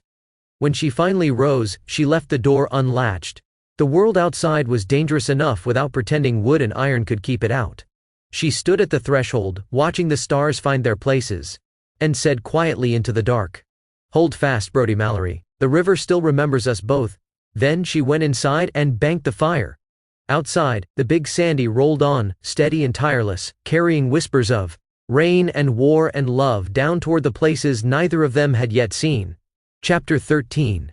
Winter Lines. Winter, 1862 to 1863. Union camps along the Cumberland and Tennessee rivers. Middle and western Tennessee. Cold settled without argument, the kind that makes a man smaller inside his coat. By late November the roads went stiff and the ditches filmed over at first light. Ponds froze along the edges where crows drank and left black commas in the white. The army drew itself into winter shape, regiments shrinking close around, fires, wagons banked against wind, pickets pacing to stay human. Brody Mallory learned the sound frozen mud makes beneath a horse, the clean, hollow crack of it, and the way breath smokes from 2 bodies at once, man and animal, rising and mixing until it is not clear who warms whom. Ajax took the weather as he took everything, plain. His coat grew dense and dull-sheened, his hooves truer on ground that would have broken another mount's sense. Each morning Brody lifted those hooves and worked the iron clean with the small pick he carried everywhere, thumb checking the frog by feel. He rubbed legs until heat came back, and the horse leaned into the work with a quiet gratitude that steadied the man. They wintered along a rail spur southeast of Corinth at first, then farther toward the Hatchie, outposts stitched together by rutted roads and the straight line of telegraph poles clicking day and night like a small tireless animal. Headquarters shifted as the weather and the rails demanded. Grant moved. Within it, a gravity more than a figure. Brody saw him most mornings in a fog of breath and cigar smoke, hat pushed low, speaking little. The general wore the same winter the rest did, but straighter, like a pole hammered into frozen ground. Camp rearranges the hours. Men woke to ice in their canteens, thawed bacon in their hands, and a sky the color of pewter tin. They dug trenches to drain what could not be warmed and stacked wood the way a besieged town stacks hope. Disease found new names for old cruelties: lung fever, winter ague, catarrh. Voices roughened, blankets grew heavy with smoke and cough. The surgeons worked in gloves when they had them, and bare-fingered when they did not. Brody rode dispatches on short loops, pickets to quartermaster, outpost to headquarters, back to the thin line where men pretended their fire could keep a night at bay. His world shrank to measure the distance between two stands of blackjacks, the beats of Ajax's stride, the small ache in his left hand where cold found an old sprain. Between rides he wrote by firelight in the cramped, careful hand Culpeper would recognize. December 4th. The cold makes neat men of us. Tools hang straight, rifles gleam the way they should have all along. When the wind is right, I can smell pine pitch and wood smoke without powder on it. I think of your cabin's door left, unlatched to the good night, and how the river sounds when the ice first forms at the edges. A drummer boy told me today the stars are holes punched so the heat can get out. I told him that's near enough to truth for winter. He sealed the letter with wax softened over a twig, addressed it to the river and to her name, and tucked it inside his coat. He found that it warmed better than wool while it stayed there. Mail came when it could. A post rider blew into camp with ice on his eyelashes and a sack roped to his saddle like contraband. Men gathered hushed as for a sermon, and when their names were called they took the thin envelopes as if they were food. Some wept, some laughed too loud and then muffled the sound with a fist. Others stood with empty hands and said nothing at all. Brody waited, and did not push. When his name came, it came softly, the way she might have said it. He broke Culpeper's seal with a thumb and read, where he stood in the yard between tents, the line of his mouth loosening into something almost like rest. December 12th. The river skims to glass at dawn. I break it with a stick and tell the water not to forget where to go. I mended a boy's boot and set a snare where the rabbit runs. The war visits the road now and then, but it does not linger. I keep bread by the door for whatever is hungry. If the cold reaches through your coat, remember how the willow bark tastes. It will not make you warm, but it will make you patient. Touch Ajax for me between his eyes. Tell him I know his strength by name. He read it twice, then a third time. He did as instructed, set his palm between Ajax's eyes while the horse stood like a statue that could breathe. She remembers you, he said softly. That's worth another winter. Snow came angry and left shy. A half-inch here, a hand's breadth there, sometimes gone by noon with no proof but wet hems. One storm out of the north stayed, it stacked itself along fence rails and filled wheel ruts until the road smoothed into a blank sentence. The world grew quiet enough that a man could hear his own mind if he dared. Pickets listened to foxes moving under the crust, to trees complaining in the cold. At night the aurora showed once, faint green curtains gathered thin across the northern sky. The men stood bareheaded in the frost and let wonder warm them for a long minute. Small fights still found them. Not battles, never that. But corners where malice lived. A team of bushwhackers fired on the post road at dusk, close enough to lift a man's hat and send another into the ditch with a hole in his shoulder. Brody took 2 troopers and a civilian guide into the scrub the next dawn. They moved slow, letting the cold carry sound ahead like a warning. They found the ring of ashes and a scatter of bones that had once been a chicken and tracks that looked like paragraph marks in the snow. The men who made them had already become direction, which is to say they were gone. Sometimes winter was a kindness because it closed the roads to evil as well as to good. Other times it only made grief tidy. In January, Bennett's mother answered the letter Brody had written in July. Sir, I take comfort in knowing he did not leave this world ashamed. We are cold here too. I will light a candle for you as well as for my boy. Brody folded the page and put it with Culpeper's. He did not have prayers to say, but he honored the idea of light set deliberately against dark. On Sundays men fashioned worship from what they had. A chaplain with a cracked voice read from Psalms, a fiddler made wayfaring, stranger into a shawl any man could pull around his shoulders. Brody stood in the back where he could see the horses at the picket line and think of fields that had spent other winters waiting for plow and seed, indifferent to who claimed them. Grant sent them. He did not stop the winter from happening, no one can, but he fitted men to it the way a wheel is fitted to an axle. Do your duty, he said when asked. And improve your position. Winter is nothing but those two. Orders, properly understood. Brody improved what he could: a ditch that carried meltwater away from a tent floor, a tighter stitch on a girth strap, extra kindling stacked under a canvas flap against the morning when all the wood would be glass. Once each week he rode farther, couriering through a chain of outposts where men's names changed but their faces did not. He learned the hollows that kept the worst of the wind and the ridges that offered sun even in January. He learned which stream iced last, and which ford stayed honest at noon. On those rides he spoke aloud to Ajax more than to men, telling the horse small pieces of the day as if rapping them to carry. That fence there will need mending come spring. Look at that cottonwood, split by lightning and still leafed last fall. We'll come past this bend again. See if the road remembers us. Rumor moved faster than mail and dirty as a creek in flood. It brought news of distant places as if the whole country were a single field. Arkansas muddy with defeat. Tennessee stubborn with skirmish. The great river itself, a long iron argument, all the way to the Gulf. Men said Vicksburg like a dare and a promise both. Brody tucked the word away. A river city that refused to yield would call him sooner or later. He felt the pull in his bones the way a horse knows the barn from 10 miles out. In late January a thaw came, a mean one. The kind that turns snow to a treachery of ice and mud, that opens the earth just enough to swallow a boot and then closes like a mouth. Fevers rose with the damp. The hospital tent steamed at dusk, breath and broth. Brody carried a case of quinine from depot to wards, shouldered it as if hefting a child, and stayed to spoon broth into a cavalryman who could not hold the cup. You from Illinois, Captain? The man whispered. Cairo line, Brody said. You. Pope County. Corn and trouble. You ever go by the river there? Once? Brody said. Long before all this. The man smiled with lips gone pale. It remembers, he said, looking at nothing that could be seen. He slept with that on his mouth, and woke 2 mornings later into a world that asked nothing more of him. Culpepper's next letter arrived wrapped against damp with care that touched him where his coat could not. January 28th. There was ice on the pump and a bluebird on the fence, both at the same hour. I took it as a lesson not to assume a day will choose one thing and keep it. I put lavender by the rafters to keep the winter mice from believing the house is theirs.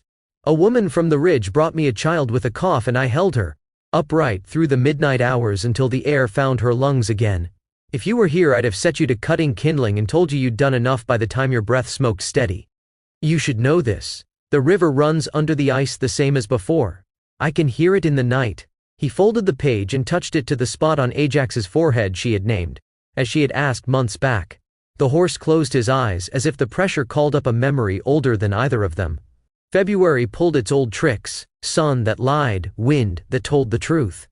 The camp's noises changed key, less coughing, more singing, fewer saws and more whetstones whispering along bayonets. Men began to speak of roads as if they were invitations again.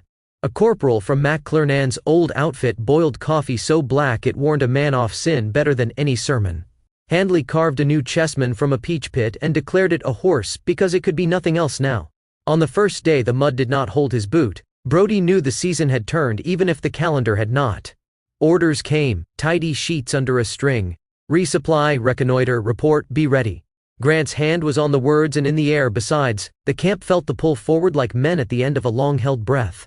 That night, beneath a sky so clear it rang, Brody wrote one more letter before the road reclaimed him. February 22nd. The ground lets go of us at last. I can hear water under everything. Ditches, puddles, the creek behind the picket line, trying its ways toward the big river. I've mended Ajax's near shoe twice, and he suffers the work as if he chose it. I carry your last letter in the pocket nearest my heart, because a thing kept close does its job better. If we go to the river's strong places, I will go with my eyes open. You taught me how to see what is alive even when other men learn only what is loud. Keep your door unlatched. I will walk through it when I can. He sealed it, pressed the wax flat, and held it a moment as if warmth could improve the odds. In the morning he'd give it to a rider headed north to find whatever boat would listen. He lay down with his coat on and his boots under the blanket so they would not freeze into hardness by dawn. Ajax nickered once in the dark, and settled into the kind of sleep horses trust the night to keep. The wind eased, then stopped entirely, as if to let the earth remember its old patient work. Far off, a telegraph snapped 3 quick words no one here would ever read, and the wire went still. Brody slept with the feeling of a road forming under him, not yet seen, already present, and woke before dawn with the same certainty. He saddled in silence, and felt the leather answer his hands. The first light showed frost writing itself in pale runes along the grass. He rubbed Ajax's neck, and watched the smoke of their breaths braid together and vanish. "Easy, old friend," he said. The lines move again. They stepped out, hoofbeats small and honest in the cold, each one a promise kept. The camp fell behind with its stoves and letters and winter ghosts. Ahead the road lay in its long habitual direction, and beyond that the river, and beyond that everything the season had kept from them, waiting. Chapter 14. Toward Vicksburg. March-April, 1863, Louisiana bottoms on the west bank, from Milliken's Bend to Hard Times Landing, opposite Bruinsburg, Mississippi. The thaw came like an argument settled in the other man's favor. Roads that had held iron last week turned to porridge. Levee breaks let brown water spread its hands into cane and switchgrass. From Milliken's Bend south past Richmond and Young's Point, the country forgot the definition of dry and remade everything in its image. Bayous in a tangle, willows standing ankle deep, fences leaning into their own reflections, and houses shouldered up the levees like livestock during a flood. Brody Mallory rode the edges of it with 6 men and a simple order that refused to be easy, find ground that would bear guns, and a road that would bear the army. Ajax took weather and water both, ears forward, stepping like a creature that had learned the slow alphabet of Louisiana mud. Grant's headquarters ran on canvas and stubbornness.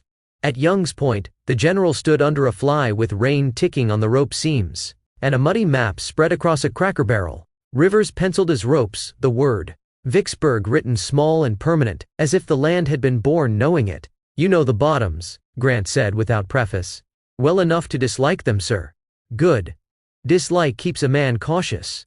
He tapped a smudge for Roundaway Bayou, another that meant the wet crooked path toward New Carthage. "The East Bank is closed to us from here.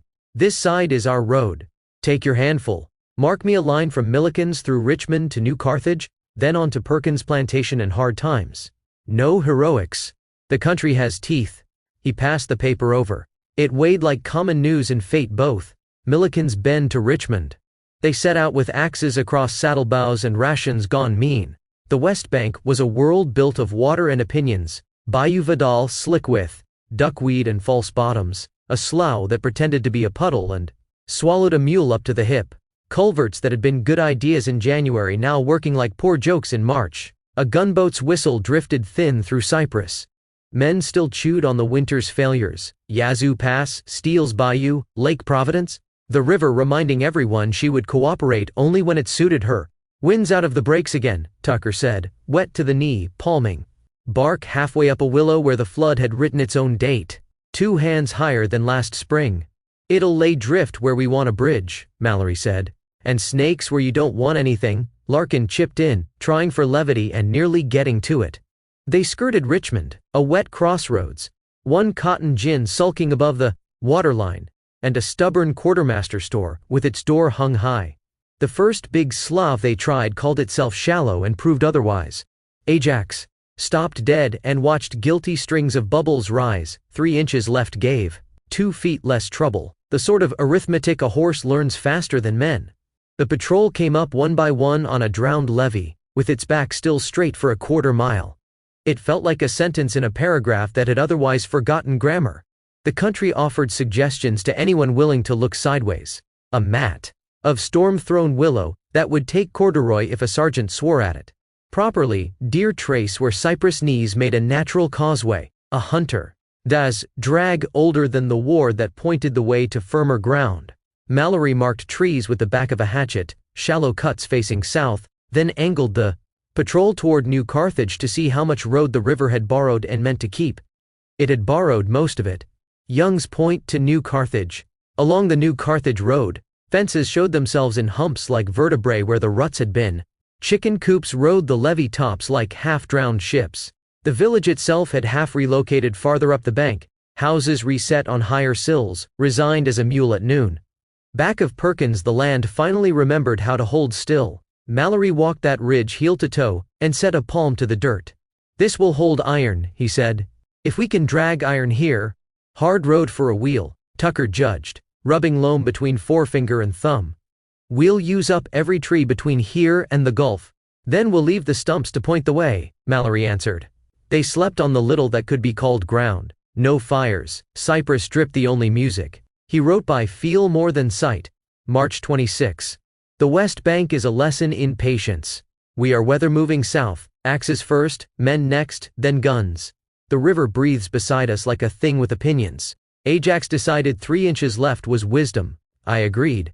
At dawn, pioneers arrived by the file, 50 axes bright, shirts already the color of the work. A sergeant introduced himself by cursing the mud in a manner that proved he'd done this kind of thing before.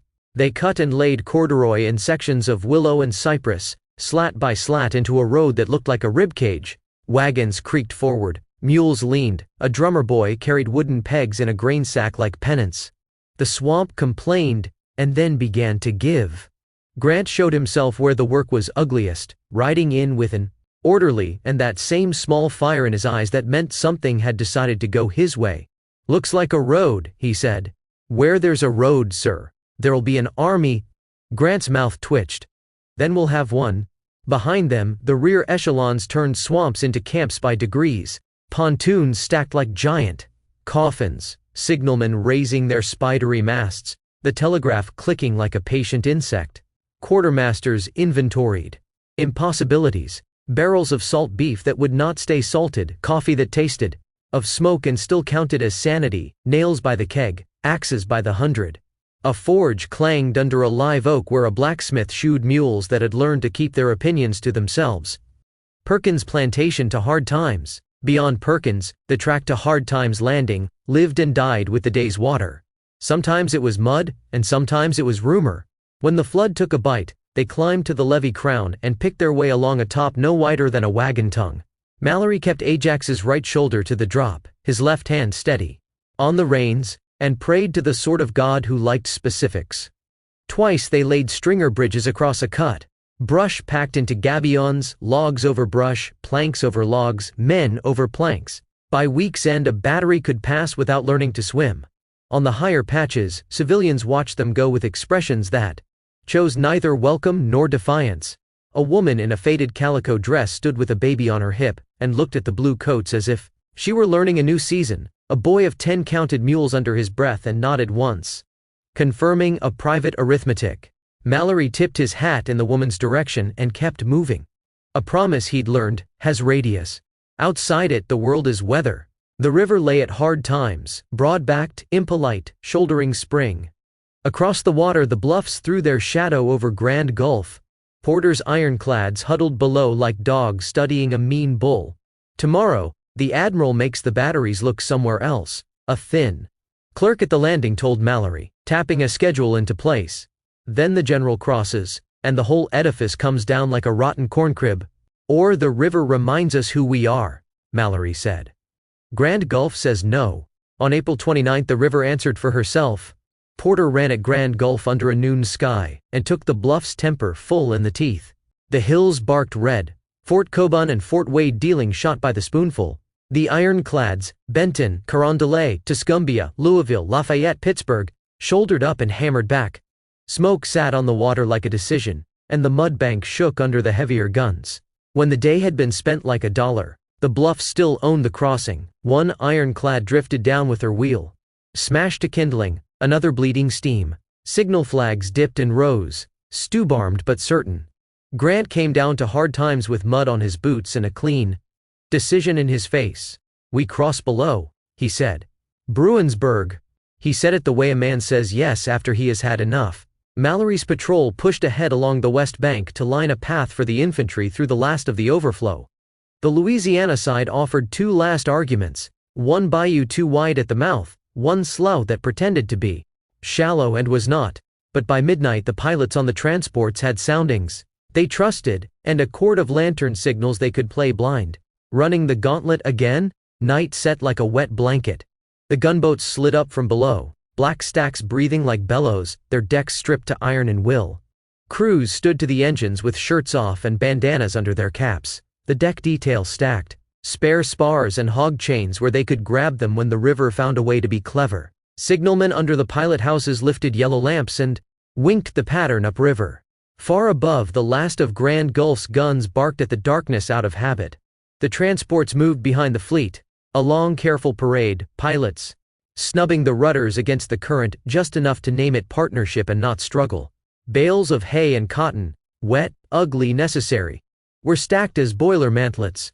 Mules went aboard because a man with a slack rope and a patient hand convinced them to. Infantry filed in with silence, learned the hard way, muskets slung and cartridge boxes snug. Ajax placed each foot as if measuring with it. A drummer boy stumbled off a gangplank, caught himself, and tried not to blush. An Illinois sergeant laughed once and cried once and kept both. Mallory stood by the rail beside the pilot house and tasted the wind. It carried magnolia from the high ground on the east bank, and a suggestion of coal smoke that meant resolve.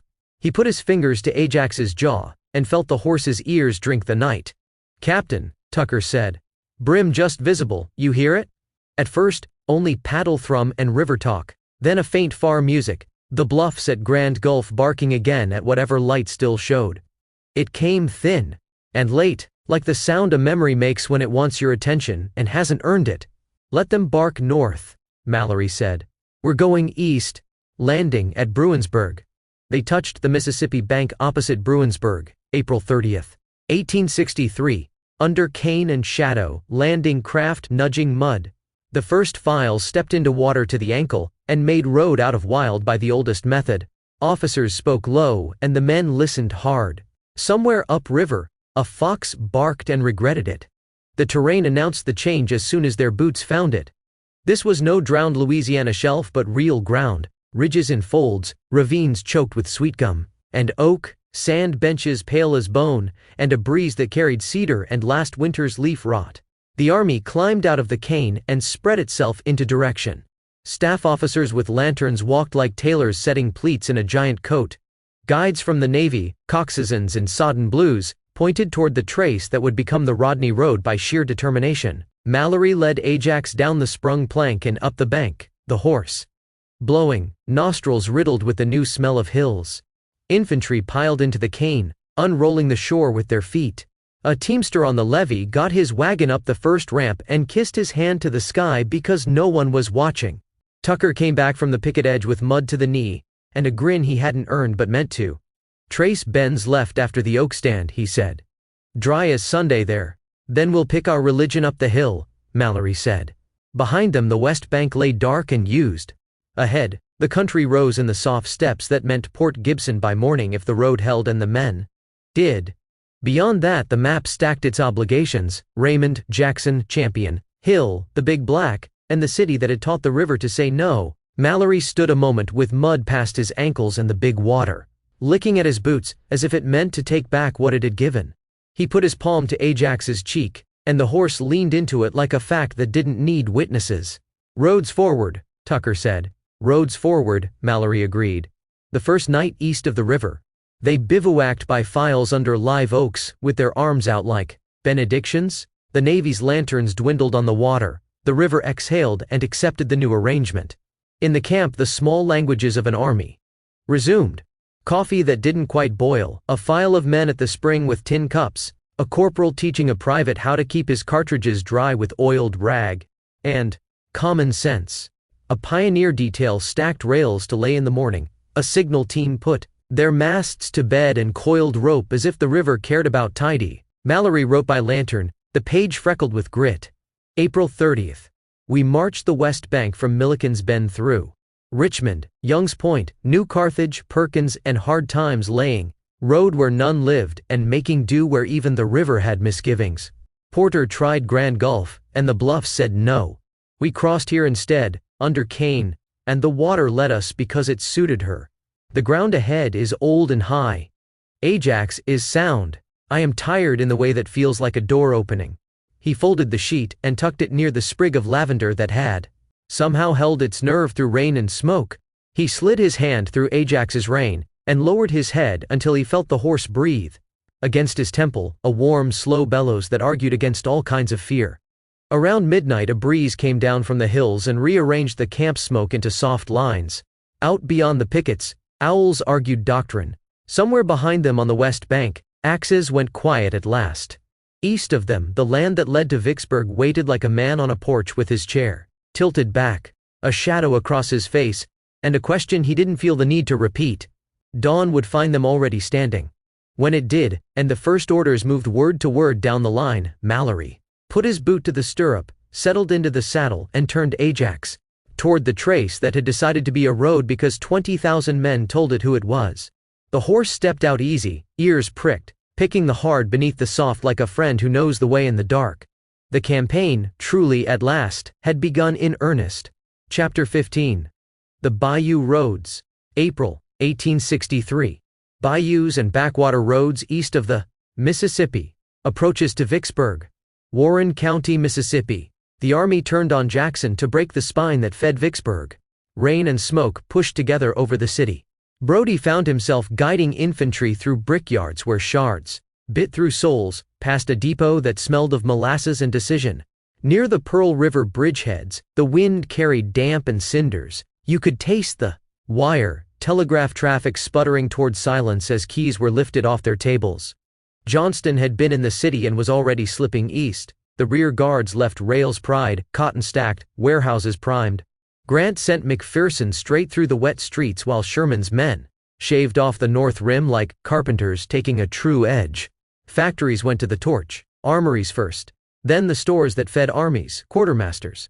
Counted, then lit fuses because counting wouldn't be needed again. Brodie marked street corners with chalk for regiments feeling their way. By rainlight, heard the last shots around the State House roll into echo. By afternoon, blue uniforms stood in the building's shadow, and the telegraph keys lay dumb under cooling lamps. Grant stood in the rain and didn't bother to wipe his face. "Back west," he said. "Now we finish the map. May 16th, Champion Hill." The land between Jackson and the river was made for arguments, rolls and saddles, small fields pinned between timber, a ridgeline that bore a name like a bet, Champion Hill. You could see how it governed the roads, the Jackson and Raymond roads, nodding at the crest, Baker's Creek cutting the flanks to mud. Pemberton's men held it with the conviction of hungry soldiers on good ground. Midday, everything tilted, McPherson's attack biting deep on the north, Hovey and Crocker grinding up the slope, the gray line hinging, then trying to unhinge with Loring late to the ledger. Brodie rode the road at the railroad cut, carrying a note that said more with less, push your right, the center yields.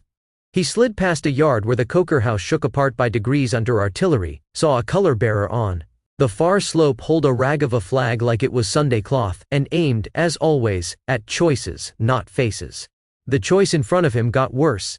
Ajax crabbed sideways on clay stamped to glass. The horse's ears read the battle faster than Brodie's eyes. When the gray counterpunch came down the spine near the middle road, it hit hard, and then emptied out, the weight behind it gone.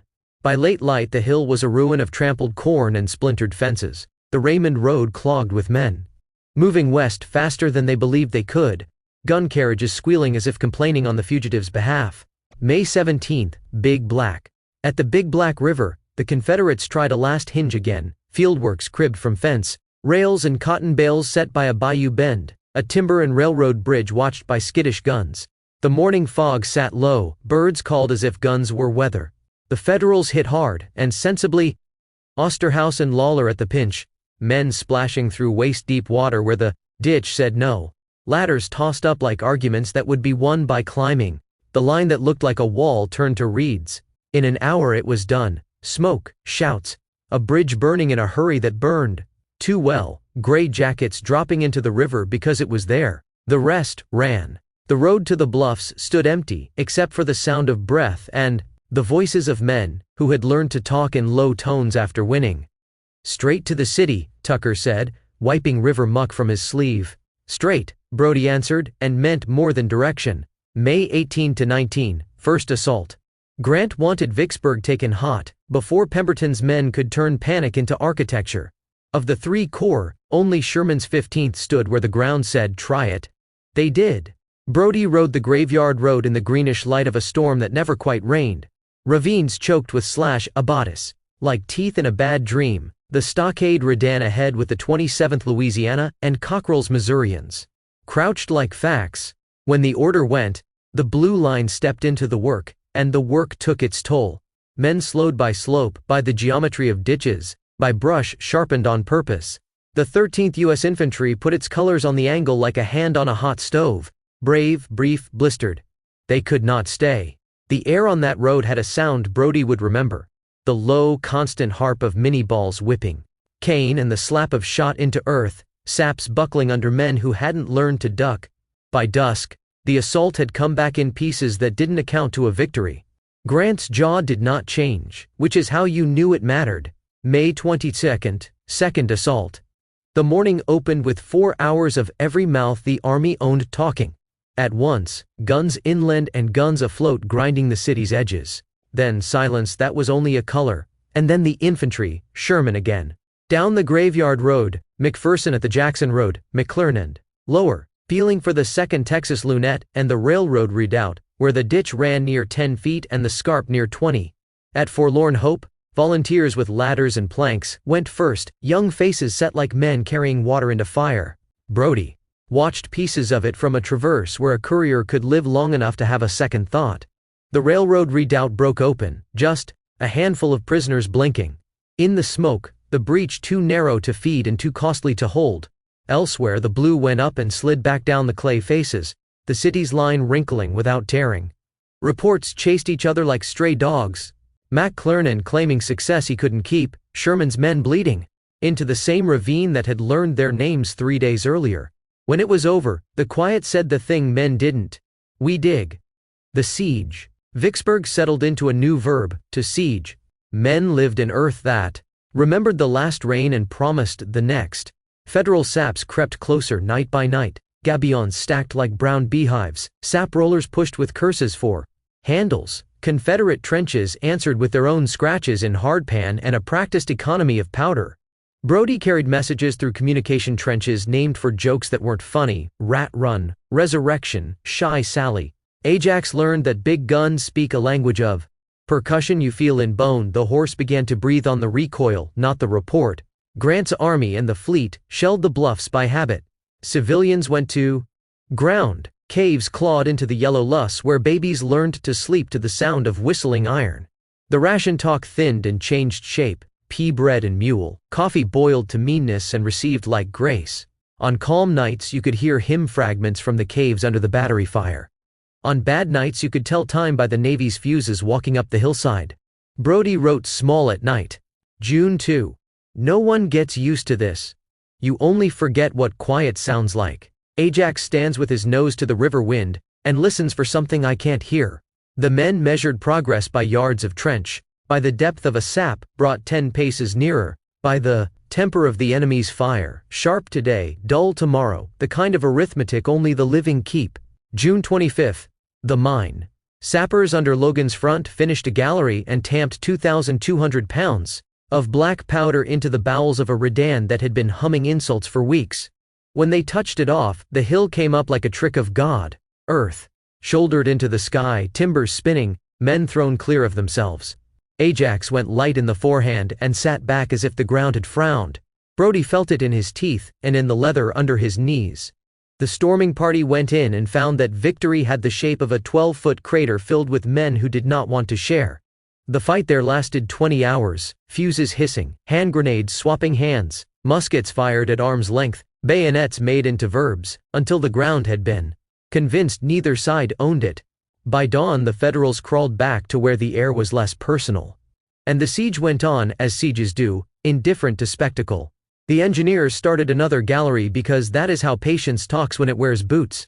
July 3–4. The white flags. By July the city's talk had thinned to whispers. Rations were stories now. The garrison and the caves had a look in common, eyes too large for faces. Hands busy with nothing because there was nothing to be busy with. On July 3, Pemberton and Grant met between lines under a sun that had decided to be honest.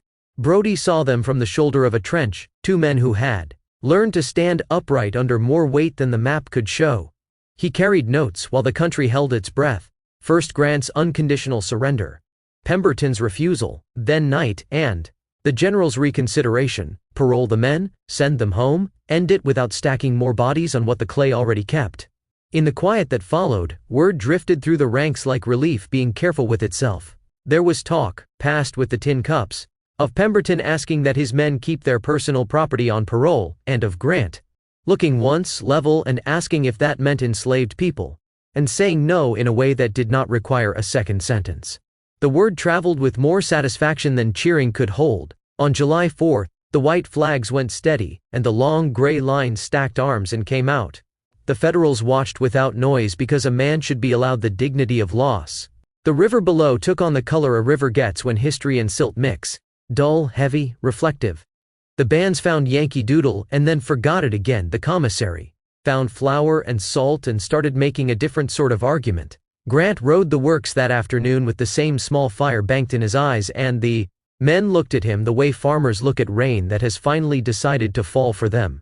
He didn't say much. He lifted a hand once toward the water as if to introduce two old acquaintances. Brody walked down alone to the bank. The current shouldered past, full of spring and iron and every letter he had not yet written. He touched Ajax's jaw and stood like that until the light changed. "We're still here," he told the river. The river answered in her old way, steady under the noise, patient under the heat, deciding things larger than men. Behind him, the Army's talk turned to bridges to repair and roads to improve. Ahead, the map showed Jackson again, and beyond maps, roads that didn't lie, north, and the idea of home. He put Culpepper's letter back against his heart, and went to saddle up. Chapter 16. Letters North. July 1863. Union camps east of Vicksburg, Warren County, Mississippi. The letter reached him 3 days after the white flags went up, carried downriver in a mailbag that thunked like a heart against a deckhand's hip. The bag smelled of smoke and rope and riverfish. Brody could have found his own name by scent alone if he'd had to.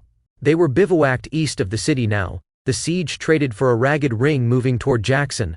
The guns did not thunder as they had. Now they thudded, occasional and mean, like doors closing in a long hallway. Heat came off the dry gullies in waves, and the air tasted of brick dust and sorghum gone wild. "Captain Mallory?" the post rider asked, tapping the oilskin. "North Line packet. Marked urgent by a careful hand." Brody set his palm flat to the packet before he cut the seal, as if warmth could travel that way and make the opening easier on both sides. He read standing beside Ajax with the horse's breath mixing with his, the words soft under his thumb. July 8th. The river told me before men did. Come to the Big Sandy when the maps finally point home. He read it again, and then once more without looking, the way a man mouths a prayer he has known since boyhood. The smell of hickory and rain rose off the page as if she had insisted on sending a season along. "Good news?" Tucker asked, sauntering up with a handful of corn dodgers he pretended were bread. "The best kind," Brody said, and slid the letter into the inner pocket where the lavender lived. "The kind that's true and asks nothing but patience." Tucker made a face at Patience. "General says we press Jackson again. He says it like a man ordering a second cup of coffee. Then we press Jackson," Brody answered. "And we keep the road between us and the river clear." He put his forehead to Ajax's, and held there long enough to feel the horse answer with the same small surrender. "She says the water up there runs clear enough to wash voices out of a man's head," he murmured. "Sounds like medicine even a mule would take." Ajax snorted as if to say a mule had more sense than most men, and the same tolerance for sermons. They moved the next morning. The army stepped east, leaner than it had been, cleaner in its intent. Cavalry skirmishers brushed the country like fingers through combed hair. Here, a tangle, there a burr, everywhere the feeling of a road that meant to be taken. The sun burned the damp out of everything, uniforms, tempers, the very smell of grief, and left behind something that felt like plain work. Near the big black river, the land remembered water the way Scar remembers injury. Swales bent the grass, gullies kept their own weather. Brody carried notes from MC Ferson to headquarters and back, threading lines that shifted while he rode them. He caught the glint of skirmishers slipping from one thicket to another, and let them go, he had learned. Since spring, the difference between a fight that bought you time and one that only spent it. Jackson's earthworks showed their teeth, fresh, hurried, man-made. Arrogance. The first day's push took a ridge and cost 3 men at the corner of a cotton field where the rows ran like a ruled page. The second day drove the Confederate pickets in among their own guns, and sent smoke up from a seized depot that smelled of molasses and regret. Somewhere a woman wailed in a key older than grief while artillery argued over the pitch. "Dispatch," Brody said to a staff officer whose face had learned to be stone. "General's compliments to the right. Hold the rail cut through dusk. The left will do the loud work." "Understood," the officer said, and tucked the paper away like a sacrament. By the third day Jackson had learned what Vicksburg had: a circle closes whether you beg it to or dare it to. The enemy slipped out by night, leaving their stubborn walls to explain themselves. The army walked in at dawn, tired and undecided about celebration. Men looked around as if entering a room where a long, bitter argument had just ended and no one cared to claim victory. Brody turned his horse toward a wellhead near the courthouse square. The water at the bottom smelled of lime and new stone. He drew a bucket, drank until his belly remembered what it was for, and then held his hat under the rope and filled it for Ajax. The horse drank in slow pulls, eye half closed, lashes clumped with dust. "Done?" Tucker asked, appearing at his elbow with that talent men have for finding their friends between orders. "Done enough," Brody said. "We hold a map that doesn't argue with itself for the first time in a long while." "Then you'll write her," Tucker said, not quite asking. "I'll write her," Brody said, and felt the sentence fit him. They made camp along a pecan grove that had been generous in years when men had time to notice trees. The ground there held a shade that forgave. Mule lines stretched straight as sutures, and somebody's fiddle found wayfaring stranger without needing practice. Brody sat with his back against a rough trunk and wrote on his knee. July 15th. Your letter found me with dust in my throat, and Jackson's smoke in my hair. You spoke of rain and rosemary, and the words worked on me as if they had a body. We finished this circle. The river is our road now from north to south, and the country will have to admit it even if it won't agree. You told me to lift my face if I rode at night. I did last evening, and found a star I think belongs to the Big Sandy. Ajax flicked an ear when I showed it to him as if he meant to agree for both of us. I am unhurt. I am tired in the way that feels honest. When the maps point home, I will take them up on their offer. Keep the door the way you keep it, wise and unlatched. Touch the post for me when you pass. It answers my hand in memory. B. He sealed it, breathed on the wax to gloss it, and held it a moment longer than necessary. Then he carried it to the quartermaster detail that lived in a wagon full of paper, and made promises that somehow kept coming true. Paducah line northbound, he said. If it misses the first boat, it can catch the second. If it misses the second, it'll sail in the rain if it has to, the sergeant said, taking the envelope and tucking it into the tin with a nod that counted as respect. The night pretended to cool. Men spread their blankets thin, and talked in the stretched-out voices of those who can afford to wonder anew. Someone passed a tin of peaches around like contraband. The sweetness went through the camp, with the same expression on every face, surprise, then grief for how good it was. Brody took 2 forkfuls and gave the rest to a drummer boy who had forgotten the tune for taps and didn't mind. He checked Ajax's hooves by lantern light, lifting each heavy foot and working the pick until iron shone. The frog felt sound under his thumb, spring-soft but sure. He rubbed the horse's legs and watched the old friend lean into the work, as if the pressure steadied something that needed a hand. You get rest when I get rest, Brody said. We're both overdrawn at the same bank. Ajax flicked a fly off with his tail and decided that counted as agreement. News runs both ways when the river is open. In the days that followed, boats turned the bends heavy with grain and rumor, salt pork and letters. Men on the bank read aloud to those who could not read. Women's hands in the words, children, is the cramped script of fathers who wrote as if a plow could make sentences. Word of Gettysburg came across a campfire, names spoken like stones, the shape of a field no one here had seen but felt underfoot anyway. It shocked less than it might have, simply because men had used up their surplus of astonishment. Grant moved in his small weather again, shedding meetings like rain from a brim. He said little. What he did say was the kind of thing that could carry. Repair the bridges you broke. Pay for what you can't carry off. And don't carry what you don't need. Improve your position. Men repeated the last one to each other, making it into a joke that didn't cost anything. On the third evening after Jackson, Brody found himself on a low bank where a tributary slid silent into the big river. The joint between them made a noise you could miss if you were careless and never forget if you were not, a soft continuous debate ending always in agreement. He knelt and scooped water onto his face, and the shock of cool made him close his eyes. When he opened them, he let himself pretend the rolling dark ahead was the bend below Danville, that if he rounded it he'd find her porch light, steady as a star at shoulder height. And the door standing as it stood every night, wise and unlatched. He took the sprig of lavender from his coat, and pressed it to Ajax's forehead, then to his own. Scent rose even now, faint and stubborn. He could not have said what made his throat tighten: joy, relief, the sheer ordinary miracle of survival. But he accepted it the way a thirsty man accepts a cup, without argument and to the last drop. Soon, he told the water, which had kept better promises than men, when the maps stop pointing at other men's trouble, I follow them home. The river answered in her old language, one he had learned as a boy, and had spent a war translating, "Come if you can. I will be here if you can't." Orders found him before dawn, as orders do. Patrol east, test the roads to Brandon, keep the pickets honest. He swung into the saddle and felt Ajax gather himself safe and whole. All 4 feet remembering the ground the way a man remembers a vow.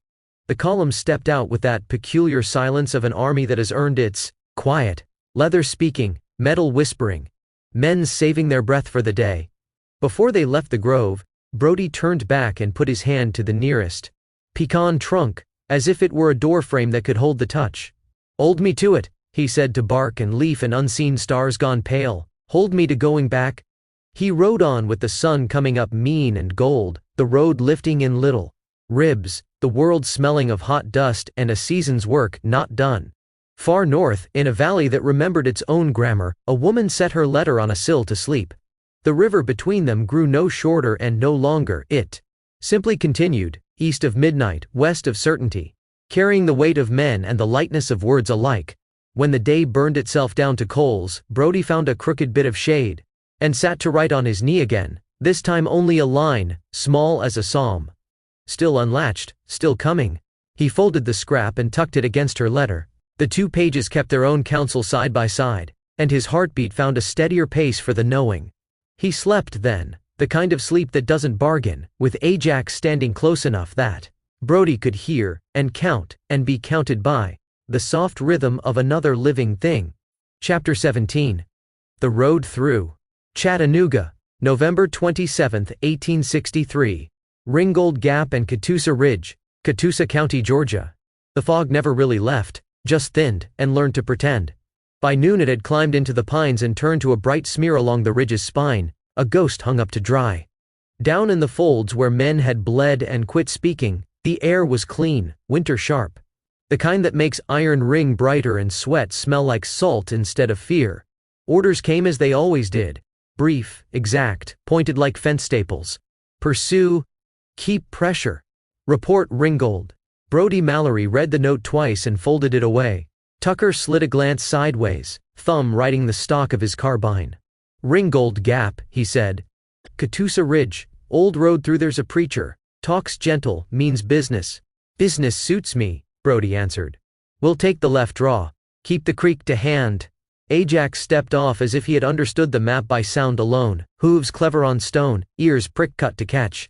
The small treacheries of a retreat, the snap twig that isn't wind, the hush where birds should argue. The valley narrowed to a throat.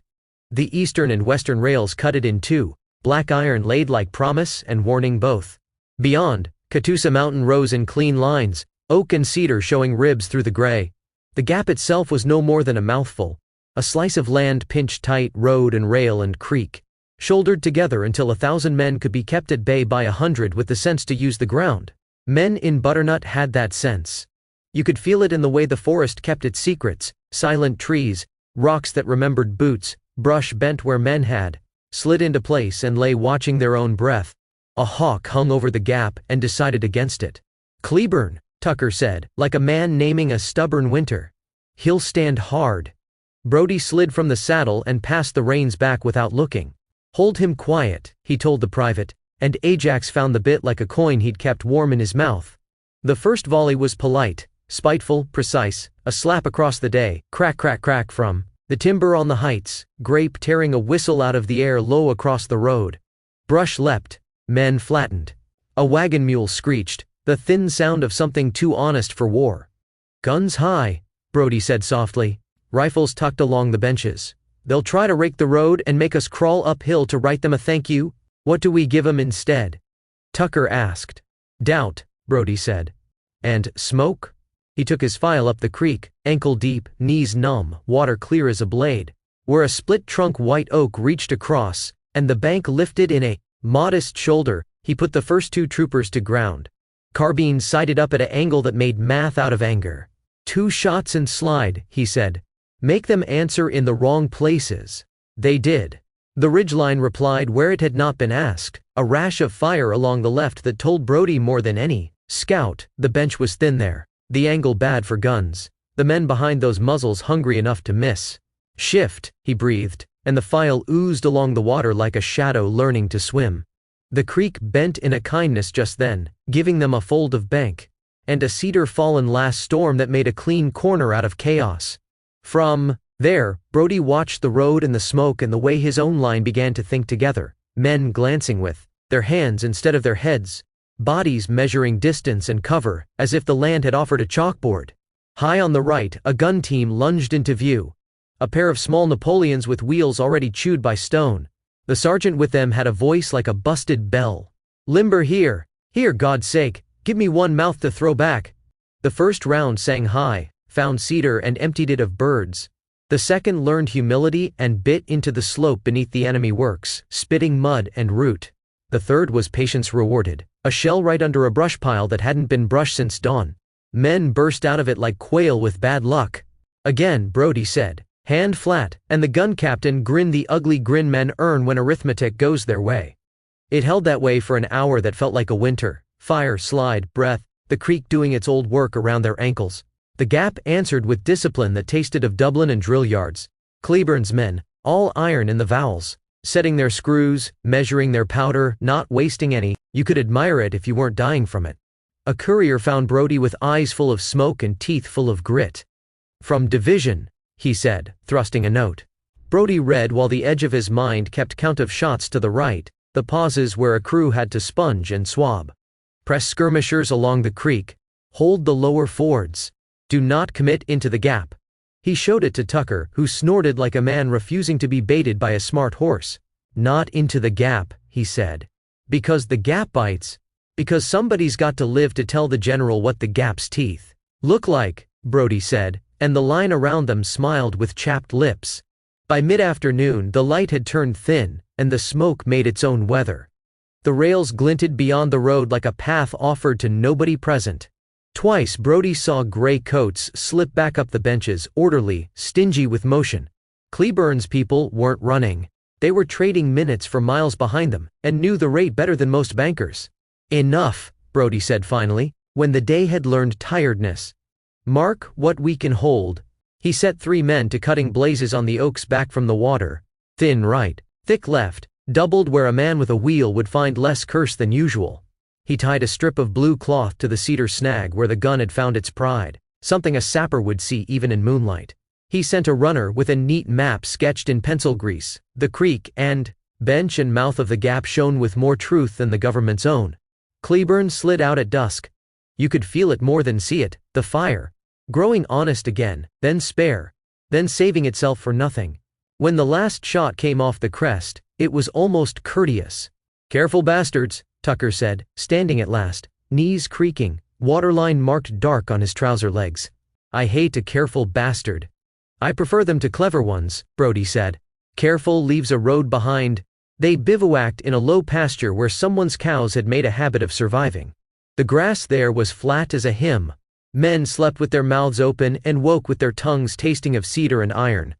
Brody rubbed Ajax down with a handful of rags that had been shirts yesterday and felt the horse lean into the pressure until his own shoulders decided to remember heat. He wrote by match flare, cupping the tiny sun in both hands. November 2007. Gap held us honest. We held the creek honest back. There's a way through, if a man doesn't insist on arguing with stone. I keep thinking how mountains are just rivers that forgot to lie down. He let the match go out, watched its coil of smoke tell a small story, to the frost coming in, and slept with the paper warm against him. Word runs hard on cold. By noon the next day it had galloped through the lines 3 times. Longstreet, East, Burnside Inn at Knoxville, roads hacked to corduroy and hope. Grant's order came clipped, A sentence meant to swim, detachments for the relief, light, and quick, pick men, quick horses.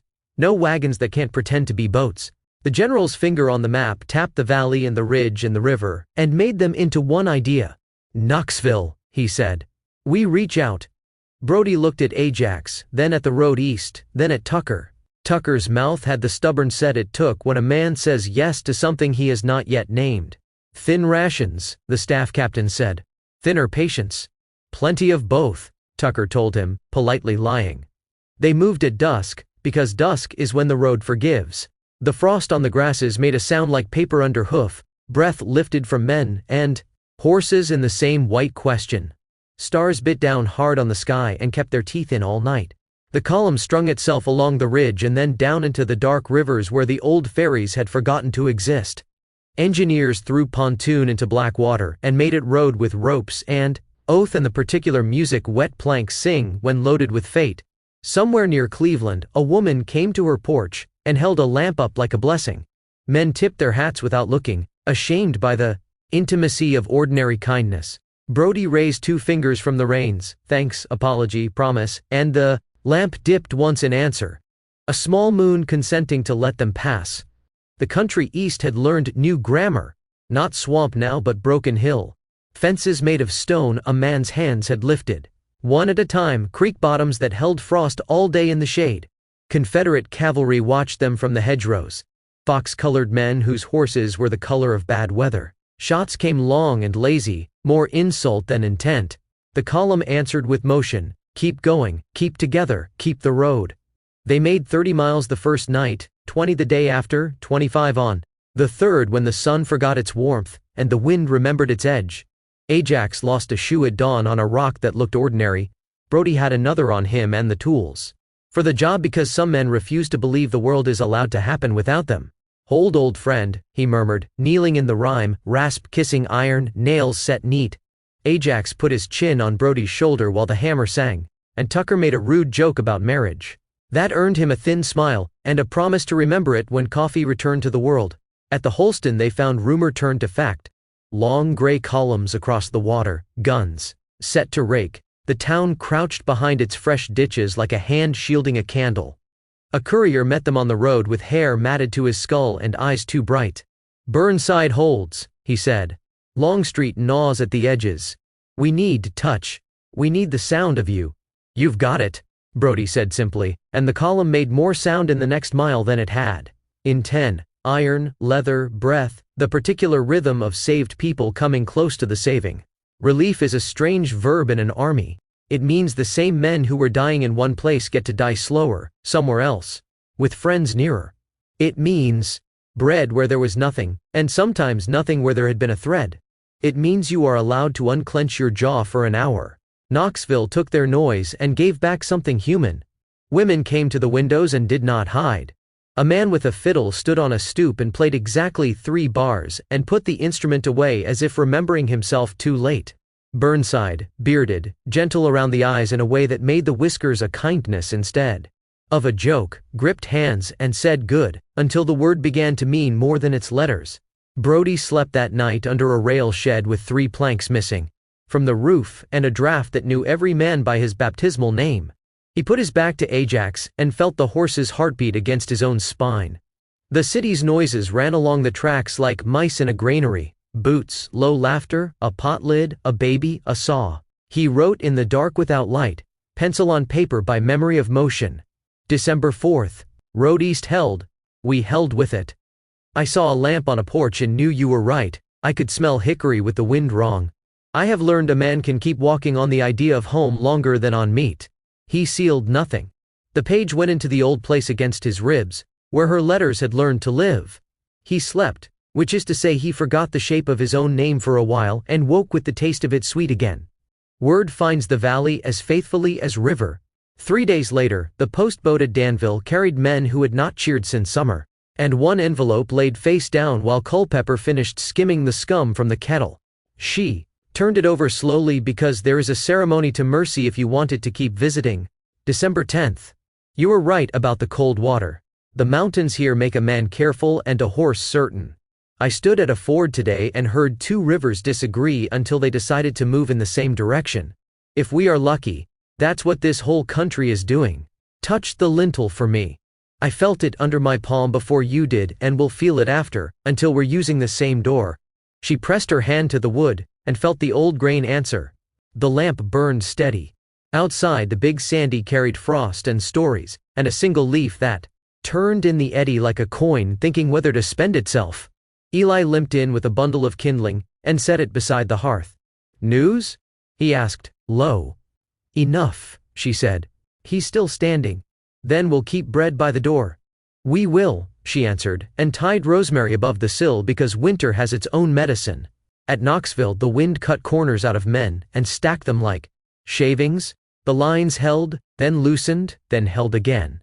Longstreet slunk east, sullen as a dog kept from a bone. Grant's orders stitched west to east and back, the country pulling its shape tight under those plain, spare words. On the day the last Confederate pickets faded into the trees, Brodie led Ajax to the river, and let the horse drink until the ripples calmed and the sky returned to itself in the water. "Nearly, old friend," he said. "Nearly through this part of the map." He touched the page against his heart without taking it out. He didn't need to read it. Some words, once learned, live in the angle of a man's shoulders and the set of his jaw and the way his hand fits a doorframe 200 miles away. Snow began while he stood there, honest, quiet, free of artillery. It took the noise out of the city in a handful of minutes and gave it back as hush. He lifted his face to it the way she had told him to in summer, catching flakes on his lashes until the world blurred. "Hold fast," he said into the clean air, like a man answering an old prayer with its own words. "I'm coming with the thaw." The river said nothing anyone could write down. It did what rivers do. When the country goes to sleep and wakes different, it went on, east of midnight, west of certainty, steady, patient, awake. Chapter 18. The Winter Road. December, 1863 January, 1864. Cumberland Plateau and East Tennessee roads. Between Chattanooga and Knoxville, Tennessee. Snow remade the world in right angles and hush. By morning the tents wore clean white roofs, the paths between them cut to narrow trenches, where men's knees bumped canvas and their breath hung like laundry on the air. The Tennessee had crusted at the edges, a pane of cloudy glass that cracked and reknit with each long sigh of current. Axes rang where the quartermaster's details went at the greenwood with stubborn grammar. Smoke climbed straight, blue and thin, and stayed obediently under the cold sky. Brodie Mallory learned a new set of camp sounds, the thud of boots, stamping life back into numb feet, the cough that became a language men used to greet one another from under blankets, the quiet curse when a kettle lid stuck to a glove. He kept his hands busy because hands know what to do with winter. Before the head does, oil the saddle, pick the ice out of Ajax's shoes with the little iron he'd carried across 3 states, rub the horse's legs with burlap until heat answered hand. The horse endured the work with a half-closed eye, and that long private exhale he made when weight released. "Easy," Brodie murmured. "You and me, we keep the blood honest." Tucker had grown an impressive beard, not by design but because steel dulled faster than whiskers in that cold. He stood by the cook fire sipping coffee so strong it made men reconsider sins at a distance. "Sergeant says there's ice the thickness of a soldier's palm up at the bend," he reported. "Says it sings." "All the good work does," Brodie said. They went to hear it that afternoon, 2 men slipping down to the river's lip like boys drawn to trouble. The ice lay uneven, a quilt of plates stitched by black seams. It groaned in the way old timber does in a thawed barn, something living, complaining, not quite unhappy. Under it the current shoved on, unstoppable as a habit. A scant foot out from shore, the ice turned treacherous. Farther, the black water ran like a thought that knows its own mind and doesn't waste words. "Temp's a fool," Tucker said. "It always has," Brodie said, and pulled his collar up against the ridge wind. Mail came in fits. A postboat would fight down from the shoals under a coat of frost, men on deck wrapped like stovepipes with eyes. Then nothing for 10 days. Then 2 packets at once, and whole regiments stood greedy as orphans at a bakery door. Brodie took his envelope in the yard as he always did, under a piece of sky the size of a man's hat. He broke the seal with a thumb and read slow. December 19th. I set rosemary above the door, and winter walked in quieter. The child from the ridge says the frost writes his name on the fence rails when no one is looking, I told him the river does it. He believes me, which makes two of us. I cut lavender low in the fall and thought it too far gone to hold anything. The scent says otherwise. It outlasts many things. You among them, I pray. He folded the page, slid it to the old place, and let the weight do its familiar work. Later, by a miserly candle, he wrote back in a hand that had learned to keep steady under guns and snow both. December 22nd. Warm coffee and ration bacon make a man honest if not cheerful. I listen at dawn because the river speaks truer before the day finds its noise. Ajax has learned how ice sounds when it lies and when it means it. And I take his counsel. If rosemary quieted your winter, I'll hang a sprig in the stable and tell the horse it's from you. He sealed the note with wax softened over the back of a spoon and gave it to the male corporal with the look men wore when they handed off parts of themselves too small for the surgeons to worry about. On Christmas Eve, a fiddler from the 36th Illinois tuned in the lee of a ration wagon and found wayfaring stranger on strings gone brittle. Men gathered without planning, hands wrapped in mittens that had been socks that morning, hats pulled down to their ears. They didn't sing, they held still the way a body does when it remembers it's a vessel and tries not to spill. The chaplain, raw-nosed and decent, read from Luke in a voice that cracked it afraid, and then steadied on peace, and pretended not to notice when three hard sergeants looked at their boots until their faces were ready to face the night again. Brody stood back from it with Ajax's halter line looped around his wrist, the horse's breath making warm punctuation against his coat. He thought of Culpepper's hearth, of her hands around a mug, of the way lamplight brushes a cheek and decides to stay. The ache of it was clean, no self-pity, just absence named and placed on a shelf where it wouldn't trip him in the dark. Got you something, Tucker said later, and produced from his coat a twist of paper. Inside lay 3 coffee beans, glossy as beetles. Traded away a playing card, and my good opinion of the quartermaster. Brody laughed, a low, surprised sound he hadn't made since autumn. You'll grow old behind this sin, he said, and set a pot to boil. They crushed the beans with the butt of a knife, sacrilege and sacrament together, and shared a cup too black for theology. Night pressed down, and snow came again, smaller this time, a sift instead of a fall. The army went quiet the way a great animal does when fed and not hunted. Brody didn't sleep so much as lean against the hours, his mind walking. The ridge lines of maps he carried without thinking, the road to Meridian, the rail to Mobile, the braids of water that lay between and under and around. The river took a boy that week. Pickets heard the ice give way the way you hear a sentence end wrong. By the time men got a rope to the spot, the black had closed back over with a skin of slush that looked too much like forgiveness. They pulled up only a hat and a glove with a finger gone. Grant said nothing official because Winter writes the same order in every army and the river enforces it without bias. Brody stood at the edge in mid-afternoon, hat in his hands, and said aloud to no one, "We will leave you to the water that kept us," and meant it as prayer as far as he believed in those. After the holiday, work returned as if it had forgotten nothing. Details cut corduroy out to the depots, logs notched and laid into the mud.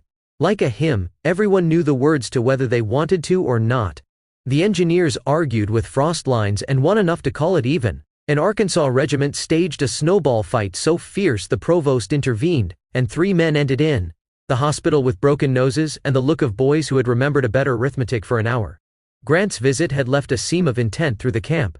Men mended harness with a care they hadn't bothered with in November. An Illinois captain taught his company to fell trees with fewer swings because spring would demand the saved breath. Brody took 3 raw recruits and spent an afternoon showing them how to sit a horse on ice, without making the beast hate them. Heels down, hands light, never teach an animal your fear. Like dancing, one boy said. Like carrying, Brody corrected. He carries you. Your job is to fit. Sherman's orders came down on the 4th of January, plain as a gate left unlatched, prepare to move upon thaw, wagons, cut to the bone, forage where the land admits, rails to be made useless, roads to be taught better manners. The men read Meridian and East and felt the world tilt forward a fraction, even as the ground stayed nailed together by cold. A murmur went through the quarters. Not cheer, not groan, just the sound of a body shifting before standing. That night, Brody wrote again, this time with a pencil sharpened to a surgeon's faith. January 5th. The general with the restless feet will have us in motion as soon as the river pretends to loosen. I will carry your words with the oats and nails. If the ground argues, and it will, I'll listen to its better points, then do what we came for. Hang one sprig of lavender low, where a man's head will find it without looking. The scent will catch me on the way through if the map lets me near. He sealed it and lay back, coat still on, hat brim pulled down against candle smoke and the day's leftover cold. Ajax shifted in the dark, and found the place against Brody's shoulder. As if the horse knew the shape had changed but the wall still stood. The thaw teased them like a coquette with a knife. 3 days of crude jubilant mud and men walking like sailors learning land again. Then one hard night that made iron of ruts and punishing honesty of roads. On a false thaw. Afternoon the telegraph snapped like a fiddle string, ice on the wires north, and the camp felt suddenly unmoored, men lifting their heads as if scent might substitute for news. Tucker claimed he could smell St. Louis when the wind swung west. Brody said he was welcome to it. On the 12th, a foraging party limped back with mules gaunt and 2 men wrapped to the eyes. Bushwhackers had found them where a stand of scrub met a sunken lane. One boy moaned for a mother who would never hear his voice again. Brody took the night with him, feeding a teaspoon of coffee cold every hour, telling him about the big Sandy in summer, how the riffles make a sound like hands rubbing clean. The boy's breath evened near dawn.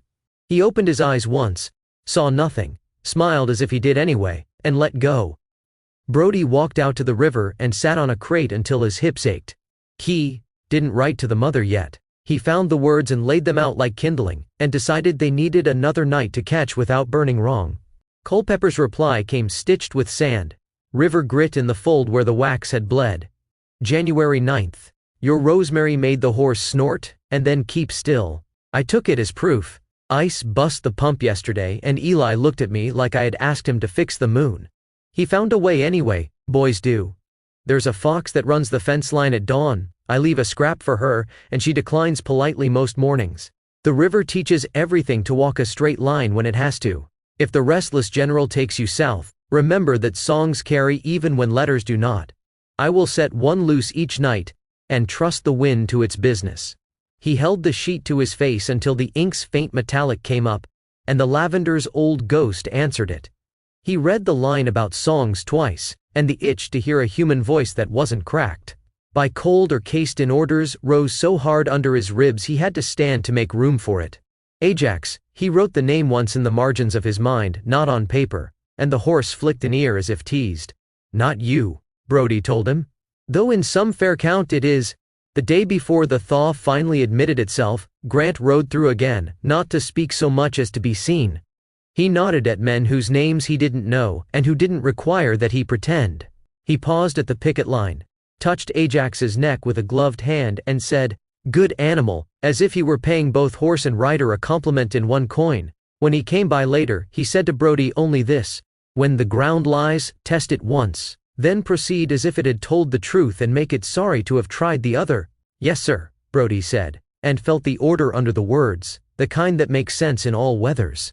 The thaw came the way stubbornness breaks, sudden, unbeautiful, complete. Snow sagged and fled, ice on the river's shoulders turned to pains that went down with a muffled sodden applause.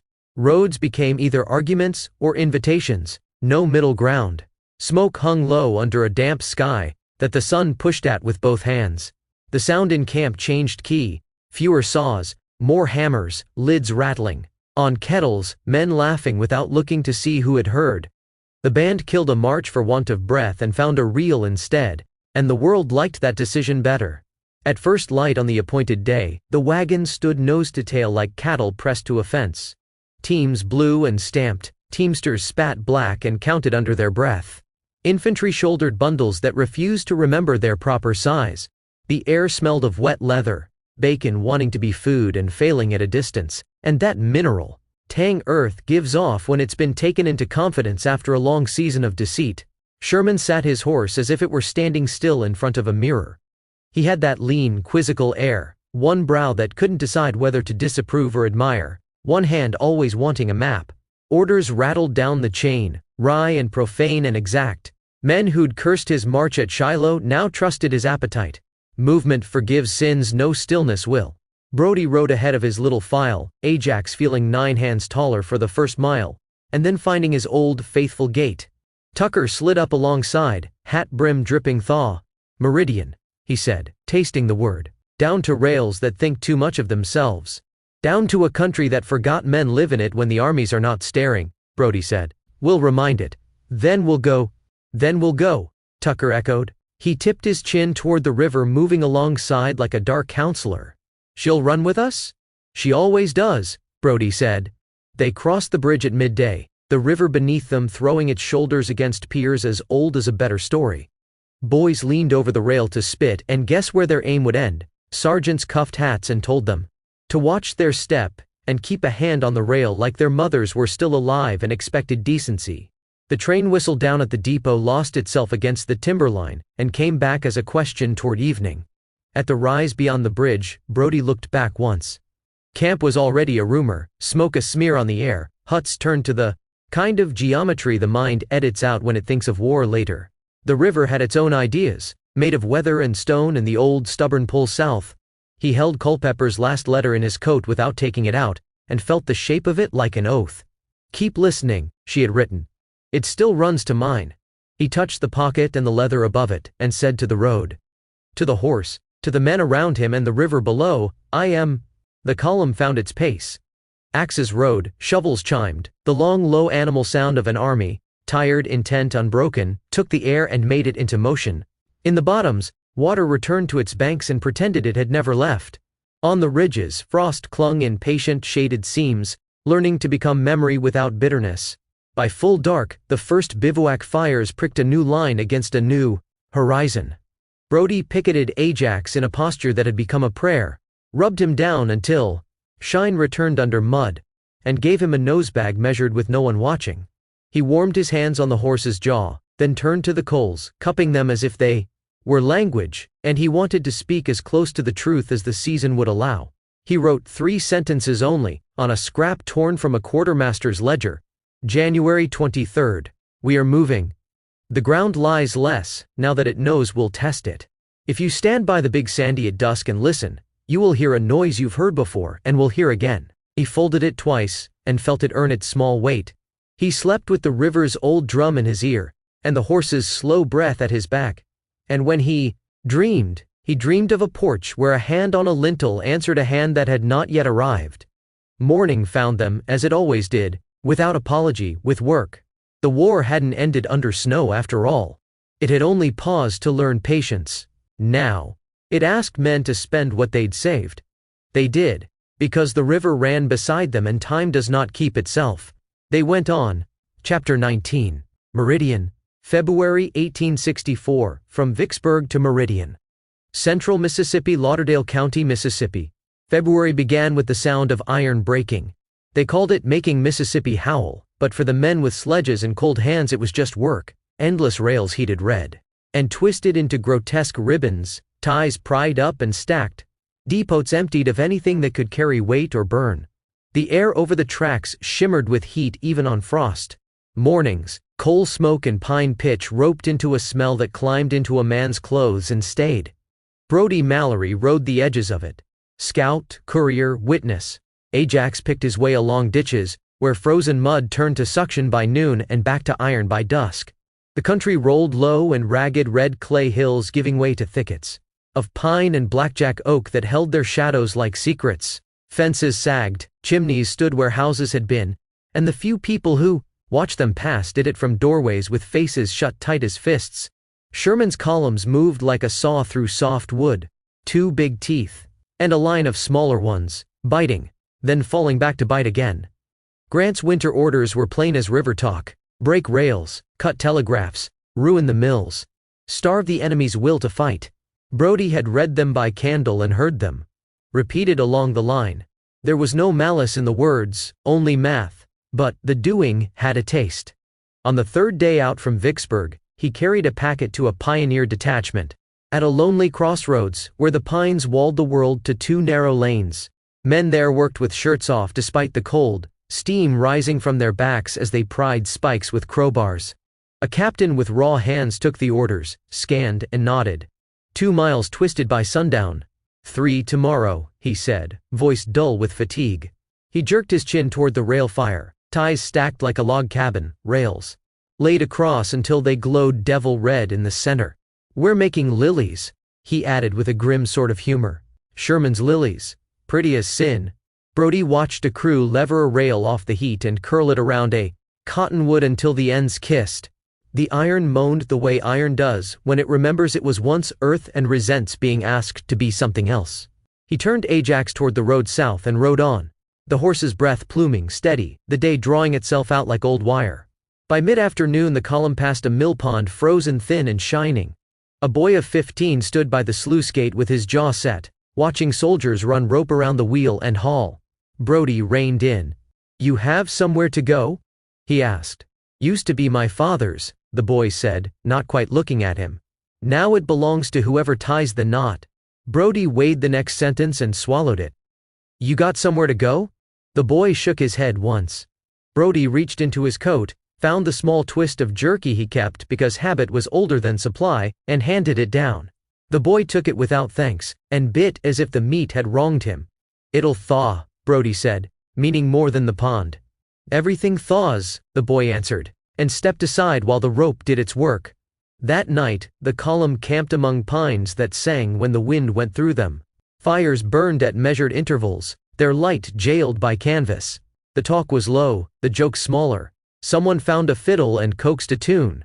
That had started life as a hymn, and learned to drink whiskey along the way.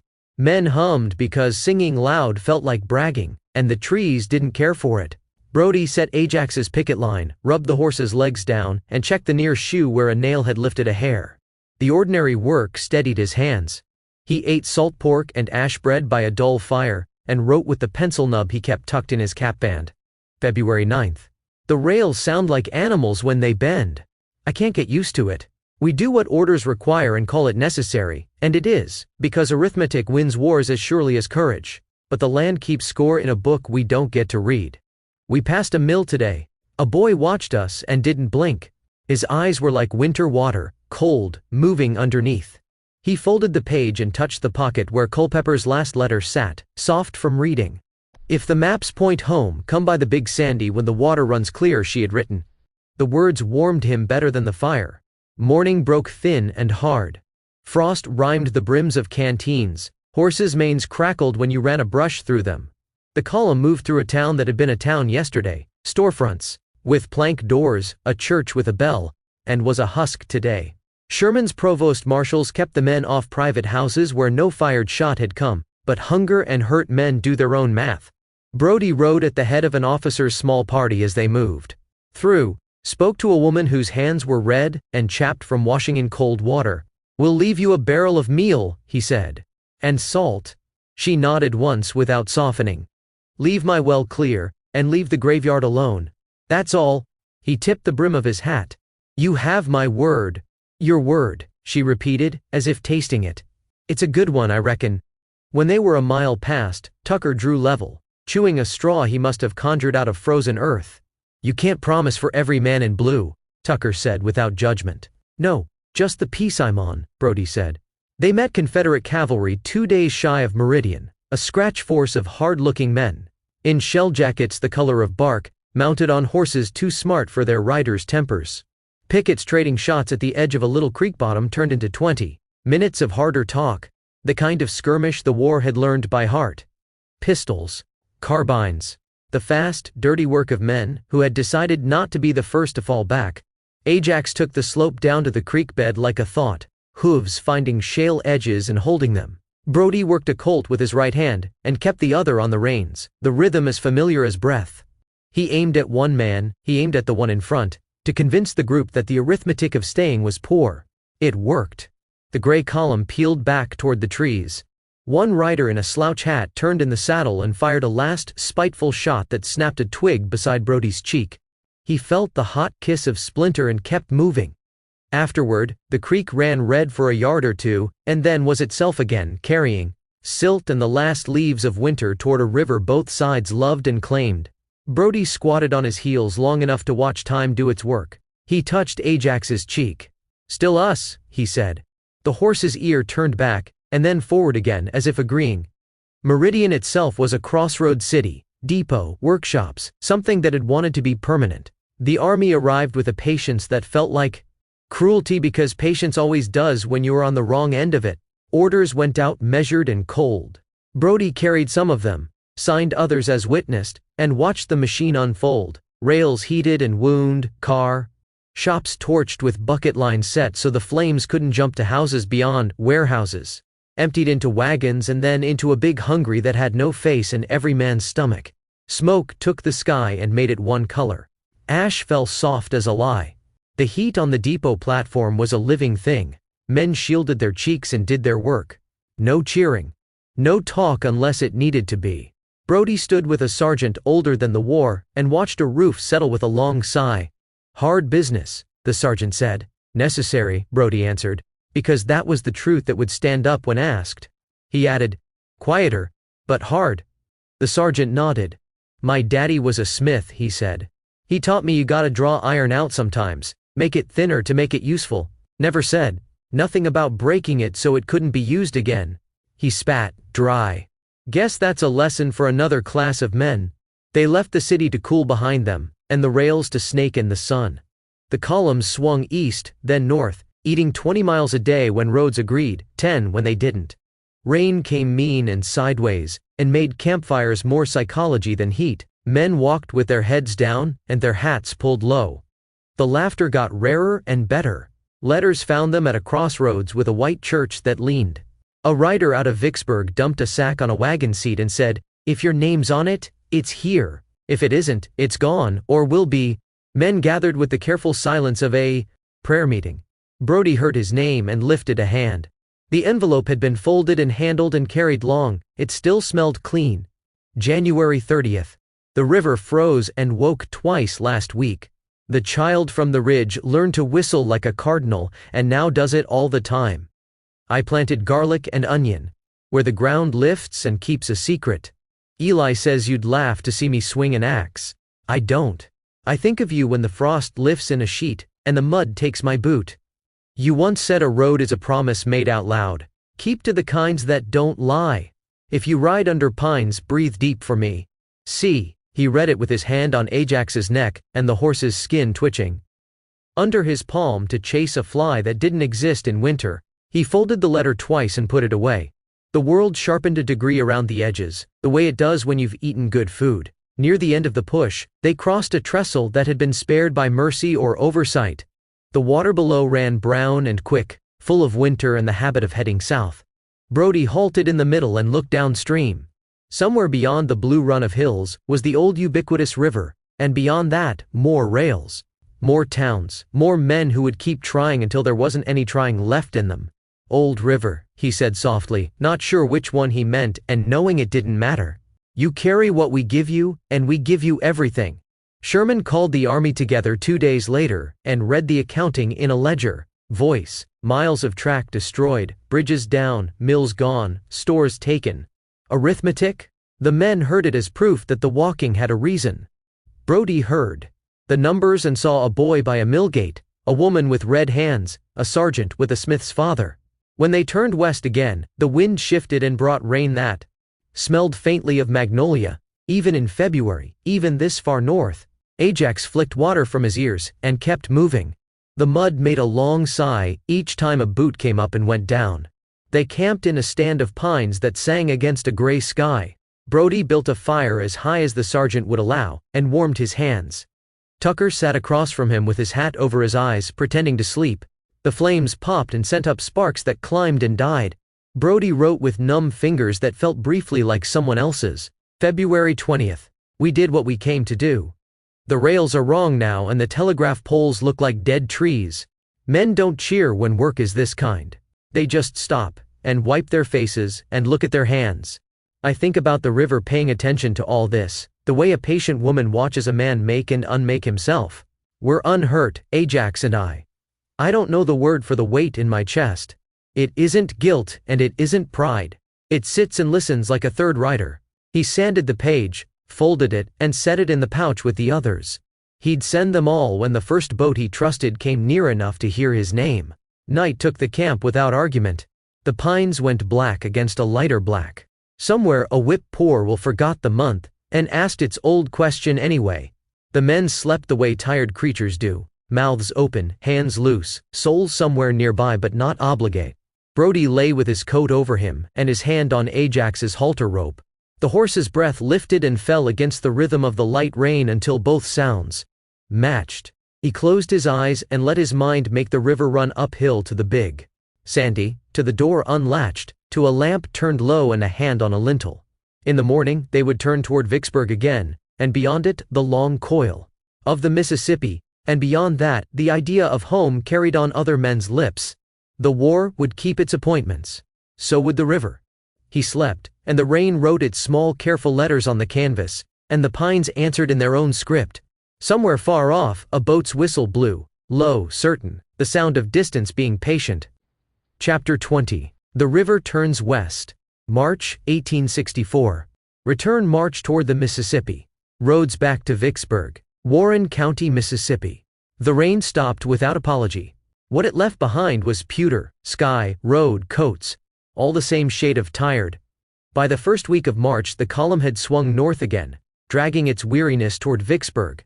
Every creek they forded ran thick and red, every bridge they crossed creaked like an old memory. The war was repetition, pack, march, halt, fire, sleep, but each act carried the weight of years.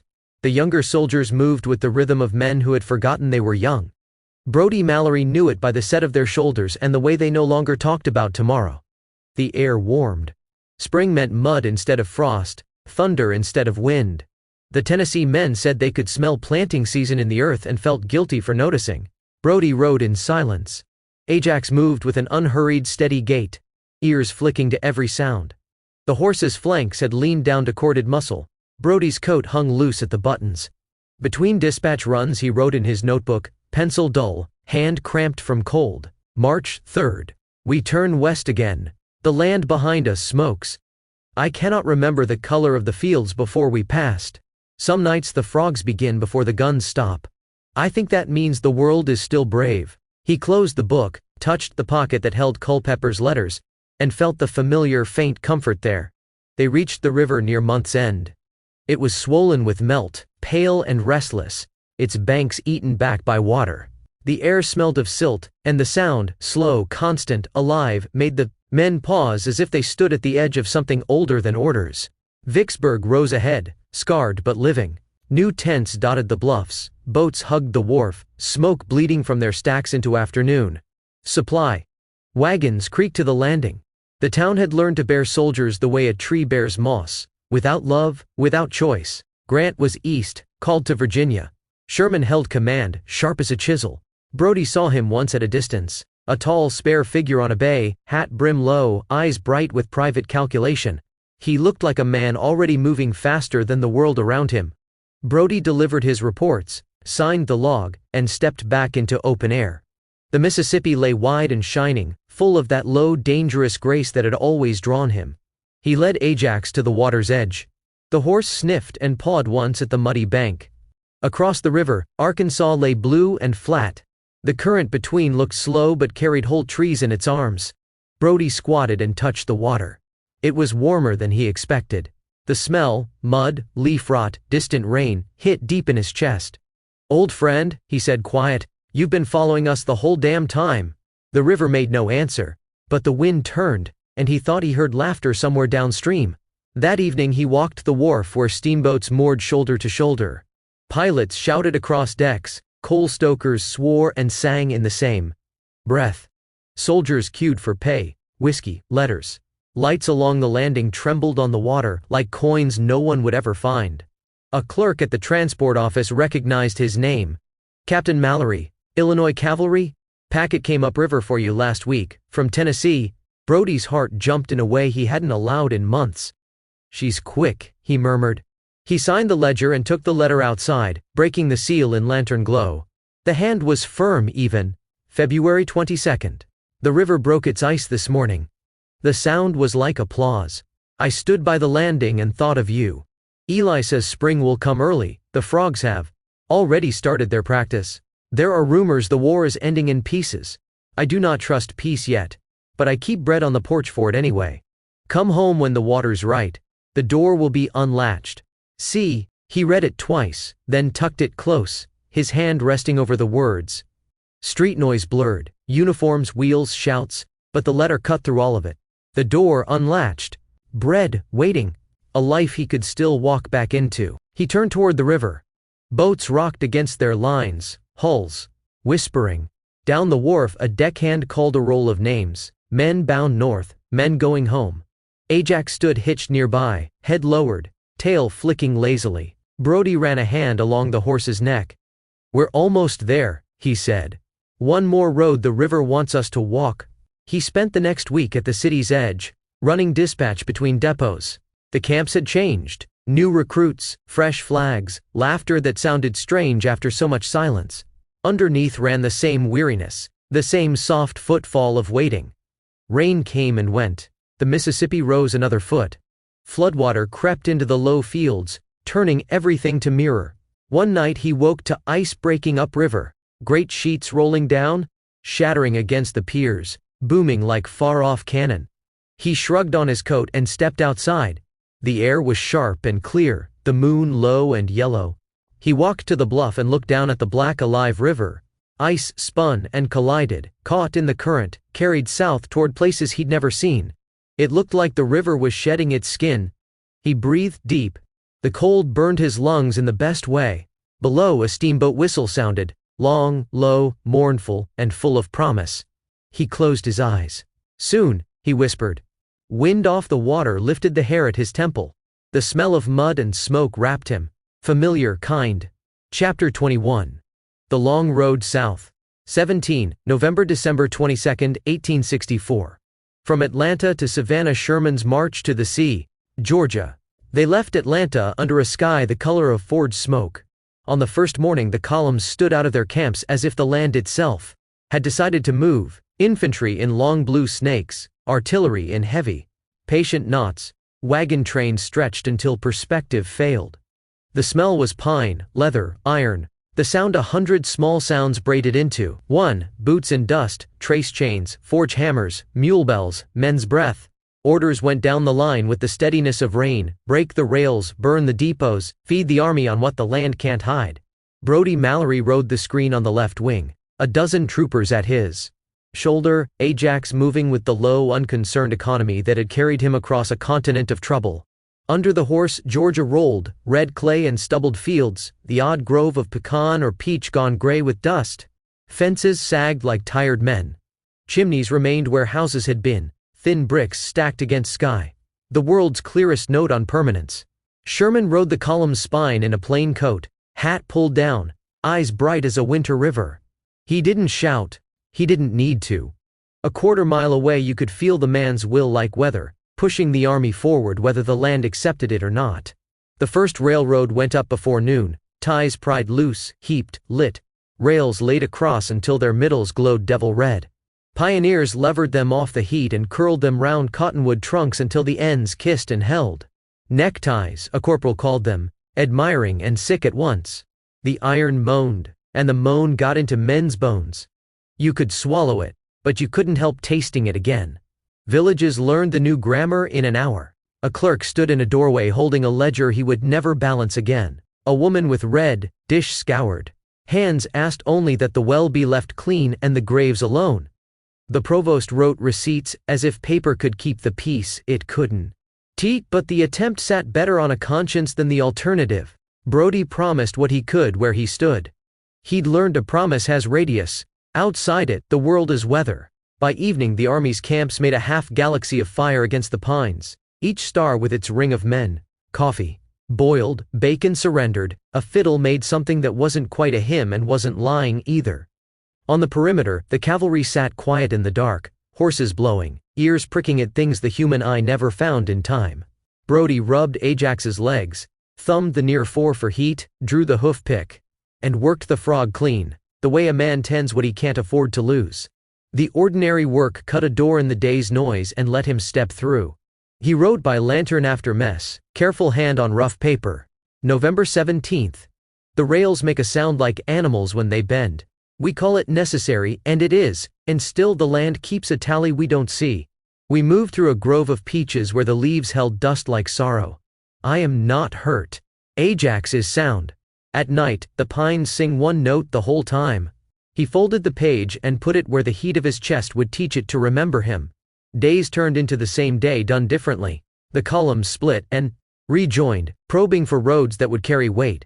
Corduroy laid over marsh, bridges thrown across creeks whose names men forgot even as they crossed them. Foragers went early with sacks and came back late with chickens under coats. Baskets of sweet potatoes, the guilty apples of their own arithmetic. Orders said no private houses were to be burned without cause. The difference between cause and excuse grows thin where hunger thinks first. Brodie turned men back when his voice could reach and noted, honest, when it couldn't. Confederate cavalry nipped the edges, small gray knots on poor horses, men who learned to shoot from the saddle while moving because standing still had proved unwise. Skirmishes were sharp and short, a minute of quarrel and 2 of leaving. Brodie didn't aim at faces. He aimed at decisions. The one in front was the one the others would see fall, and perhaps decide not to tempt that same fate. A few well-placed rounds make a man choose another road. It was enough. They crossed rivers like an army learning prayer. The Ocmulgee came first, brown, slow, sullen with rain. Pontoons went in, dull gray boats rocking under men with rope burns on their palms. Ajax stepped onto the penned planks and felt them give, muzzle lifting for the air that crosses water differently than it crosses fields. On the far bank the wood smelled of leaf rot and muscadine, and a sweetness so old it felt like grief. Brodie breathed deep, and kept moving. Sherman's staff moved like lines in a ledger, neat, fast, unapologetic. The general's face at the map was the same face at the column's edge, and the map obeyed. Once, in a piney stretch, he brought his horse near Brodie's outpost, and sat a moment with his hands crossed on the pommel. We make them choose, he said, almost to himself. The land or the war? Yes, sir, Brodie said. And us? Sherman's eyes cut sideways, suddenly direct. What do we choose, Captain? Brodie considered the trees and their one note. To keep moving until the choice makes itself. Sherman's mouth twitched. That will do. He touched his heel and the bay stepped away, the conversation proving a place to rest more than a thing to decide. Milledgeville, Georgia came and went. The old legislature house a shell that echoed under boot heels. Someone staged a mock session, voted the war over in laughter, and scattered. Before the provost could decide if that kind of mirth was legal, a woman watched from a stoop and did not blink. Brodie tipped his hat, she did not shift. Half a mile on he pulled aside a squad trying to smoke a storage shed for the fleas inside. The fleas could go unfed, he said, and when he said it right they did. At Sandersville the wind changed and brought salt faint on rain, and every man with sense looked east, though the map's line stayed south and the hills argued otherwise. The sea was out there, whispering like an old scandal. At night men turned in their blankets and dreamed in blue, which is to say they slept with coats on and rifles close. He rode again in the saddle, lines more crooked than the road. November 24th. The forges are never cold. The men eat well and the mules complain, and I cannot say whether that is a sin or a blessing. We are a weather that moves. If the big Sandy could see me she would think I've forgotten how to be quiet. Tell her I haven't. I am quiet for both of us at night. Rain came tall and straight for 2 days and turned Georgia into memory of the Mississippi bottoms. Roads dissolving, red turned black, mules up to their belly girths, swearing their own theology. Engineers cut pine and laid slats. Men heaved wagons by hand. Ajax learned the trick of seeing the hard underneath, and Brodie trusted him like a blind man trusts a friend with steps. The graybacks tested them harder near the Ogeechee, trying to tear a bridge out faster than Blue could throw one together. 2 companies of dismounted cavalry across the flat, and the air went full of that thin sawtooth sound of bullets clipping water. Brodie put the men down on a low island of cane, leaned into Ajax's shoulder to get beneath the worst of it, and marked the other side's rhythm. 2 slow, 1 quick, reload, a voice that thought it led and was only louder. He set his men to answer the voice, not the guns. When voices shut up, guns have nothing to organize around. In 10 minutes, the argument went soft. In 12, it left. On a hill of scrub oak and gray granite, Sherman paused the wing and looked east until the light on his face meant the sea had sent a mirror. He sent a note up to the top of the world to say he'd be at Savannah for Christmas if road and weather took the hint. The staff laughed because it sounded like sarcasm. Brodie didn't, because he'd seen those 2 things obey men like this when no one expected they would. Between creeks came small, exact mercies. A cabbage patch the first. Foragers missed, turned into soup that made a captain remember his mother. A lost hound found by a boy who had been lost longer, both walking camp to camp asking after each other until the world arranged their reunion. A stand of longleaf at dusk, needles catching the last of the sun like gold stitched up a sleeve, and men with the sense not to name it, because some feelings evaporate if you put words on them. Then the rice country began, wide paddies gone bronze, dikes like veins, windmills broken and still pointing to the same corners of sky. The air was different, wet and warm even in November, rot and salt in an honest marriage. Mosquitoes learned the army quick and asked for blood like tax. The railroad to the sea had been the spine of somebody's plan. It went the way of spines when men who make plans meet men who move. Rails up, rails twisted, depots opened like stubborn mouths and emptied into the army's stomach. When it was done you could still see the line it had wanted to be, a shadow on the land. They came inside of Savannah's outer works on a morning the color of pewter spoonbacks, guns in embrasure, marsh on both sides, the city behind its live oaks and not saying what it thought. Brody rode the right-hand scout and felt the river's breath, not the inland. Brown, patient smell, but something with teeth in it, a bite of far places. On a rise of shell and marl, he stopped Ajax and looked east. Between two low islands something hammered light. The ocean, he thought. And the word felt like a borrowed coat that fit. Sherman wrote again, and sent the paper out of the world to a man with more weight than the map admitted. I beg to present you, as a Christmas gift, the city of Savannah. Men repeated it in mess lines and found themselves grinning as if someone had said grace over a meal too large to be decent. The Navy slipped past Fort McAllister and shook hands with the Army on a thread of black water. Sailors and soldiers stared like cousins discovering which side explained which habit. Savannah opened by negotiation and hunger, the kind of surrender a city offers when it loves its bones enough to borrow a future. The Army flowed to wharves and squares and streets, where live oaks point their fingers and say hush. Brody dismounted by the river and let Ajax drink fresh water that had learned to taste both ways. He walked the last quarter mile to the edge. There the land quit, and admitted the horizon it had lied about since Tennessee. The Atlantic lay quiet as certainty, a long breath under winter's sky. Turns worked low over foam. Far out, a ship shouldered the line between the two colors and made it look like the world still had choices. He took off his hat without asking himself why. The wind off the water cut coat, shirt, and whatever sits under both. He thought of the Big Sandy's small, clear talk, the Mississippi's old heavy patience, this new old thing, with voices stacked on voices, all saying the same two words in different languages. Keep moving. A boy from Indiana, who had learned to grow quiet under Sherman's voice, stood beside him, cheeks cracked, eyes wet. Never saw it, he said, not quite to Brody, not once in 20 years. Brody nodded. It's been here the whole time. The boy laughed at himself and wiped his face with the back of a dirty hand. Reckon that's true for a lot of things. That night the camps ran a different color of light. Men burned pine and driftwood, sparks went higher because there was nothing to catch. From the city came bells, the cautious kind, as if bells had learned not to exceed their function. The Army sang, not loud, the lives they were thinking of weren't near enough to hear. But the sound carried between tents, across ditches, through trees that hadn't learned to keep quiet for war. Brody fed Ajax oats saved from 3 meals, and listened to the horse's steady teeth. He unrolled his blanket on ground that slanted to nothing, felt the sands. Cool through canvas. Set Culpepper's letters the width of a hand from his heart. The ink had thinned at the bends, the paper had gone soft the way men wish to and can't. He added a page by lantern, the ocean breathing at his back. December 22nd. The world ends here and begins again on one line. We walked the road between those facts for a month and were not turned away. I am unhurt. Ajax's sound. The Army has done its arithmetic and found the summit. Wanted. Children will ask if it was worth the numbers. I will say it depends where you stand when you do the math. I stand by the water and think of your door and the way it feels to press my hand to it. The river that knows you is speaking to this bigger one. They speak the same language though one has more words. Keep bread by the porch. Listen for the whistle. We are not far from turning our faces north. He sealed it with wax softened over a candle stub, held it until his body heat made the page a little more honest, then tucked it with the others. The wind turned and brought kitchen smells, onion, fat, coffee boiled to meanness and still received like blessing.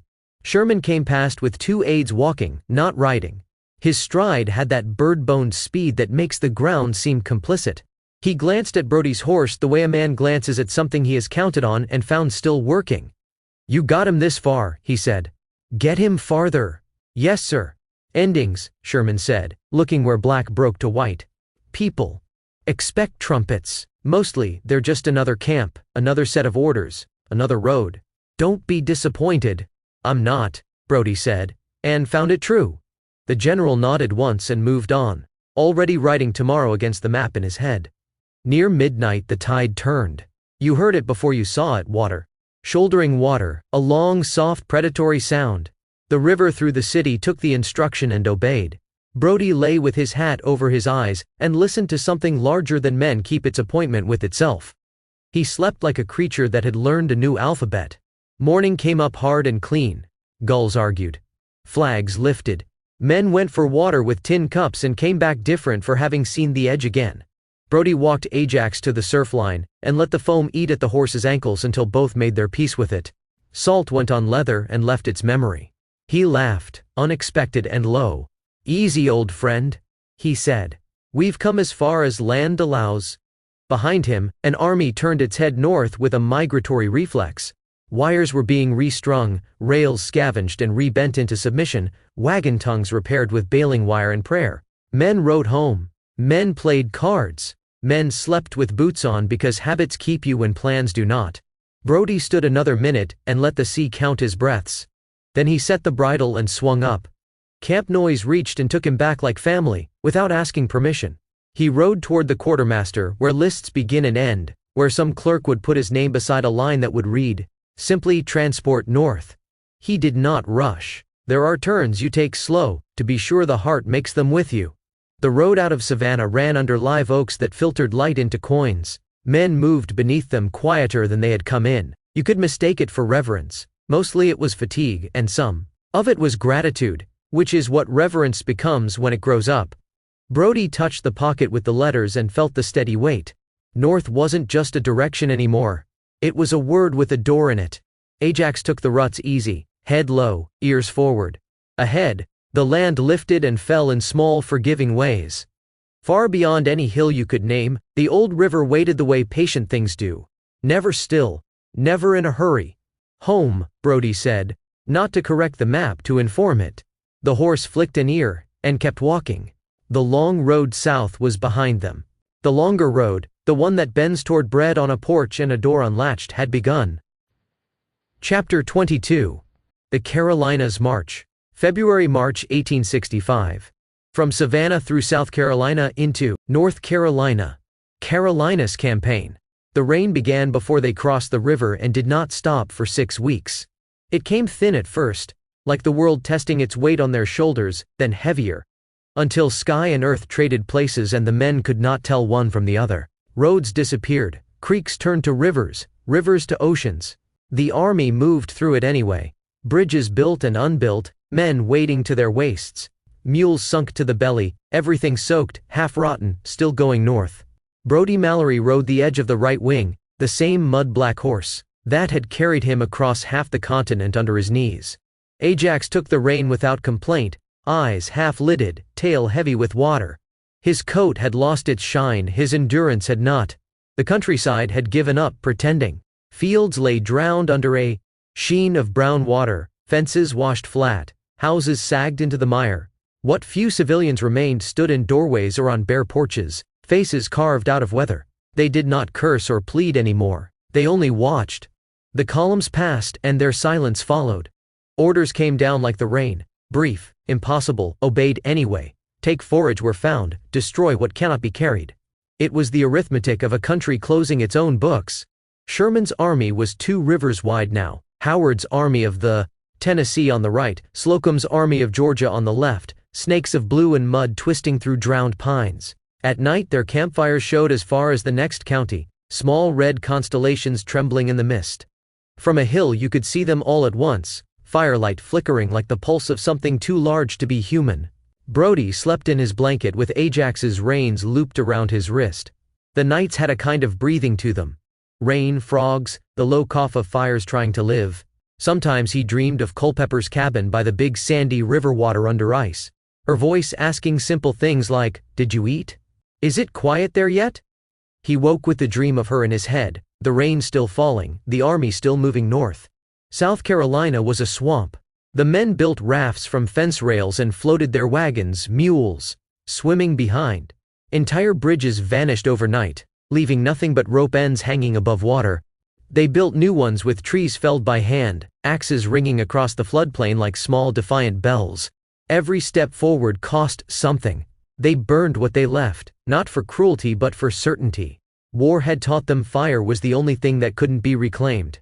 Barns, depots, rail yards, mills, anything that might feed another army, went up in smoke. At dusk, the sky glowed like iron cooling.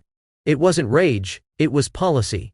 But Brody felt the difference between the two shrinking with each mile. He saw things that stayed with him, the carved initials of a family above a hearth, small shoes left on a porch rail, the way light shone through the last panes of glass before the flames took them. The army called it progress. The land called it something else. Sometimes, near midnight, the wind shifted and carried magnolia. It made him think of Culpepper's letter, the one that said the door would be unlatched, and he felt steadied and ashamed at once. When they reached Columbia, the rain paused for one day. Sun came through like a reprieve, sharp and gold on the flooded streets. The city waited. White steeples, shuttered windows, red clay hills shining around it. They entered on February 17th. The Confederates had pulled back in the night, leaving bridges burned and warehouses half open. Cotton bales stacked in the streets, already smoldering where stray shells had fallen. The smell was thick: smoke, turpentine, wet brick, whiskey. By noon the men were scattered through town, guarding depots, clearing debris, searching for dry ground to camp. A wind came up from the west, dry and hard. It lifted sparks from the cotton piles and sent them spinning down the streets. At first, no one noticed. Then one roof caught. Then another. By dark, the whole city was an orange storm. Brody was near the upper quarter when it started, a roof 2 blocks away, wind taking the flames sideways, licking across shingles and down gutters like liquid fire. Soldiers and civilians ran together, carrying buckets from wells, shouting above the roar. Women threw water from windows that steamed away before it hit the ground. Children cried in the alleys. Horses screamed. The fire leapt faster than sense could follow. It ran ahead of them, hungry and bright, devouring old wooden shops, dry sheds, cotton barrels of tar left open by retreating men. The wind turned and found new prey. The sky itself seemed to burn. Brody helped a woman drag a trunk out of her house. She was barefoot, hair wet from rain or tears. He couldn't tell which. "There's nothing left," she said, voice flat. "It's all gone." He wanted to tell her it wasn't, that something would remain, that the river would still flow, that the world would still turn, but he couldn't make himself say it. By midnight, Columbia was a single sprawling flame, broken only by pockets of black where the rain finally returned. It came hard, cold, straight, merciless, and hissed against burning walls. The city steamed, half on fire, half drowning. Sherman rode in after midnight, his horse black with soot, his coat soaked through. Men parted for him without command. He sat high, eyes narrow, mouth set in that expression that never quite reached anger but never forgave either. Brody found him near the courthouse. The roof collapsed into a red glow. The general dismounted slowly, watching sparks drift upward and vanish. "Captain Mallory," he said, voice quiet enough to barely carry above the rain. "Sir, you see what happened here?" "Yes, sir. I gave orders for no burning inside the city. I wanted it standing, proof of restraint." "Yes, sir." Sherman's jaw tightened. Wind, cotton, whiskey, carelessness. Sometimes that's all it takes. Men blame orders for what the world was already planning to do. Brody said nothing. Rain ran down his face and dripped from his hat brim. "They'll say I did this," Sherman said. "Maybe I did, in a way, but fire's like war. Once you start it, you don't own it anymore." Brody looked at the burning streets and nodded. "No one owns it, sir. We just walk through it." The general almost smiled. "You've got the right of it, Captain. Walk through it. And remember how it felt. That's all a man can do when the counting's done." He stepped back into the rain, mounted, and rode toward the river, his silhouette swallowed by smoke and flame. By dawn, the city was ash. Rain had beaten the fire into mud, leaving the air thick and bitter. The smell clung to coats, beards, hands. Men ate in silence, steam rising from tin cups. No one spoke the word victory. From a hill above the river, Brody watched smoke drift east with the wind. The first light turned it silver, almost beautiful. Houses below were skeletons. Church spires were black against pale sky. Somewhere a single bell still hung and rang, slow and hollow. He took off his hat, ran a hand over his face and whispered, "It's done." Ajax stamped once, breath rising white. Brody reached into his coat and touched the packet of letters, soft now, paper worn by years of sweat and rain. He thought of her door left unlatched and of the river that would one day carry him home. Wind off the burned city caught the hem of his coat, smelling faintly of salt and pine and endings. He turned north. The road ahead was a ribbon of mud, shining under the rain. He swung into the saddle and let Ajax take the first step, slow and sure, hooves sinking into wet earth. Behind him, Columbia smoldered quietly. Ahead, the land rolled on toward the Carolinas and whatever waited beyond them. The sky went gray again, but a faint light broke along the east, thin as mercy, soft as smoke. Brody lifted his face to it and kept riding. Chapter 23. Bentonville, 19 to March 21, 1865, near Bentonville, Johnston County, North Carolina. The small clatter of mess tins carried across the camp, and men spoke aloud to no one in particular. Almost over. Then the clouds rolled in again, and the sound went back to boots, wheels, breath, all the parts of movement that make a single animal when a nation is nearly done with its killing. On a morning that began the color of pewter, and took its time admitting the blue behind, the scouts brought back the shape of something that would not simply step aside. The name was a crossroads in the piney flats, Bentonville. And the rumor ahead of it said, Johnston had scraped together an army there from every corner of a dying Confederacy. The rumor was right enough. The first shots came loose and ragged, like a choir finding its key. Then the sound found itself, volleys hard and level, the measurable thunder of batteries, the old grammar of men making a case with iron. Brody took the line left of a low swale, where the ground held a darker green, and the air smelled of the water it kept. "Keep your heads down, and your hearts slow," he told the boys at his elbow, "because a slow heart hears better." Ajax stood quiet in the lee of a pine whose bark had been worried by more winters than this one. The horse's ears mapped the battle before Brody could add punctuation to it. Left gun, short. Range, front gun, longer. Muskets, close. A volley clipped needles that fell around them like dull rain. The smoke made a pale ceiling. Men moved under it by instinct. Down, up, forward, choose. The rebel line showed in slices through the trees, butternut jackets, a color bearer, stubborn as a fence post, an officer riding too straight for the work at hand. Brody did not aim at faces, he aimed at center mass. A gust pulled the smoke aside long enough to show a gap opening in the gray. Left, dress on the flag. Some voice insisted from a throat about to find out. What insisting buys? The blue line obliged with steadier grammar. On the right, the ground rose to sand. There the guns dug in and spoke without music. Brody wrote a message through that pocket, hat brim low, Colt loose in his hand, Ajax picking between roots and men, and handed the order to a captain whose eyes had gone the useful kind of narrow. "Hold to the hinge to our other units, swing and advance when they break," the captain read. "Aye." He nodded once, the way men nod when the sentence has already started coming true under their boots. Then came confusion, the honest kind, when both sides believe the other is a story the day will end without. Blue pressed, gray bent, then gray pressed and blue bent in reply. A stand of pine that had been nothing at sunrise became an argument nobody could afford to lose, and so was fought for with more heat than it could stand. Brody took a limb to the shoulder, an insult, nothing more, and kept carrying orders until his mouth tasted of metal and pine, and he could not tell which sound was nearer, the guns or his own breathing. By mid-afternoon the angle of light stopped pretending it was noon and started telling the truth. The rebel attack, sharp, brave, late, hardened, and then thinned. Brody felt it in the air the way a teamster feels a wagon's weight shift on a grade. The line held. The day ratcheted down its noise. When the firing eased, men did not cheer. They leaned against trees, curled in the lee of earthworks, or sat with elbows on knees and looked at their hands until the shaking went away.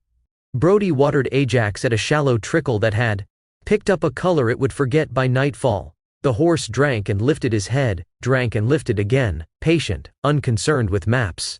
"Still us," Brody said, palm to the wet jaw. Ajax flicked an ear, which was agreement enough. They bivouacked under a thin roof of stars. Pine smoke rose straight for the first time in days, and men learned the new silence with the same care they had learned the old noise. Somewhere behind them a band found a tune that had been a hymn and survived the whiskey. Brody wrote by its measure, his pencil scratching in a hand that had learned to hold steady even when it didn't. March 21st. We found the last hard place and walked through it. The men are thin and sure and quiet.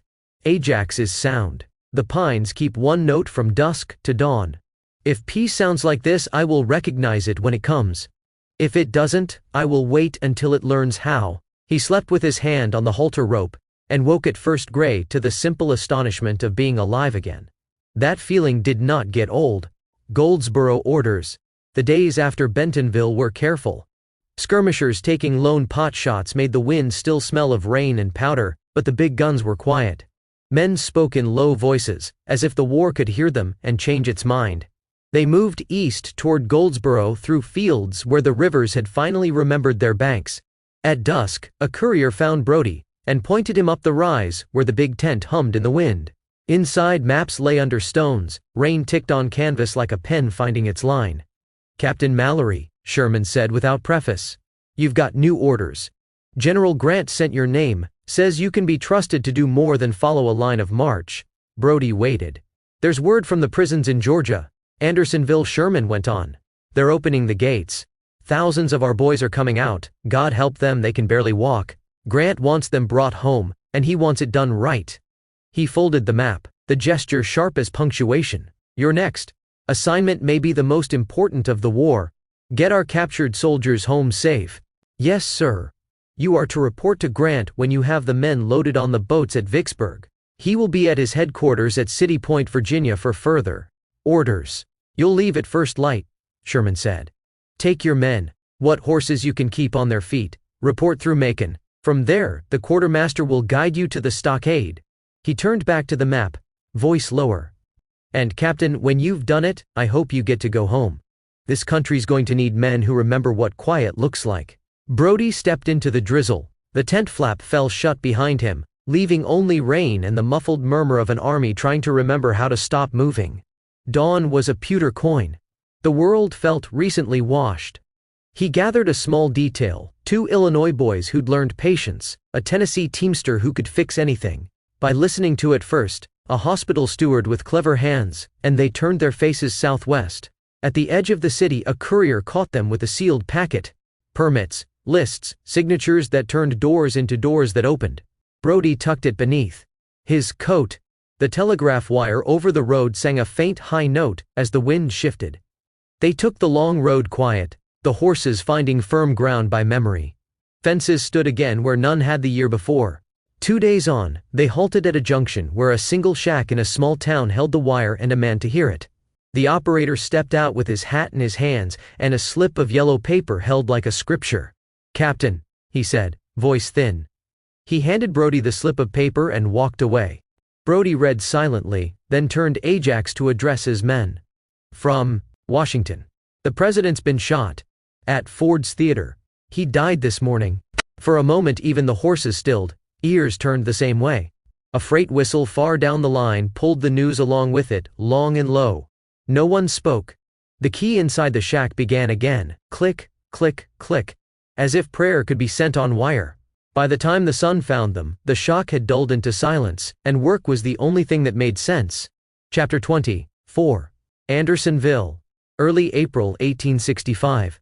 Camp Sumter, Andersonville Prison, near Andersonville, southwest Georgia.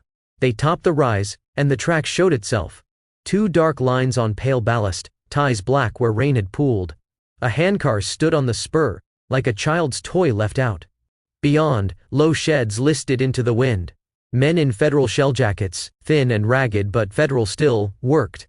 A pile of cross ties with pry bars, sweat white on their faces. A lieutenant who looked 3 days short of sleep came up the slope, raising his hand before saluting, as if courtesy needed warning. "Captain Mallory? I am. God bless." No ceremony? You're the first detachment that's ours, not improvised.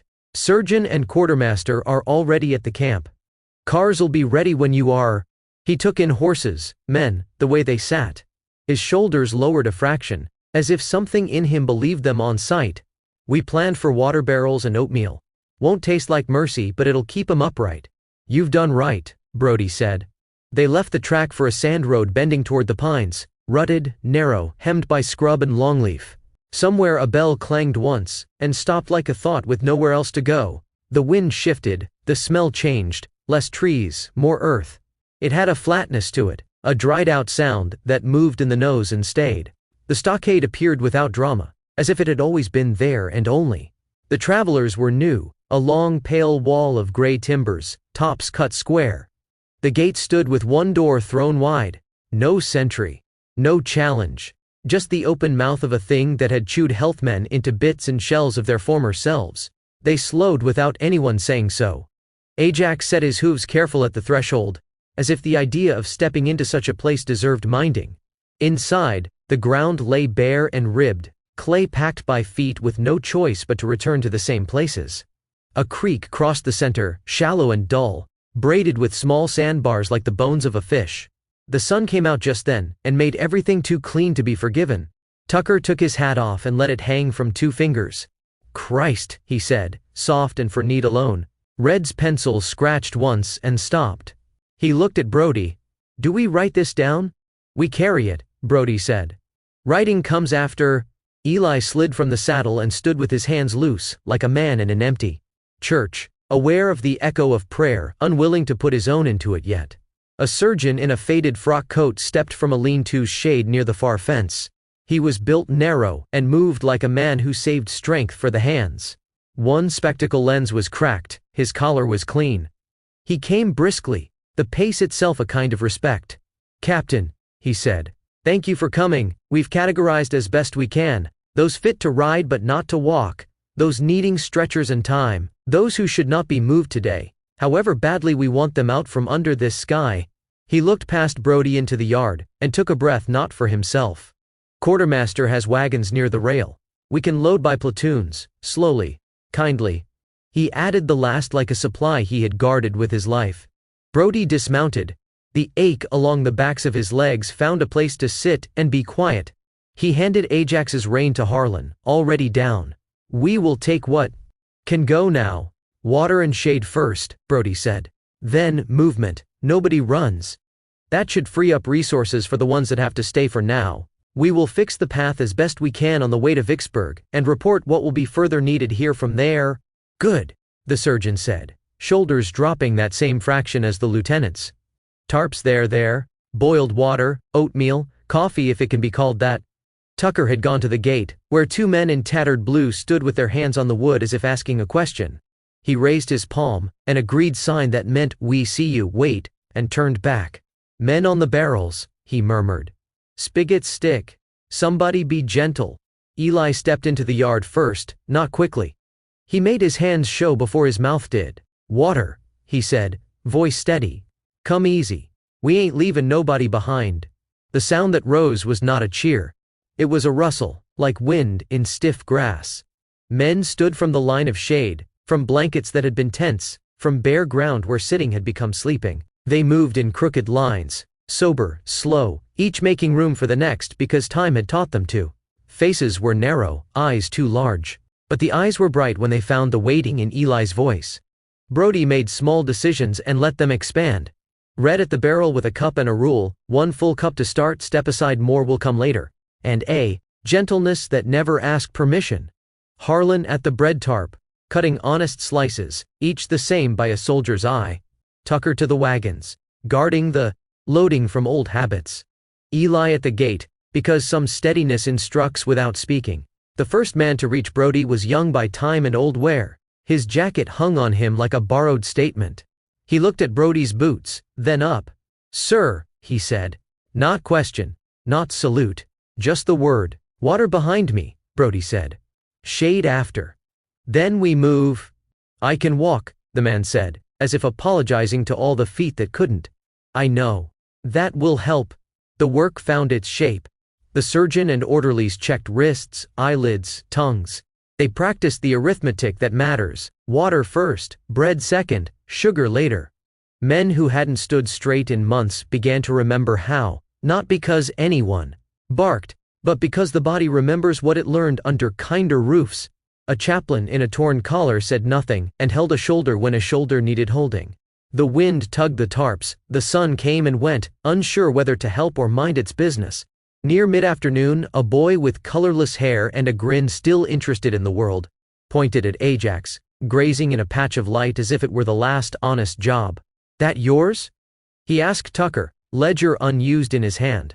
"No," Tucker said, eyes sliding to Brody and back. "He's his own." The boy nodded solemnly. Principal confirmed, and lay back in the shade with his eyes open. Eli brought rope and a practical face. "We'll need a ramp for the flat cars. Not many can step high. We'll build it, and we will need to take it with us. Put a handrail on it." Decking boards from a Confederate shed made something that obeyed gravity without arguing. Tucker walked it twice, heel to toe, like a man testing a bridge he didn't build. It held. The first up the ramp was a sergeant who had once been taller. He paused halfway, set his palm flat as if feeling stove heat, then went on. Others followed, slow, patient with their own slowness. Those who couldn't walk came on stretchers, carried by men who had learned to move without jolting. Brody stood at the car door and counted in a voice only the steward could hear. Tens and fives, tidy numbers that let him believe each was a door shutting on a bad room. Red drifted close with a dipper and an apology. "Sir, I don't know how to write this without lying." "Don't," Brody said. "Write the water, the boards, the way the light looks on the fence. Let the rest be carried." Red nodded and returned to the barrel.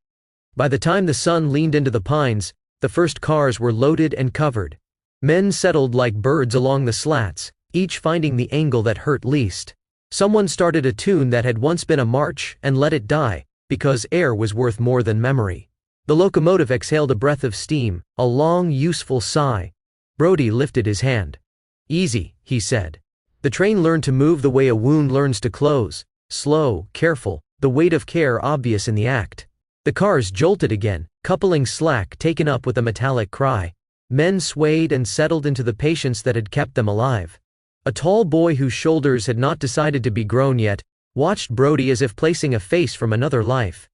At a wood-up siding the boy stepped down, hat in hand. "Captain Mallory?" Brody turned, canteen still uncapped. "That's right." The boy's smile wasn't wide, but it was honest. "Didn't think you'd remember me. Caleb Whitfield. From Cairo. Used to sweep your father's store after school." Brody's hand found his brim. "I remember the Whitfields. Your pa kept a barge for hire. Still does, I reckon, if he's breathing." Caleb's eyes went to the rails heading west. "Long road between there and here." "That it is," Brody said. "You holding up?" "I've eaten worse than this." Caleb looked down at his prison-washed coat. "Strange to be on wheels again, going someplace without walls. Feels like wearing someone else's life till it fits. You'll grow into it again. Give it time." They climbed back aboard.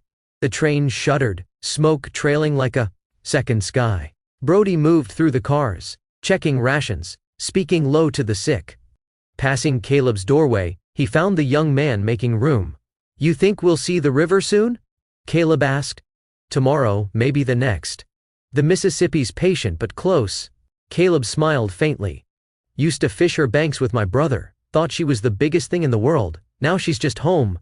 She'll look that way again." By dusk, the whistle blew long over flat country. Engine sparks climbed into a rising wind. Men talked of Cairo, of Louisville, of places so small the maps forgot them. Others were quiet, listening to wheels and remembering what silence used to mean. Caleb stayed near Brody's car whenever they stopped, lifting those who couldn't climb, sharing what little he had. He didn't speak much of Andersonville. Some things don't belong to daylight. Waiting for a section gang to clear the track, he asked, "You ever wonder, Captain, if we'll get all the way home, or if the world will find one more way to take a piece of us first?" "No man gets all of it back," Brody said. "But you'll get enough to start again." Caleb nodded and quieted. When the train moved, he leaned against the wall and mouthed the faintest words of a hymn. The rail west ran like a rough stitch. War had warped some sections, rails kinked by heat, ties half buried in sand. At every stop soldiers and freedmen tamped ballast and drove spikes, a rhythm like heartbeats learning steadiness again. Brody and his men stayed with the prisoners, sleeping on the cars or under them when nights were kind. The weakest ate first and drank deep. Men who had lived too long on hope needed water more than speeches. Caleb made himself useful without being told, cutting bacon smaller so the pot would stretch, sliding an arm under a fainted man before anyone asked. When a washed-out bridge held them half a day, he brought Brody weak coffee and sat on a stump. "Hard to sit still," he said. "Every mile looks like a mile I ought to have made years ago. The river won't move faster for impatience." Caleb smiled. Strange being free again. "I can't tell if I'm dreaming, or if I'll wake back behind that fence." "You'll wake to Cairo. Wharf, ferry horn, your father's barge, river mud and machine oil, not pine smoke. Sometimes I think I can already smell it." At the next town, a quartermaster met them with hardtack and salt beef. Brody supervised loading, coat unbuttoned against the heat. Caleb came beside him, eyes bright despite the grime. "I'll never forget the day we heard about your father's store," he said. "River flooded and took half the town. He opened the doors and handed out flour till the last barrel was gone. Said he couldn't swim, but he could give. He did what he thought was right. Didn't always make him friends. Made him one," Caleb said. "First time I thought a man could be honest and still make a living. Tell him that, when you see him." "I will. If the trains keep their promise." They rode into night. Engine sparks drifted through open doors and died. Ahead, the air grew heavier, wet with the nearness of the Mississippi. On the third morning the tracks curved and the river showed. A long, gleaming band throwing back the sun. Men who could stand crowded to see it. Some laughed, some wept, some only stared, as if eyes needed proof such a thing still existed. Caleb leaned out beside Brody, wind lifting his hair. "There she is, the same river that carried us south carrying us home. Hold her steady in your mind," Brody said. "Best compass there is." They stopped at a siding east of Vicksburg. The river smell rolled in, tar, oil, fish, the faint sweetness of damp wood. Brody jumped down first, boots sinking in clay, and reached up to help men down one by one. Caleb was last. He gripped Brody's forearm and, for an instant, the handshake became something else, a quiet understanding between a man who had carried others and a boy learning how. "You'll see your father before long," Brody said. "And you, Captain? Where will you go when this is done?" "Home," Brody said simply. "To see what the land remembers of me. Then on to big sandy country on the Tennessee. I hope there is a woman still waiting there for me. Then maybe we'll both make it to the same river after all. I have always liked that area. I went with my PA once." Brody released his arm and looked west, where warehouses rose like red scars. A steamer waited there, steam hissing at her stacks, a floating city of men, each carrying his own small hope. He didn't know her name yet, only the weight of her presence. "Come on," he said. "Let's finish this road." They walked toward the landing, boots sinking in damp earth, the sound of the river growing louder with every step. Quartermaster clerks came with manifests, doctors with stretchers, chaplains with nothing but their hands. Coffee drifted from a tent near the landing, the smell of peace trying to remember itself. He and his men stayed with the released soldiers to the end, seeing them down the ramp toward the wharf. Doctors and clerks took them gently, names checked, rations issued, the small mercy of being counted among the living. When the last man had passed, Tucker came wiping sweat from his brow. "Never thought I'd see this place again." "She's been waiting," Brody said, looking at the river. The sun climbed, smoke from steamboats hung like gauze. He left his men with the horses and went alone down to the wharf. Chapter 25. The River on Fire. 24 to April 27, 1865. Vicksburg Military Landing and Mississippi River from Vicksburg, Mississippi toward Memphis, Tennessee. The air changed near the river, thicker, warmer, alive with the smell of oil and pitch and the damp sweetness of magnolia just beginning to bloom along the bank. The tracks curved down toward the landing where Vicksburg sprawled against the bluff, half rebuilt and half remembering. Brody's escort detail filed into the yard beside the quartermaster's office.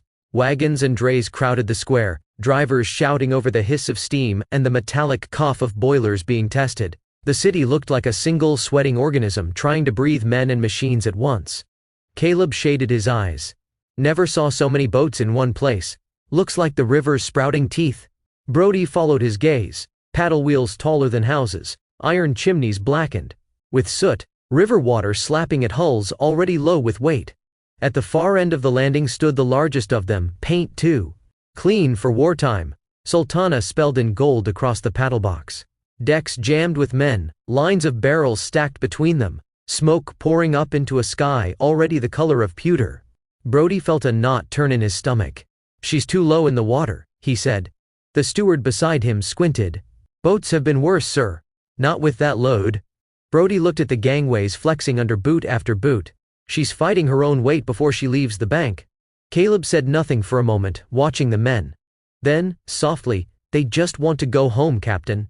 You could tell them the river's on fire, and they'd still board." Brody looked at him, hearing more in the words than the boy had meant to say. "You're right," he said. "Sometimes a man mistakes the end of a war for the end of danger." He led his men up to the manifest table where a clerk hunched over a ledger, pencil worn to a nub. Beside him stood a civilian in a fine coat and shiny boots, a watch chain looping like a smile across his vest. Brody recognized the voice before the face, Hatcher's smooth drawl, the same he'd heard in the quartermaster tents months ago when supply lists were being bartered like poker hands. "Captain Mallory," Hatcher said, with a confidence born of impunity. "I see the Army's still keeping me in good business. Fine thing, Peace. You'll be on this trip north, I suppose?" Brody kept his expression flat. "My orders end when the men are aboard and the lists verified." "Ah, that's a pity," Hatcher said. "Fine scenery between here and Memphis this time of year. I assure you, she's seaworthy. I am riding her to Memphis myself for business." Brody looked past him to the line of exhausted soldiers waiting their turn to step onto the gangway. "She's river-worthy enough, maybe. But you've got twice her weight in men." Hatcher laughed, soft and careless. "Capacities are guidelines, Captain. A good pilot knows his margin." Brody studied him for a long moment. "You ever think of what it means to gamble with someone else's breath?" Hatcher's smile thinned. "I think about my contract, same as any man earning his keep." Brody turned away before his temper made an argument the provost would have to tidy. Caleb was helping one of the weaker men up the gangway, arm around his shoulders. The boy looked back once, as if to make sure the officer who'd promised them safety was still there. Brody raised his hand in answer. "Stay clear of the boilers," he called. "Find space by the rail if you can." Caleb nodded and vanished in the press of bodies. The stevedores cast off lines, the paddle wheels began to churn. Brody stood on the bluff and watched the Sultana push against the flood, heavy and stubborn, her decks gleaming in the fading light. When she cleared the bend, only her smoke remained, a black rope trailing into the evening. The steward came up beside him. "They'll make Memphis in 2 days, maybe 3. Current strong."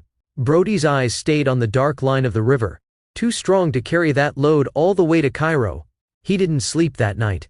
He had wired Grant that the first load of men out of Andersonville were headed north on the Sultana. There was no immediate reply, and he didn't expect any.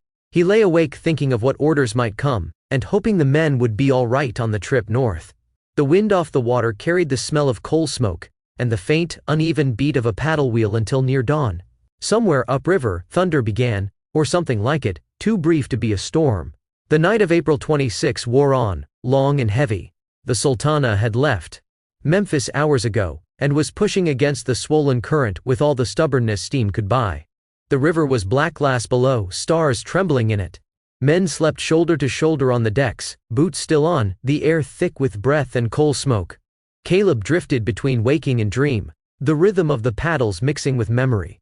He dreamed of Cairo, of mud between his toes and his father's voice calling him from the barge, of the store where Captain Mallory's father had wrapped nails in brown paper that smelled faintly of molasses. In the dream he was sweeping the floor, and the broom bristles whispered, "Hold to the rail when you can, stay clear of the boilers." A low clang jarred him awake. Then came another. The engines were running uneven, one side of the boat laboring harder than the other. Someone below shouted a curse. A second later, steam hissed up through the hatch like a snake.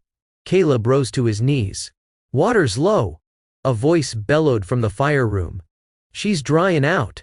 Before anyone could answer, the world cracked. It wasn't sound first, it was light, white, searing, impossible. And then a concussion that tore the deck from beneath them. Caleb felt himself lifted, thrown through hot air that smelled of metal and fire.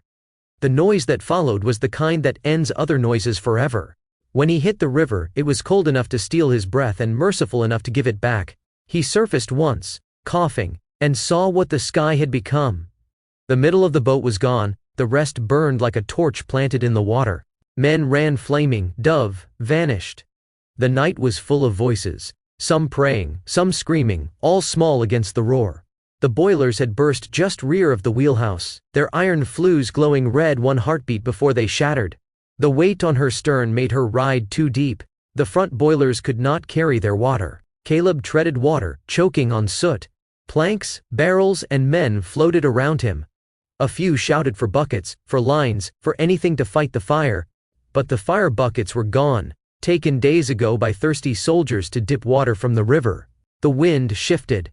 Sparks rained onto the surface, and the river caught light, thin films of oil from the engines burning in lazy swirls.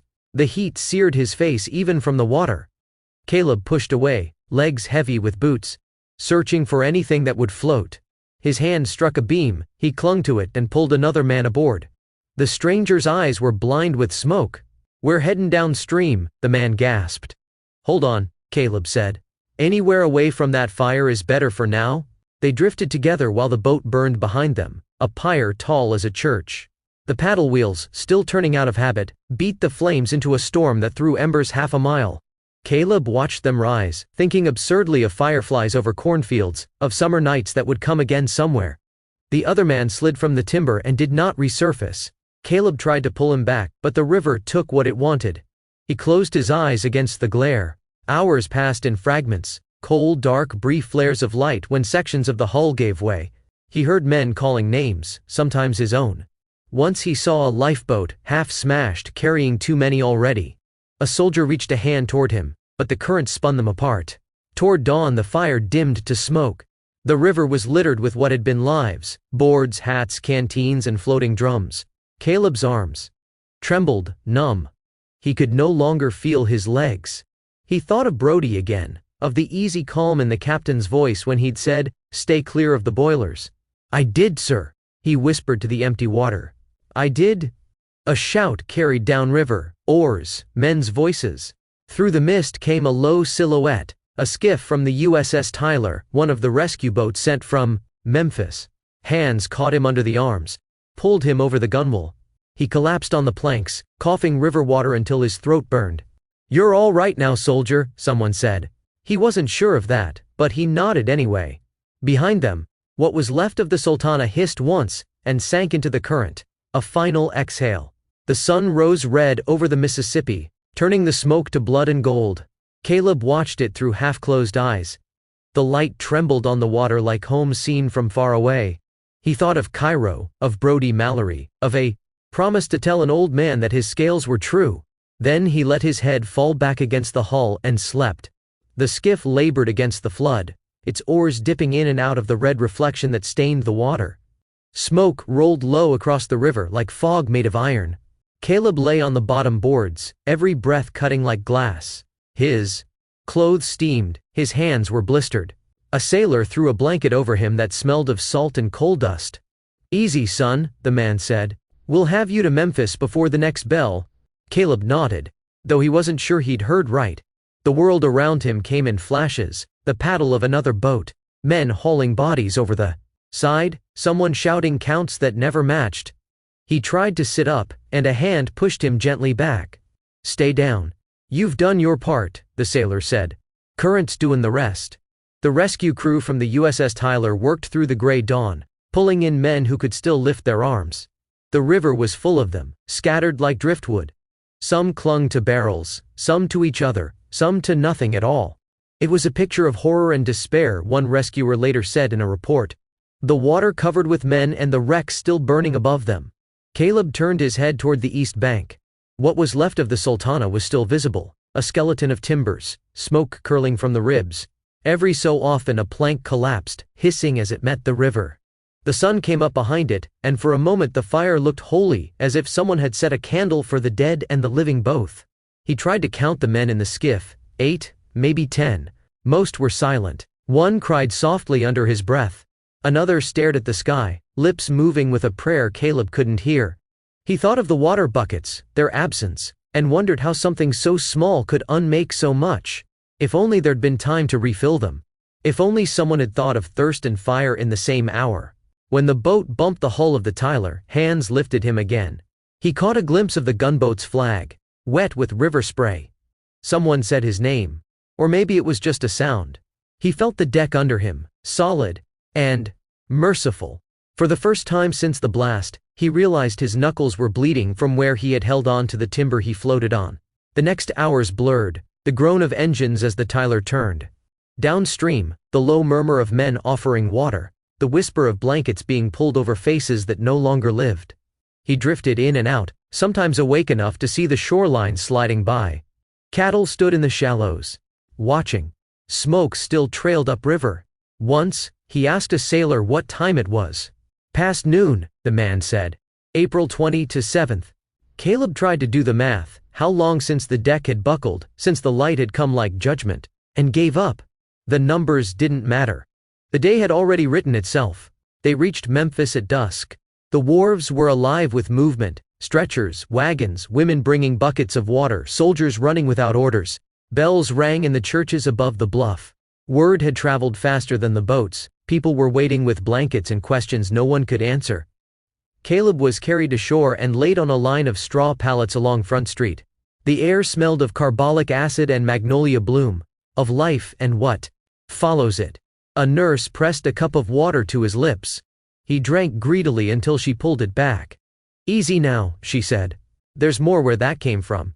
You're one of the lucky ones. He wanted to tell her that luck had nothing to do with it, that it was rails and warnings and a captain who had known what danger looked like even when the world was celebrating peace. But his throat closed on the words. Later they moved him to the Gayoso Hospital, a brick building turned into mercy by need. Rows of cots filled every hall.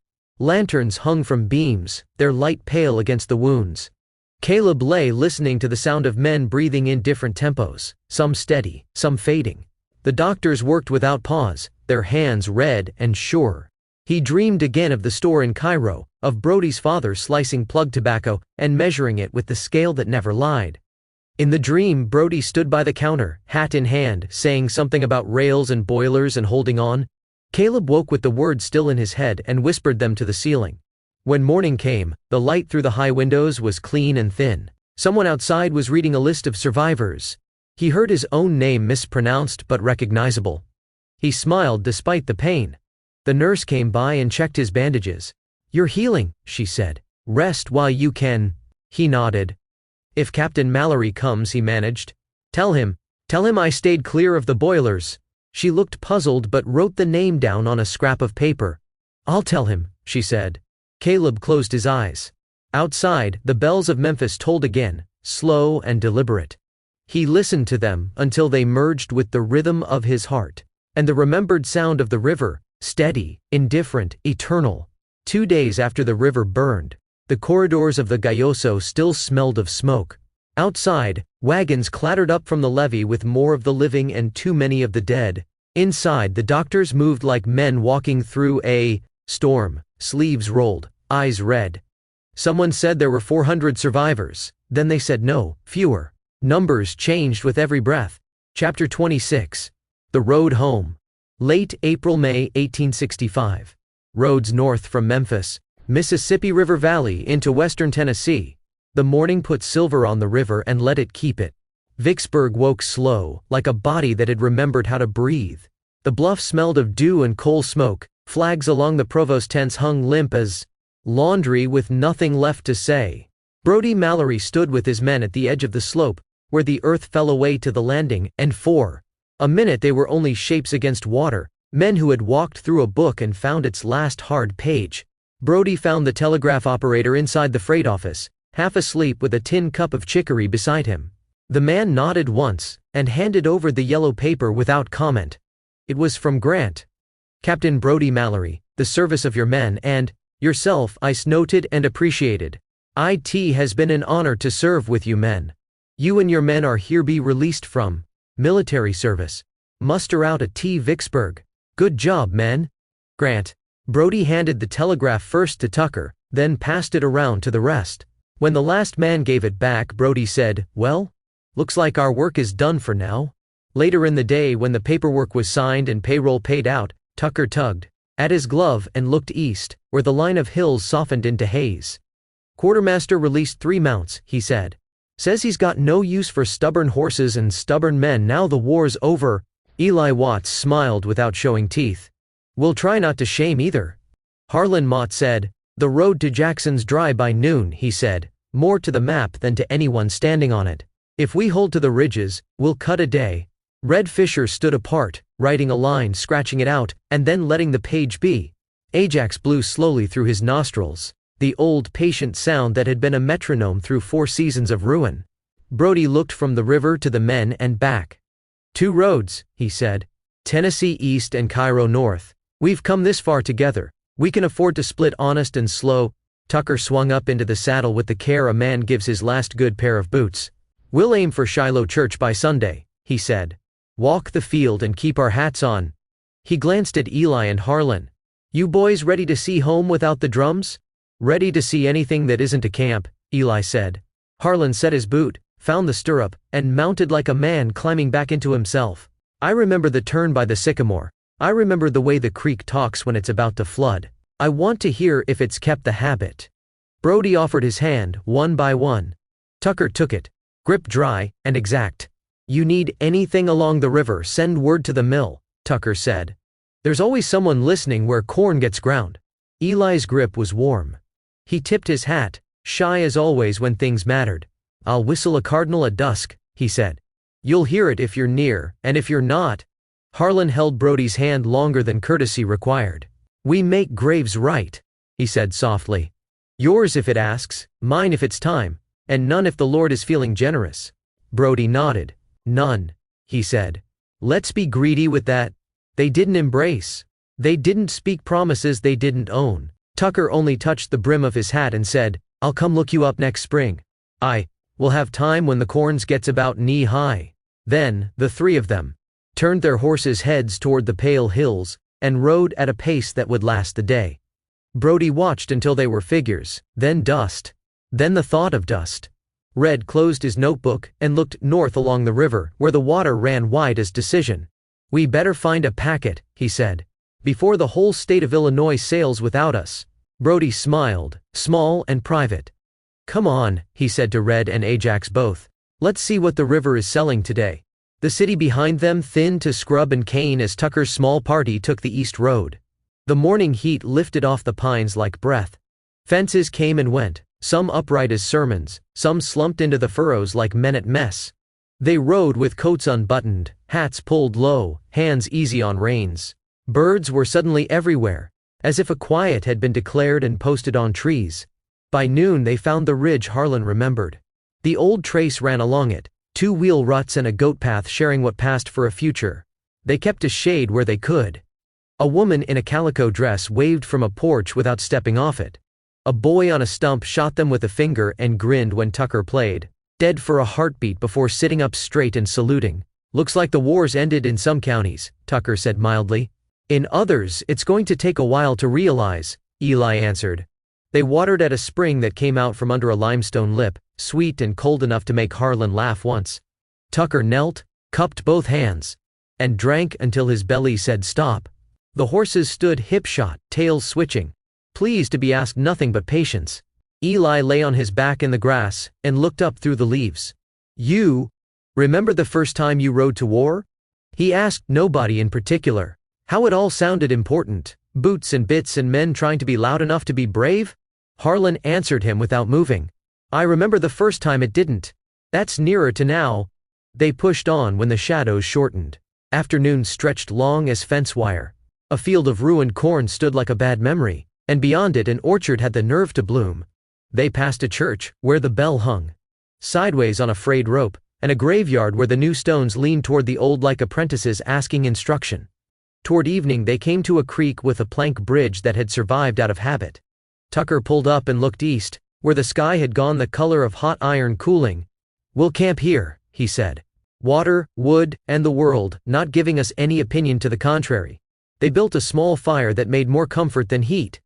Eli whistled a cardinal, and a cardinal answered from the thicket like a man happy to have a reason. Harlan read a verse without making a show of it. Tucker cut bacon thin and cooked it slower than a sermon. "Tomorrow?" Eli said around a mouthful. "Tomorrow we cross into the old road," Tucker answered. "The one that knows our names." He didn't say home. He didn't need to. Back at the river, Brody and Red found a sidewheel packet with a paint job too. Fresh for its age, and a captain who counted heads faster than he counted coins. The deck plank smelled of pitch. The paddle beat the water like a slow heart. They pushed off with half the day left, the city falling behind into a postcard, bluffs, flags, the black teeth of chimneys against the light. The river opened and took them like a long breath. Men in new blue and old gray both stood at the rail, not close to each other and not far, watching the banks slip by. A woman with a baby sat on a crate with her eyes closed as if remembering the words to a song. Red leaned his elbows on the guard and watched a smaller steamer pass, decks crowded, railings white with hands. "Packed tight as cordwood," he said. Brody didn't answer. He looked at the load line, low, at the coal stacked perilous, at the bustle of men on deck. He felt a memory crawl under his ribs, Hatcher's grin, and the flat way he'd said capacities are just guidelines. The water smelled clean and old. The unease stayed anyway. Toward evening they tied to a cottonwood for wooding up.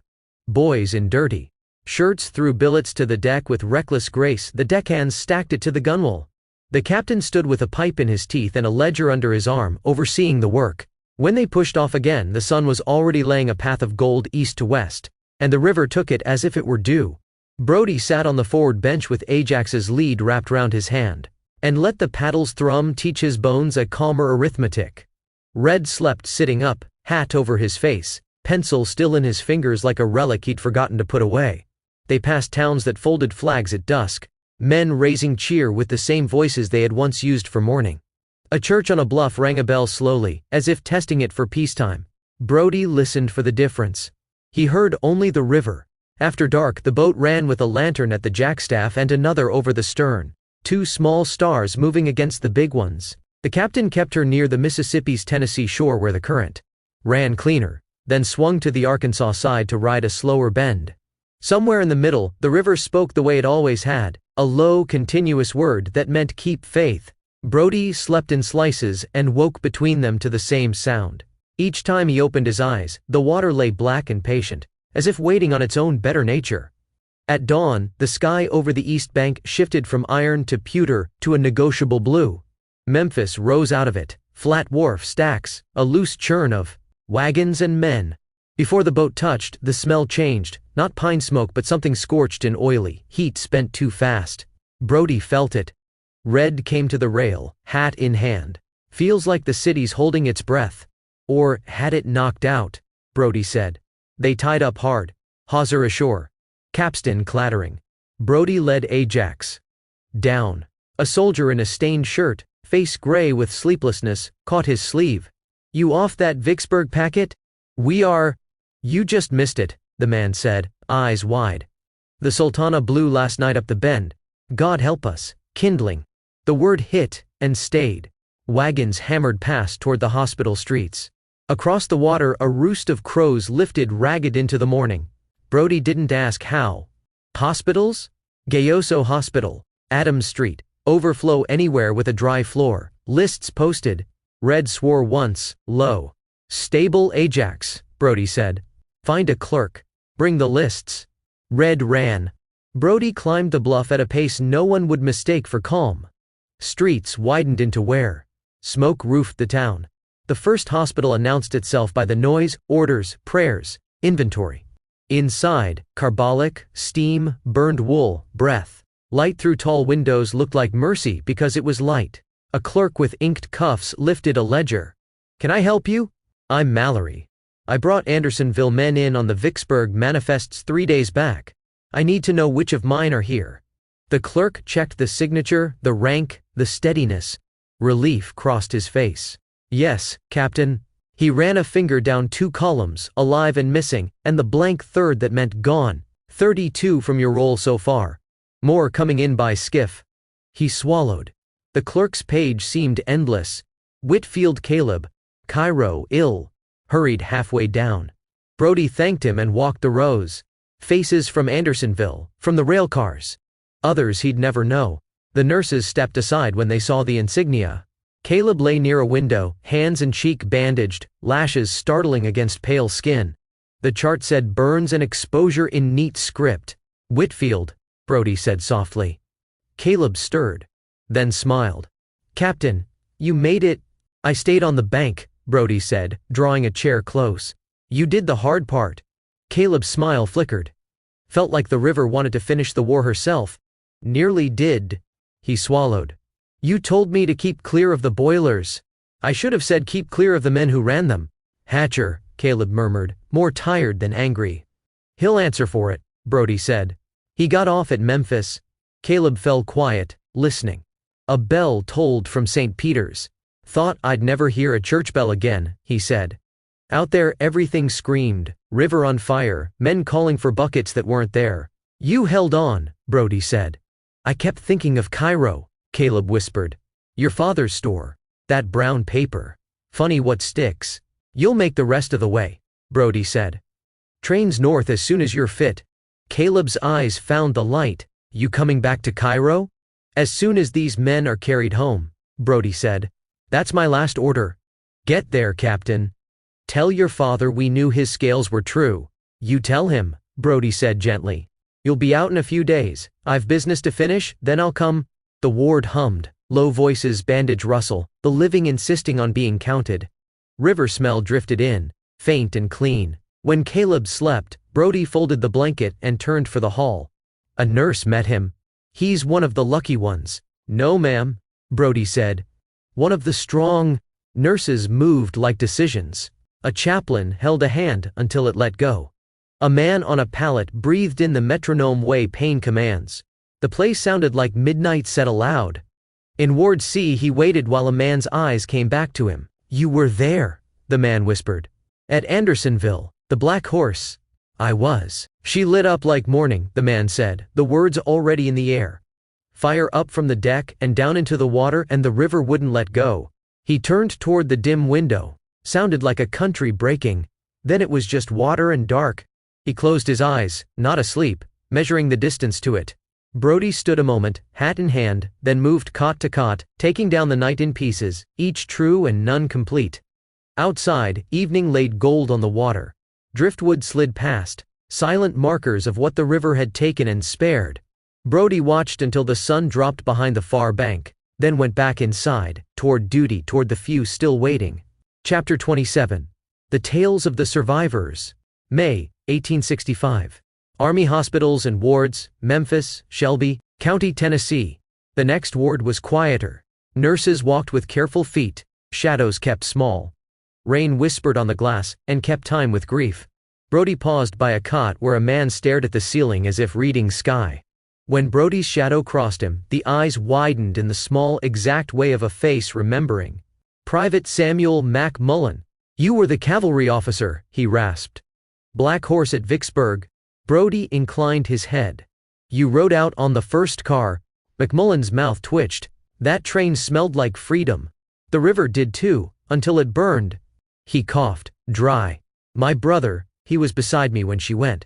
We'd sat by the rail to catch the breeze, then the noise, loud and everywhere. He stood and the flame took him." He closed his eyes. "I found a hay bale and held it till morning. The river carried me past faces I knew and faces I didn't. A skiff took me out at dawn. I told them my name first, to be sure it still fit." "It fits," Brody said. He had already written it in his book. The ink was barely dry. Mac Mullen glanced at the door, saw how Brody stood, and reached to cover Brody's hand. "Captain," he said, steady and small. "I went aboard because I wanted to go home. You didn't do this." "Maybe not," Brody said, the weather of his voice plain, "but I'll make the man pay who did." McMullen's grip held, then eased. The promise settled between them like a plank laid across water. Lieutenant Henry Goddard. Near the window, a man propped in pillows, arm in a sling, turned as Brody came. A bandage crossed his cheek, one good eye watched closely. "You're Mallory," he said. "Saw you at Vicksburg. Thought you were home." "Not yet," Brody said. "Tell me." "I was on the hurricane deck when the boilers burst. The whole boat lit like a city, flames climbing, sparks like stars. Then the deck let go and I went over. Water was cold, fire didn't warm it. Somebody kept calling for his mother until the river took him. I held a piece of wheelhouse till a yawl found us. Of 7 on that plank at dawn, 3 were gone by noon. His mouth thinned. Do what you can. Names keep men from being numbers. Night closed like a curtain. Brody stepped into the courtyard and let the rain take him. The river was a mile off, but he felt its pull in the tilt of the ground, in the city's breath drifting downstream. He opened his notebook. Every line was a body he couldn't unmake, every name a debt the river had called due. Red found him under an eave, lantern smoke thinning the light. You look like a man carrying a stone. They remember me, Brody said. They remember the ride out of that stockade. I got them from one hell to another. You couldn't know what a man's greed would do, Red said. I knew enough, Brody answered, Hatcher's smooth voice splintering back. Capacities are just guidelines. He said trade needs a margin. He made his margin. Brody closed his hand on the notebook. Red's jaw worked. What now? Brody looked toward the dark band of water. I'll make him answer, he said. By law if I can, otherwise if I must. He walked back into the rain, the ledger under his arm. Every name a small hammer. Behind him the city murmured. Ahead, the river waited, wide, patient, full of unpaid accounts. Private Daniel Garber. He looked young when he turned his head, and older when he spoke. First. Was on the cabin deck when it went, he said. Didn't see it, felt it. Like the whole river came up through the boards. I jumped, caught a plank, floated till daylight, half froze. His bandaged hands flexed once. Boats came out from Memphis, pulling us in by the elbows. I don't remember climbing in, just a blanket and somebody saying my name so I wouldn't forget it. Brody wrote Daniel Garber where the steward could find it again in another room with better light and more food. The mule. Another cot. Another account that sounded like it had been waiting for someone to own it. I couldn't find wood, the man said, eyes fixed on a place only he could see. Not that would hold me. Caught hold of a mule that had gone belly up, hung to the girth strap and let the current choose. I reckon I don't eat mule again. His mouth twitched at that thin piece of humor and went still. Trees saved some. The ones near the Arkansas side. If you could get your arms around something that still had a root, you lived long enough to be found. Hospital steward's note.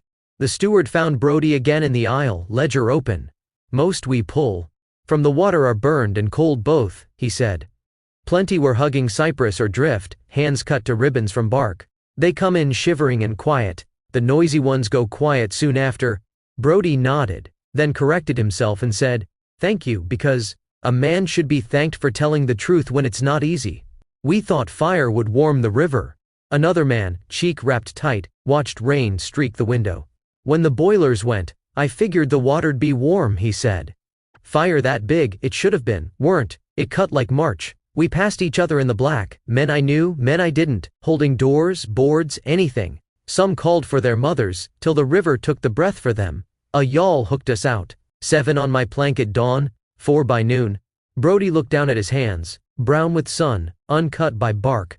He flexed them and felt a shame that wasn't guilt so much as the knowledge of not having paid the same coin. The city came. A chaplain, collar torn but clean, gave him what the river looked like from land. Memphis filled her boats, he said. Fishermen, ferrymen, boys with oars too long for their arms. I watched them bring men in by the dozens, smoke in, their hair, skin blanched with cold. The hospital steps were slick with river. I think the town prayed with its hands that day. Chapter 28. The Reckoning begins. Summer, 1865. Quartermaster offices and riverfront stables, Memphis, Tennessee and Vicksburg, Mississippi. Rain tapped the tin roof of the stable until it sounded like someone whispering a truth over and over. Brody Mallory sat on the edge of his cot, boots laced, coat already on. The notebook lay open on the crate beside him. The names inside had blurred slightly where a drop of water had fallen. From his sleeve, the ink had spread like blood in clean linen. Outside, the city stirred early. Wagons rattled over the slick cobbles toward the landing, carrying lumber and flour. Somewhere below the bluff, a steamer's whistle gave a long, low call that sounded more like grief than commerce. Brody closed the notebook, slipped it inside his coat, and went out into the morning. The air smelled of wet wood and old smoke. Along the river the mist hung low, hiding the black scars of wreckage that still drifted down from the bend. Where the Sultana had gone. A half-sunken wheel, a broken spar, a single shoe. Each item announced itself, then passed. Brody walked until he reached the quartermaster's office, a brick building whose windows were filmed with soot. Inside, clerks worked by lamplight, though it was already day. Ledgers lay in piles, and the sound of pens scratching paper filled the air like insects. A major in faded blue sat behind a table stacked with contracts. His eyes lifted at Brody's knock. "State your business," the major said, voice weary. "Captain Brody Mallory," he replied. "I brought the Andersonville prisoners up from Georgia. Half of them burned on the Sultana. I need to see the transport manifests." The major's gaze shifted to the papers, then back. "Those records are Army property, Captain. An investigation is already underway." Brody leaned both hands on the table, the wet from his coat darkening the wood. "Then I'll consider myself part of it. Those men were mine before they were yours." Something in his tone made the officer hesitate. He pushed back his chair and nodded to a thin clerk near the wall. "Bring the Vicksburg contracts. April 23rd to 26th. The clerk shuffled away and returned with a leather folder, edges black with handling. Brody opened it, the smell of oil and river water rising from the pages. The first sheet bore the signature he expected, Hatcher and Company. River. Transport, Vicksburg, Miss. The ink was bold, self-confident. Beneath it, the line for passenger capacity read in neat script, 376 persons, maximum load. A second line, scrawled in a different hand, had been added later. Special military allotment, 2,300 men. Brody looked up. "Who wrote this edition?"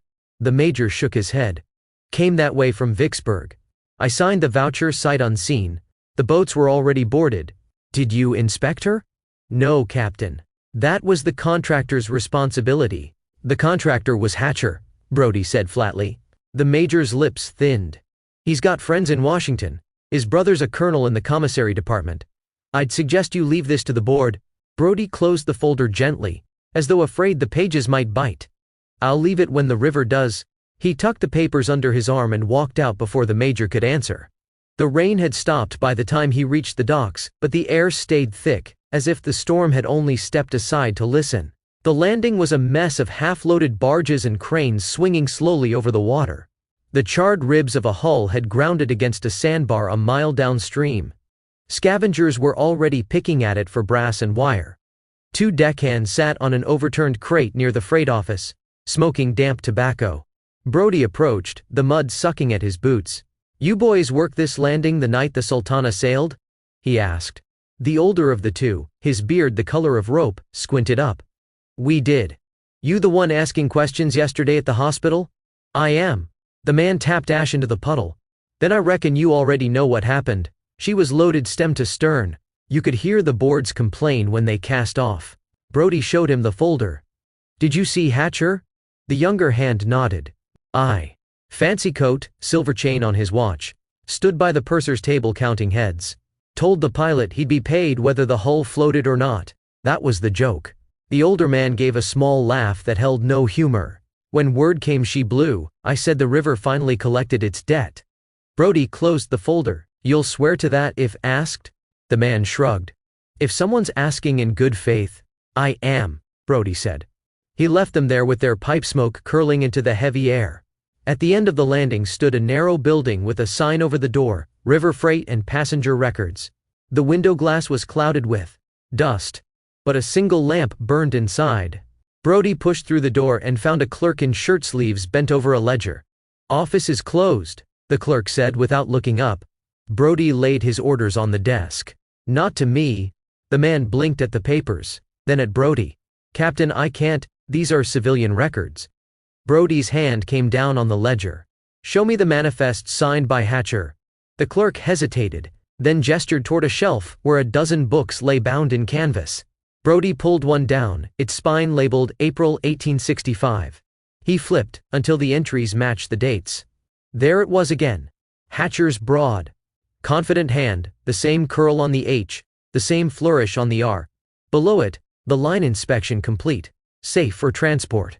Brody traced the words with his thumb until the ink came off faintly on his skin. He turned to the clerk. "Who inspected?" "Name's gone," the clerk said. "Page torn when they copied the record." Brody snapped the book shut. "Convenient." He left the office and stepped back into the thin sunlight.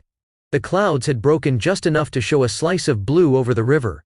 A raft drifted past carrying debris from the wreck. Charred planks, a coat, the remains of a crate stenciled us. He watched it until it turned the bend and disappeared. Ajax waited at the hitching rail, coat spattered with mud, ears flicking at flies. Brody laid a hand on the warm neck. "We've got our trail," he said quietly. The horse stamped once as if agreeing. He swung into the saddle and turned south, the city falling away behind him. Somewhere beyond the next bend was Vicksburg, and beyond that, Hatcher. The river would guide him, it always did. The notebook inside his coat felt heavier than before, the names inside shifting like coins in a purse that would never be spent. He touched the brim of his hat against the low sun. "You said capacities were guidelines," he murmured. "Let's see what they look like in the Book of the Dead." Ajax stepped off, hooves ringing against the cobbles, and the sound followed them down toward the road that ran beside the water.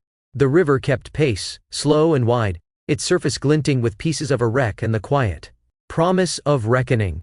The road out of Memphis followed the river for half a day, a long ribbon of mud and clay that seemed to argue with itself about being solid.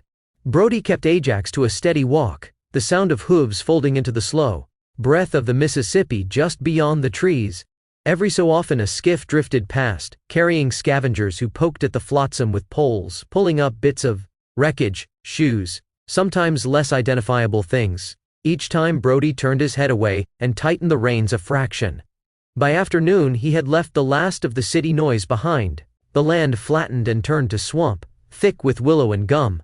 The smell of rot and river mud was heavy but honest. He rode in silence, the same silence he'd heard before battles, men gathering thought into something that could be used later. Near evening he reached a small army encampment at Helena, where the river bent west. A company of provost guards had set up tents and were collecting statements from survivors washed ashore. The men looked worn, their coats unbuttoned, their rifles stacked in a pyramid by the cookfire. Brody dismounted, nodded to the sergeant at the gate, and handed over Grant's telegram. The sergeant scanned the papers, frowned. "You're supposed to be free of all this, Captain." "Not while a man named Hatcher breathes," Brody said. The sergeant raised an eyebrow. "You one of the ones from Vicksburg?"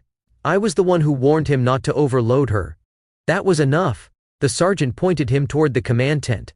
Inside, a lieutenant sat at a makeshift desk, ledger open, lamp sputtering. He looked up as Brody ducked in. "Captain Mallory," Brody introduced himself. "I'm tracing the Sultana manifests. Need to know if you've seen a man named Hatcher pass this way." The lieutenant rubbed his eyes. "Hatcher? Contractor out of Vicksburg? He came through 3 days ago, headed south. Claimed he was going to check damage claims. Left before we could ask questions. Did he leave an address? Hotel registry maybe. He travels under his own name, which tells you how sure he is of himself." The lieutenant hesitated, then pushed a small notebook across the table. He signed this. "Take a look." The name was there, looping and proud, Hatcher, River Transport. Next to it, in a clerk's careful hand, was a note, carrying army documents and ledgers for settlement at Vicksburg Depot. Brody slid the notebook back. "Appreciate it." The lieutenant's gaze lingered. "Sir, if you go after him, you'll be walking outside the lines of any court we have left." Brody put his hat back on. "Then I'll find a new line." He rode again at dawn. The rain had gone, leaving the world scrubbed raw. Cottonwoods leaned over the road, the air smelled of wet bark and the faint sweetness of decay. Brody's coat dried slowly against his back, stiff with salt. He let Ajax choose the pace, watching for the river to flash through breaks in the trees. At midday, he stopped at a ferry crossing, where 2 flatboats lay moored. A pair of black freemen ran the rope, hauling travelers across to the opposite bank. Brody asked if they'd seen a man in a white coat traveling light. One of them nodded. "Saw him 2 days back. Paid double fare to go first. Didn't speak much, but he kept looking downriver, like he was afraid of something following him." Brody looked that way too. The water ran calm and opaque, nothing in sight but the reflection of sky. Which way'd he take once he crossed? "South Road," the man said. "Vicksburg, if I had to guess." Brody left them a coin and crossed, Ajax uneasy on the planks. On the far side the road climbed out of the bottomland into rolling ground cut with gullies. He rode until twilight, when the sky went the color of tarnished brass, and the river's edge caught the last of the light. He made camp under a sycamore, unsaddled Ajax, and sat with his back to the trunk. The notebook came out again, and he turned through the pages slowly. The names looked back at him like witnesses. He thought of the men in the hospital, of Mac Mullen's burned hands clutching his, of Goddard's single clear eye watching him swear vengeance. The sound of the river was close, so close that it seemed to breathe with him.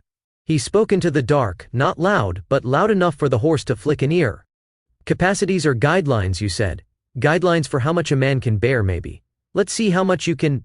He closed the book, lay back, and let the hum of frogs and river wind carry him toward sleep. The last thing he saw before his eyes shut was the faint red pulse of the west, like fire behind a hill. By the second day, the trail grew clearer. At a small telegraph post near Greenville, Brody found a message pinned to the wall for the Vicksburg. Quartermaster, Contractor Hatcher expected May 10 to settle transport accounts. The words were neat, the handwriting identical to the manifests he'd seen. Brody stared at it until the operator noticed him. You waiting to send a wire, Captain? No, Brody said. Just reading one. He rode on without haste, letting the knowledge settle like a stone in the stomach. The river paralleled the road now, wide and brown, heavy with spring current. He followed it as though it were a living guide, the water whispering in the reeds. Toward dusk, he reached the outskirts of Vicksburg. The town looked smaller than he remembered, the scars of siege still visible in the hills. Soldiers in loose uniforms wandered the streets, their war done but their discipline not yet replaced. Brody dismounted at the livery, and brushed the dust from Ajax's coat. The stable hand eyed his saddle. You come far, sir? Far enough, Brody said. Looking for a man named Hatcher, runs river contracts. The hand frowned. He's staying at the Grand, up by the bluff, said he was waiting on the paymaster's office to open. Brody gave a single nod. Thank you. The hotel stood 3 stories, its veranda still draped with army bunting. Lamps burned along the rail, throwing thin light onto the muddy street. Inside, cigar smoke drifted in lazy curls. Brody stepped through the door and took off his hat. The clerk behind the counter started to speak, but Brody's tone cut through him. Mr. Hatcher's room. The man hesitated. He's registered, yes, but his room. A voice came from the staircase behind them, smooth as oil on wood. No need to trouble yourself, Mr. Clerk. I'm right here. Hatcher descended the stairs with the same easy confidence he'd worn at Vicksburg, the fine coat, the watch chain gleaming. His smile appeared before his words did. Captain Mallory. I heard you were among the living. Good to see the river didn't claim you. Brody didn't smile. It claimed enough. Hatcher stopped 2 steps from the bottom. You've come a long way. What is it you're after? The truth, Brody said. And a reckoning. For the first time, the other man's grin faltered. Now, Captain, you know how business works. Brody stepped forward until they were level. I do. You sell half weight and call it full worth. You lied on your manifests and burned 2,000 men. I've seen your signature on every page. Hatcher glanced toward the clerk, toward the other guests frozen mid-drink. Let's not make a scene. Brody's voice dropped to a tone meant only for him. A scene's already been made. You made it on the river. Hatcher's hand twitched toward his coat, a reflex more than threat. Brody didn't move. You'll come with me to the provost office, he said. You'll answer for what you signed. Hatcher's eyes flicked, calculating. You can't arrest me. You've no authority. That's true, Brody said. He drew one of the big Colts, thumbed back the hammer and fired. The blast filled the room. Hatcher folded where he stood, stunned by the hit. Brody stepped in, hauled him up by the lapels, and propped him against the wall. Hatcher stared, dazed. Don't look at it, Brody said, voice flat. It'll only make it worse. I've seen enough death to know the signs. Spine's likely hit. You can't feel your legs. The end's coming fast. Don't meet your maker with this on you. Say it, now. Hatcher's breath hitched. I did it. $5 ahead from the captain. It was money, only money. I never thought the boat would blow. I should have thought more. Brody held his gaze. If you'd believed she'd blow, you wouldn't have ridden her to Memphis. You've confessed, but under duress. I'm no lawyer, but that won't stand in court. This is something you'll have to live with. Hatcher blinked, confused. What do you mean? You're not dying, Brody said.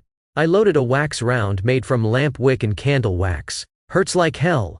Stuns you but not likely to kill you. He holstered the Colt.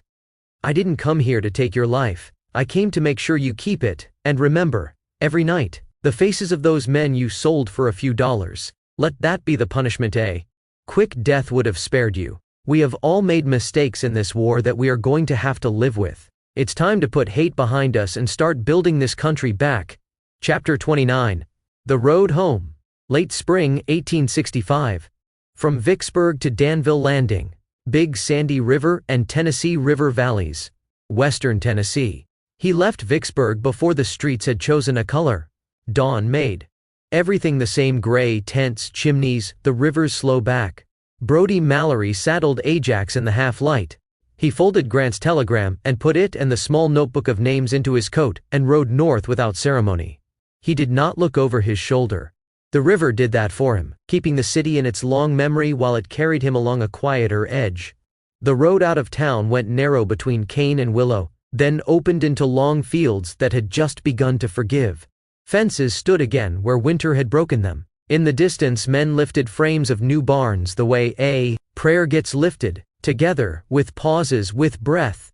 A dog ran the ditch beside him for a mile and gave up, satisfied that this traveler meant no harm. He took ferries when he had to, and fords when he could. He paid in coin and thanks, and the kind of news that is only weather said out loud. At night, he lay on his back with his hat over his eyes, and let the frogs keep time. On the fourth evening, past a stand of poplar, the moon came up in one piece and the wind turned from south to east with the smell of water he knew better than his own name. Big Sandy. It came to him first as a sound. Not the shout of a great river, but the low private conversation of a smaller one with its banks. The land took the shape he remembered. Here, a curve of road where a boy once raced a shadow. There, a sycamore leaning as if to listen. The fields were green enough to call themselves honest again. The air was heavier with sweetness than with smoke. He rode slower without deciding to. Ajax chose the better ground, and let his head down to chew at new grass when the ditches invited him. On the far ridge a hawk was working the thermals and catching them with lazy competence. A girl at a spring house looked up and lifted her hand.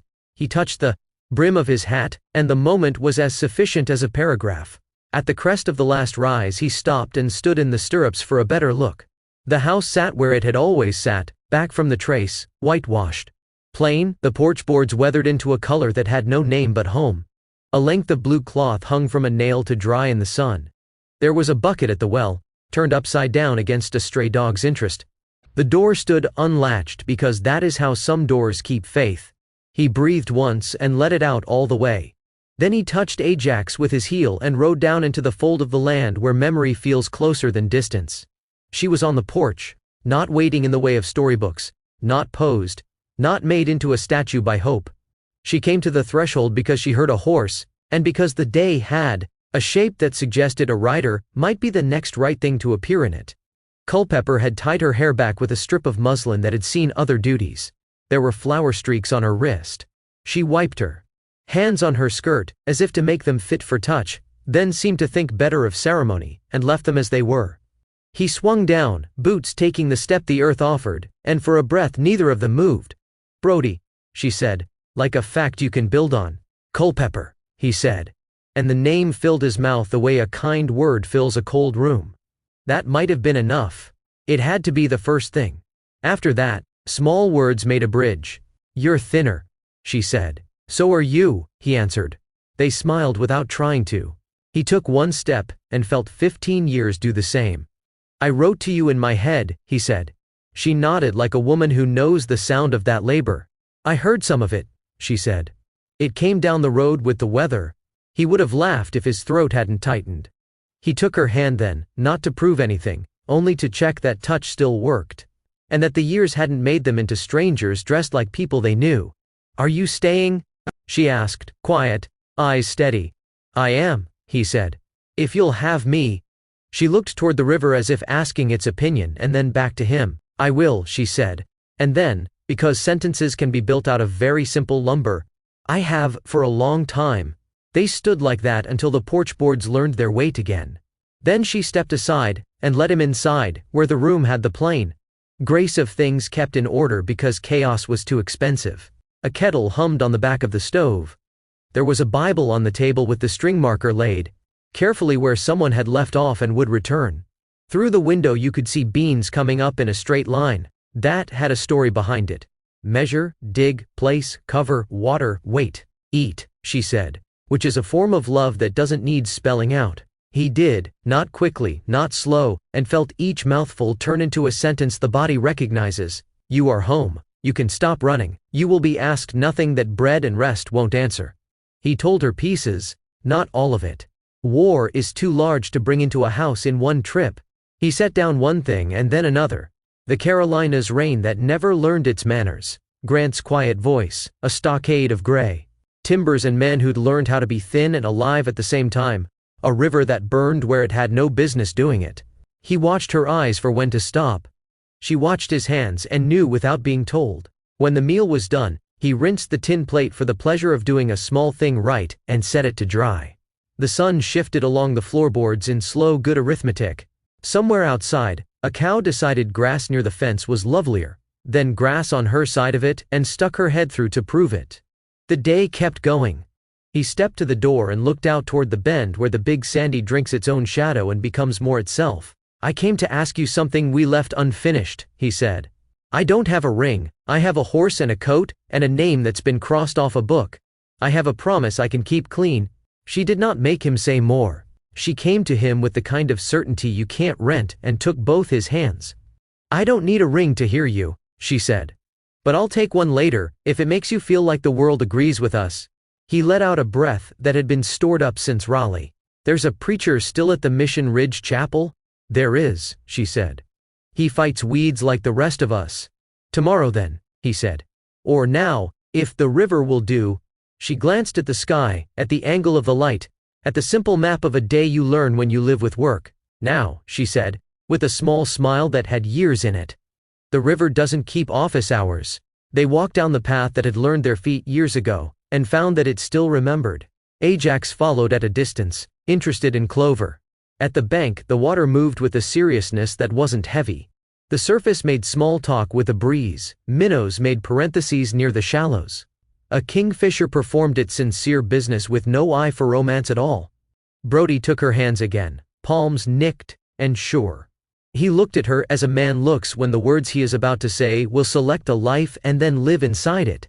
Culpepper, he said, and the name could have been a vow even by itself. I will keep you. I will carry what I should and put down what I must. I will not lie. When the river rises, I will lift the hearthstones and the dog. When it falls, I will plant. When old hurts come like weather, we will sit with them long enough to be polite, and then show them the door. She smiled at that, eyes wet but not for sorrow. Brody, she answered, I will keep you. I will say what needs saying and hold my tongue when quiet is kinder. I will put coffee on when the day is cruel and take it off when it has made its point. I will make a place for your ghost so they don't have to rattle the pans. When you need to ride, I'll saddle Ajax. When you need to rest, I'll unbuckle the girths.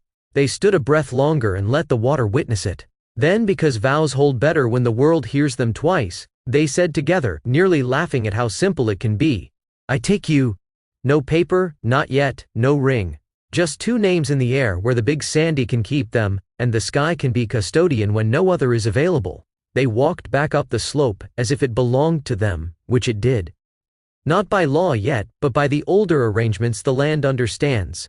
A neighbor's boy saw them and took off at a run toward the nearer house, which is how news travels without wires. By the time they reached the porch, two women had arrived with the proper looks and improper curiosity, and a small, stout man who served as both justice and carpenter in a 10-mile radius, came puffing up the path with his hat askew. Heard there was a ceremony needed, he said, not at all out of breath, and set his hand on his chest, as if to steady something that had not been in a war and yet had been through all the years of one. Brody and Culpepper stood again, for the folk who needed words written on the air where they could read them. The justice took a book out of his pocket that might once have been a Bible and might have been a ledger, and read from it, as if both were the same kind of work.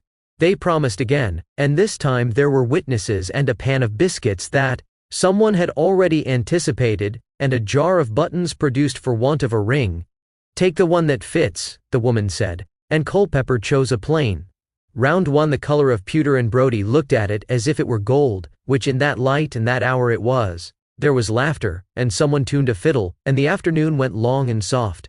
Brody sat on the step with his boots off, socks drying on the rail, and watched the road dust settle back into itself. Culpepper's shoulder leaned against his in the way a shoulder leans when it knows it is allowed to.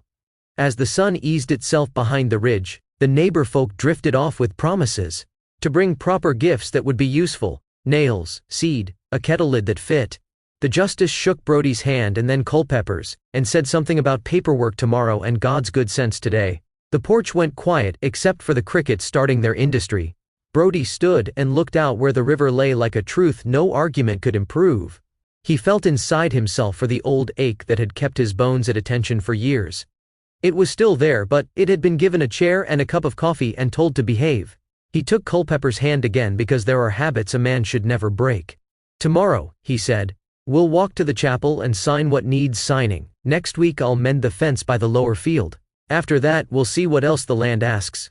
She nodded, the kind of nod that makes a plan into a day. "And tonight?" she asked. "Tonight," he said, "we'll listen to the river. If it has advice, we'll take it." They sat on the porch steps and did exactly that. The Big Sandy kept its counsel in the old, patient music Brody had known before he knew anything else. From the kitchen a kettle began to whisper. Somewhere to the west, a fox yipped once, twice, and thought better of a third. When the stars came, they came in a way that suggested the world had been ready to show them all along, and only needed the lamps of war put out first. Brody leaned back against the post and closed his eyes. He opened them again and saw Culpepper looking at him like the person you hand the last slice of bread to without counting. He smiled finally, the kind that touches the eyes because it has lived a while. "Home," he said. "Home," she said. And the river agreed, which is all a man can ask.